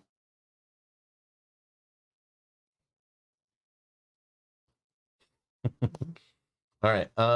Replace 1. Yeah, I mean, you could start with just getting rid of some -1s, just making your deck slightly better. Yeah, RC thinks like me. It's just removing negative cards out of there. So my flips at least do positives like more often. Yeah. Like I like just turning the odds in my favor that I won't miss, or won't like not miss. Well, I guess miss if my deck gets minus even 1. Sometimes that's the difference between just getting that 1 damage through you need to kill them or get over their shields or whatever. Oh yeah, this does remove a -1 card too, I just noticed. Yeah. Replace the 0 card with a +1 and add +1 for each adjacent ally to the target card. That's not bad. I know. I like that card too. It could be a big hit if like in some of those situations we had today. But if you're out in nowhere by yourself, which not usual. And if I keep doing the summons build, then definitely. Well, I have a summons guy. I have a banner too. Like I just didn't use them today. Like I have a way to get allies. I could plop an ally on the same turn, do an attack, and then if I roll into this, like my guy's adjacent to him for some of my formations. Yeah, but now it is probably better, like you said, to replace the -0s first. Yeah, the Skellies. Yeah, we know they're allies too. Yeah. Yeah. Oh, I don't know that I'm always going to have them all out like that. They were lucky that they didn't die.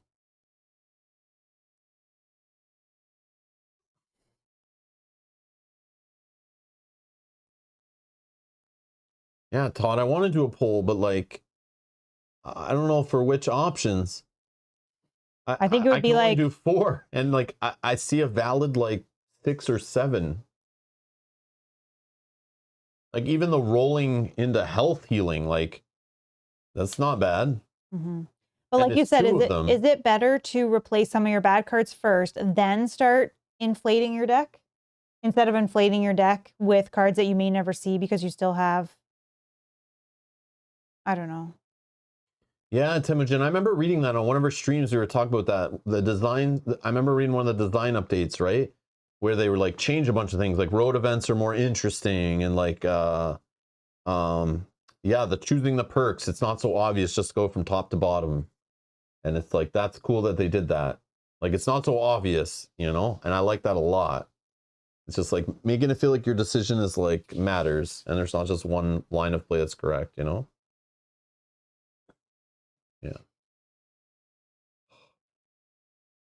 Just trust yourself. Too much unknown information. I think 1 is a good numbers choice. Yeah, I agree. So like replace a -1 with the rolling, give me a defense. Yeah. So boring. I know, but you're just taking out 1 negative in your deck, which just makes it more positive in the end. I like that. But the movement, the movement is good too. So, I mean, I would take either of those 2 if I were choosing. Ignore negative item effect, or negative scenario effects is also good. Oh, ignore item -1 effects. But you don't even have any right now anyways. But I could take the that armor, yeah. Yeah, but it's going to cost me money now. I didn't take it as a starting item. But I could get it eventually. I don't know how much money it is. I don't know how much I have. I don't have many gold anyway. But 1 is basically taking out 2.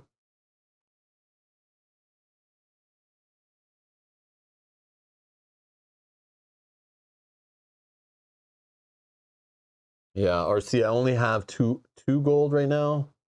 And I don't know when we get to buy in this game. I don't know. I feel like we got to build a building for it, or I don't know. It's like crazy up here. It makes sense, but like I feel like we have to build some market first.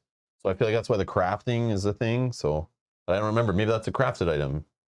Yeah, there was a craftable item. Yeah, maybe it's a crafted item now, right? Oh. Whoa. So Womp womp womp. Whatever. They have numbers on the back. You can easily get them back in order. Yeah. Sorry. Oh, whatever. It like slid right out of my hands. Let's see. One is basically taken out to good point. Oh yeah, I didn't think about that. It's crafting. Okay, it is crafting, so it is doable. I think I have hide. I don't know what else is involved. You just split them and yeah, find that armor or that hide because it will help with the decision. Is it that one? Crude, yeah. Crude hide armor. On the next 2 attacks targeting you, the attacker gains disadvantage, and then it's exhausted. But when I long rest, I get it back. Or when I use this, I can pick it as one of my 2 spent items.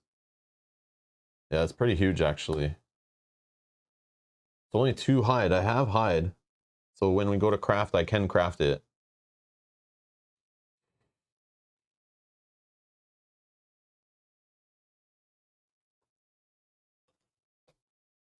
What perk lets you loot more? You like loot. Well, the longer I can survive in a scenario means I can get more loot that way. So survivability is good. So I get to the final room to have more loot. Helps avoid big hits and crits. Yes, it does. It's a safe play. It's like the helmet style from the other one, right? Yeah, which I like. Do you want me to take that one? No, I'm keeping it. No. Okay, I'm going to do a poll. I think we have some options here. Okay, you guys are going to decide. So first option will be the one we just talked about. It's ignore item effects and then remove, I don't know if I can fit it all. Remove -1. Okay. And then that's the plan, is to get that hide armor or something, you know, like I think it's the only thing that really does that right now, but I'm sure there's other things later. The other one I want is the move after opening a door. Yeah, that one is so neat. I like that. I know, like in this scenario it looks great, last scenario looks great, but then the next one will be like a one big open room. Yeah, and we're not, there's no doors. Yeah, but playing enough of this game, there's enough damn tiles in the game, enough damn door tokens. There's gonna be doors all over the place. I know there'll be doors. Like, I won't be sad the amount of times I'll get to use that extra move 3. And in the way our party is made up, being able to move with the jumping boots too allows me positions. So like, even if I go open the door and literally it's like only 1 spot to go, that +3 now makes it so I can like maybe jump over an enemy or jump past a trap or jump back and get in a position where I'm now in a formation. Formation, that's the word. Yes. And then what was the other one? The very first one, right? Yeah, replace the -1 with a shield. Replace -1 with rolling defense, or whatever it's called. And is there another one? I like the number 2 also. Could be a thing. Oh no, the disarm. +1 and a disarm, maybe, right? Or the replace or the 0 replace with a 0 with a +1. No, I like the disarm. Disarm? Okay. Yeah, I like it's gonna happen more often. +1 with disarm. Okay. Which perk? I wish I could put like 8 options. Okay, which perk? I put a poll in the chat. You guys vote. If there's a tie, I'll vote the final vote. Or we'll put the 2 against each other in another poll or whatever. We'll figure it out. I appreciate the help, everybody. I do. I love that you're involved in playing along. And like it means like it's getting invested. I think it's great. Yeah. So it's like you spend the time here, like you get the say and like can help drive it. I think it's great. And then they can get excited when that card that they picked shows up. Yeah, but then others get sad when the card doesn't because they didn't get it in there. I'm just joking.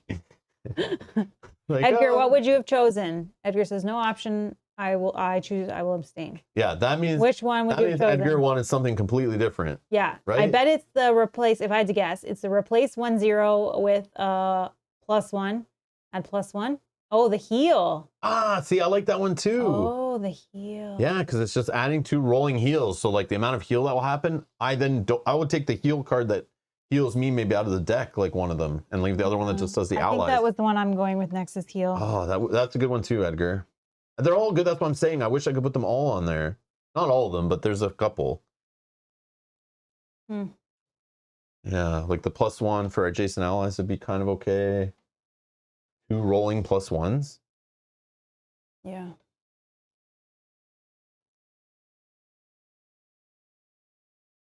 Yeah.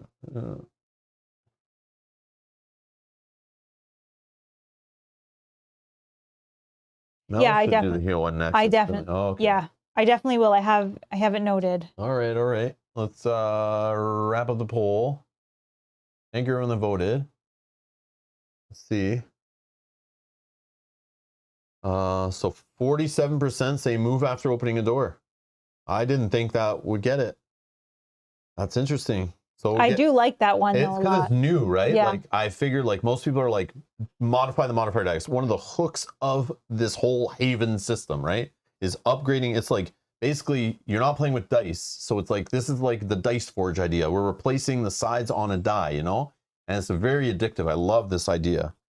But instead we went old classic game style and changed one of our abilities, like gain an ability. Which is cool. It's new to these games, right? Or new to Frosthaven. Minion was asking, what one did I do? I did the replace 1 -2 with a 0. Yeah, she did the boring one. Well, because it's just so obvious. Like, who wants a -2 in their deck if you don't need one? Cool. I'll do some more fun ones next. Oh, I need 2 more perks. Yeah, like come on, Edgar. Yes, you're right. Like seeing that flip up. Oh, that's gonna be so good. Roll. I know. And like this, like a +1 roll.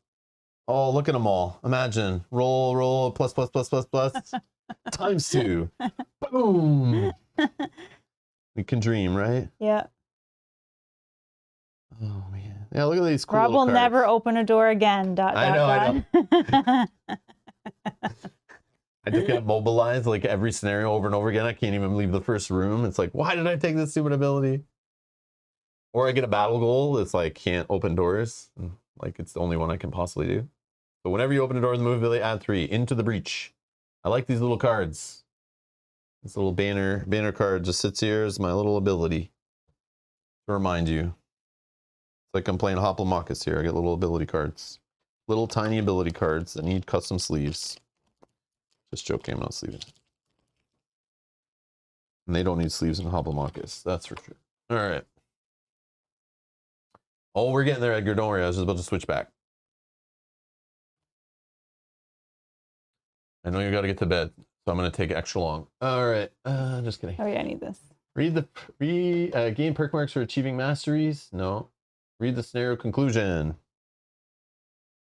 which is 7.7.3.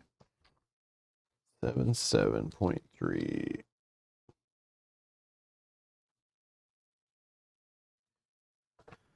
Okay. Whoa. Big conclusion. The ice barrier shatters with great ear-splitting crack, and you look down through the hole in the chamber far below. A stone floor. There we go. We'll just get there first. All right. A stone floor covered in strange runic symbols and spirals of pedestals raining out from its center. Sky Hall, it would seem. However, it's much too far to simply jump. Ah, finally, it's open. You turn to see the Algox you rescued staring forward. She nods with confident, satisfied frown. Those foul ice speakers cannot hope to keep this mountain now. She bends down and grabs a handful of snow, testing it between her fingers. Satisfied, she brings it to her face and whispers. The white powder flies from her hand and swirls around her, whirling like a miniature storm. The snow lifts her off the ground and carries her gently down through the hole. Ah, the Algox calls to you from below. Are you not coming? Plenty more ice speakers to kill. On cue, the snow around you swirls into a great eddy of white and lifts you like a leaf, carrying you down through the opening just like the Algox. As you float down, you get a grand view of the majestic open cavern that must be the Sky Hall. It is a circular layout of stone seats with a raised platform in the center that holds an ornate altar. The priest is doing something at the altar, perhaps praying. Yeah, right. Summoning demons, probably. When you land, but she quickly turns and introduces herself as Landprule, explaining the situation. According to her, this mountain, Snow Scorn, is a site of great religious significance to all Algocs. However, the clans in the area are divided into two rival factions who disagree violently over how to communicate with their god. The Snow Speakers, led by the priest in front of you, believes their god speaks to them through the snow falling from the heavens, while the Ice Speakers, or Dirt Lovers, claim to communicate with divinity through ice that emerges from the ground below. Currently, the Ice Speakers inhabit the mountain, but when their war party went out to attack Frosthaven and returned battle-weary, yeah, we kicked their butt. The Snow Speakers used the opening to launch an attack of their own. But there is no more time for speech, she says decisively. The battle must be raging in the mountain's heart, so if you want my help, you must head there with all haste. With that, the Snow Speaker chieftain turns and moves to a tunnel leading deeper into the mountain. You're not sure which side you take here, but you know this information is valuable. If you can help turn the tide in the Snow Speaker's favor, you might be able to broker a truce with the victors. You follow the priest deeper into the mountain, wondering whether this is what Satha had in mind.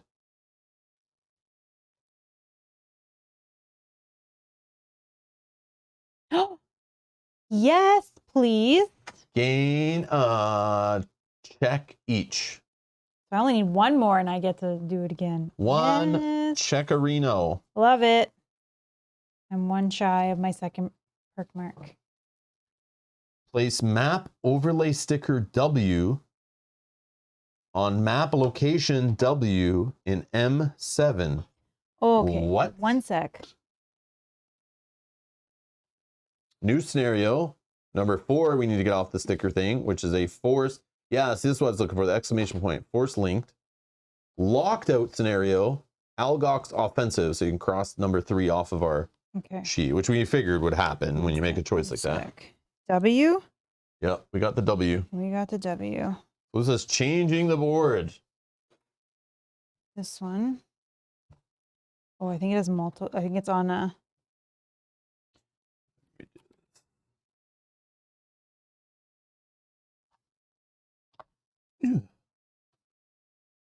Okay. Uh-oh, is W going to be in Frosthaven? No. It's got 19, 4, 5, and 11. Sorry, what was the coordinates? M7. M7. W. We did it. Oh, here, Oh, you're nope, gonna. That's not the one. You're gonna do it. It's a funny one. Yeah. Oh, no, stop it. Okay, so I'm crossing off scenario 3 because we do not have.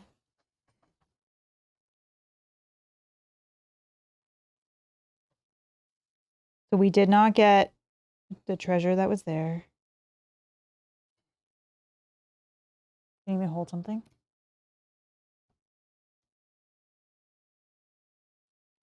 I don't know. I'm trying to like line it up at the bottom, but I gotta line it up at the top.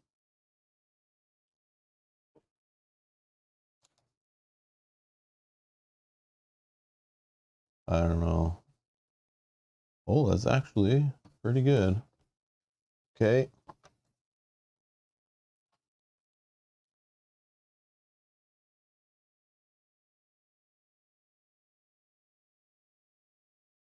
Now this is gonna be messed up, but what the heck, man? I'm trying to line it up with itself and it's like messed. Yeah, I don't know. Then it doesn't line up at the top. Because that one was another sticker. It's fine. Oh, I see. Okay, yeah, whatever. Who cares? Fine. It's close enough. Looks good from above. Great. Okay, so sorry. That's crazy. We can see through the mountain. There was those. Did it show you to put one of those on? Oh, scenario lockout stickers. Be careful what you're showing, just in case. Whoa. Sorry. Spoilerific. Yeah, but we don't know where those go. Okay, I didn't know what the hell they even are. Okay. All right, anyways. We don't need them. Just don't look closely. No, I know. Nobody pinch and zoom. So we unlock scenario 4, right? So we've discovered this one. Yeah, new scenario 4, Heart of the Ice. So you need to peel it off the big advent calendar thing. Oh, yeah. There you go. 4.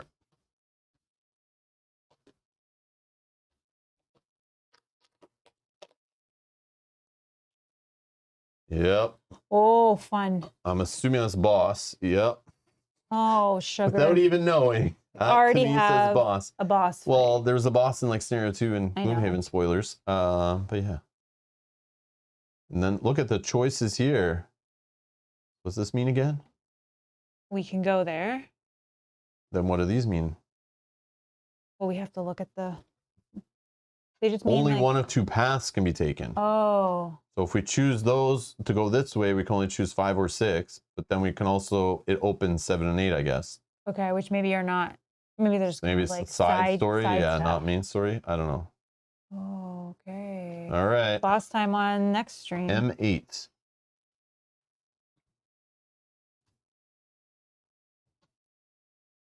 Heart of the Ice. Heart of Ice. Oh, and it goes over this sticker. I'm putting stickers on stickers already. Stickerception.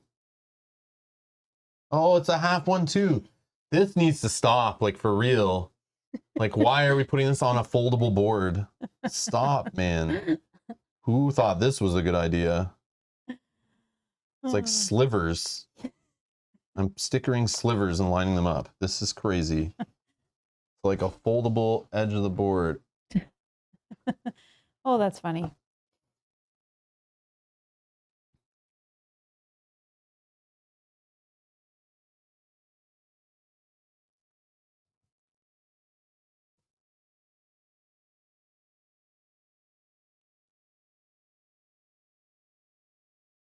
I don't know. I feel like that didn't get in there, but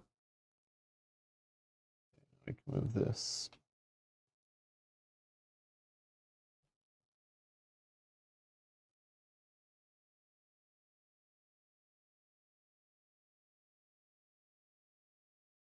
Did I tell you guys how much I love playing Gloomhaven digitally instead of physically? Did I ever tell you that story, guys? Did I ever mention that? All right.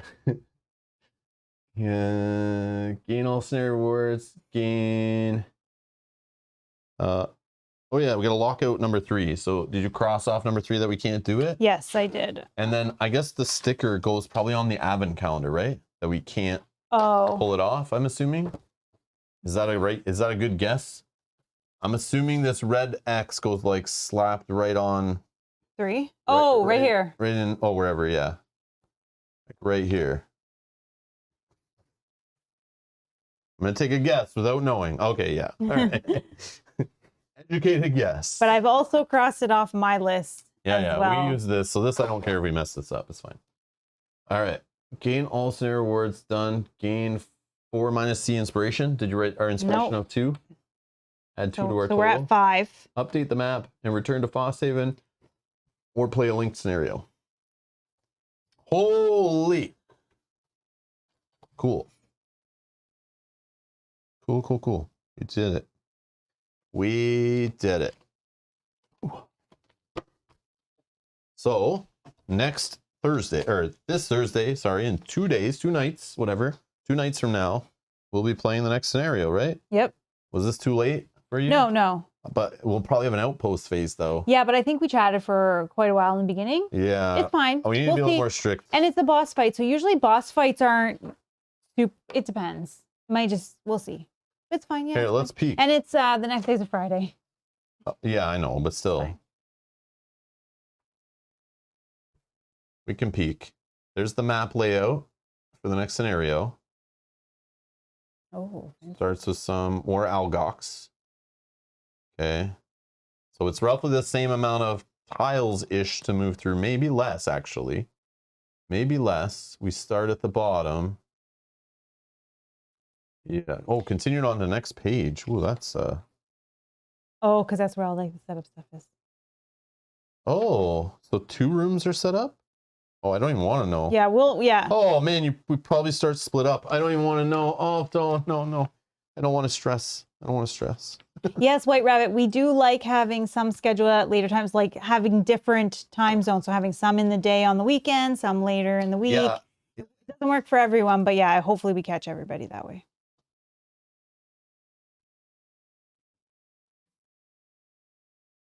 Oh, they just want to see where 7 goes.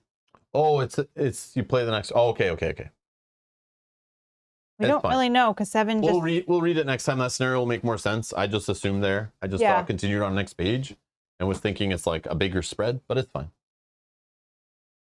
Oh, it depends on which scenario you come from. That makes sense. Oh, that makes more sense. Yeah, I'm excited. I'm excited to see that all. Tune in next time. Subscribe, hit the notification bell, turn on notifications, or you can check the playlist that for Frosthaven that's linked in the video description of this video. Expand it. In there, you'll find all the next episodes, whether they've happened or they're still coming, and you can click the notify me button and you'll be notified when they go live. You can find all our upcoming live streams at youtube.com/Rob's Gaming Table. There's an upcoming live stream section there. You can set notify me for the ones you're interested in. Or if you're looking for our past content, check out the live tab or the playlist tab on the page and check out all the playlists of all the other campaign games and Gloomhavens and stuff that we've played and other fantasy adventure games while you're waiting for us to stream next. But yeah, thank you everyone for the help today. Thanks for playing along. I thought we were going to lose that for sure. That was definitely stressful. It definitely put us on our toes. But that sneaky little ally in the second room definitely changed things. I was like, oh, okay, I see what's happening here. Yeah, that one gave you quite a bit of health, right? So yeah, that we wouldn't have been able to do on our own. Yeah. And was doing some attacks at range. Yeah. So some of that damage we didn't have to worry about. But it sucked. Like, that's why I was kind of bummed too, is the battle goal thing. When I took a battle goal, it was like, be the final kill on the last enemy. It was like, that's the one I only have the chance of doing. And then when we started off the way we did, and then what happened in the first room. Oh, and you thought you were going to die out before. I'm like, how am I? I'm already pitching cards for damage, and I'm already long resting, and I'm scared I'm not going to make it to the final room. So how am I going to be the one to do the final blow on the last enemy? How is that going to happen? And I lost a move 4 card too in the scenario. Yeah. All those things are piling up, man. It's stressing me out. It's crazy. But yeah, that's Gloomhaven or Frosthaven or a Haven game. Awesome stuff. But yes, we'll be back for more. So yeah, tune in Thursday. We'll be back playing scenario 4 where you can play along and help us out. But yeah, thank you everyone for the help. Thank you all for voting. Thanks for yelling at me. Thanks for being funny. Jack, thanks for more rules mistakes. No, I'm just joking. Stop it, Jack. Look up the rule first before you say it. No, I'm joking. Sort of. Anyways. Dan says, once again, the best in streaming board games live or otherwise. Well, I don't know, I wouldn't put the otherwise, but always a pleasure to be included. Much appreciated. Dan, thank you so much for the kind words. Much appreciated. Thank you. Yes. You guys can stop with the nice words, though. I just appreciate you're here, okay? That's all. It's all. Get involved. Click the like button. Helps other people find the channel. Helps the community grow. Helps the channel grow. Helps us just get better. And more people to come and help us out. But yeah, much appreciated. Anyways, thanks a lot for watching. Enjoy your evening. Or day or morning, whatever. See you later. Bye.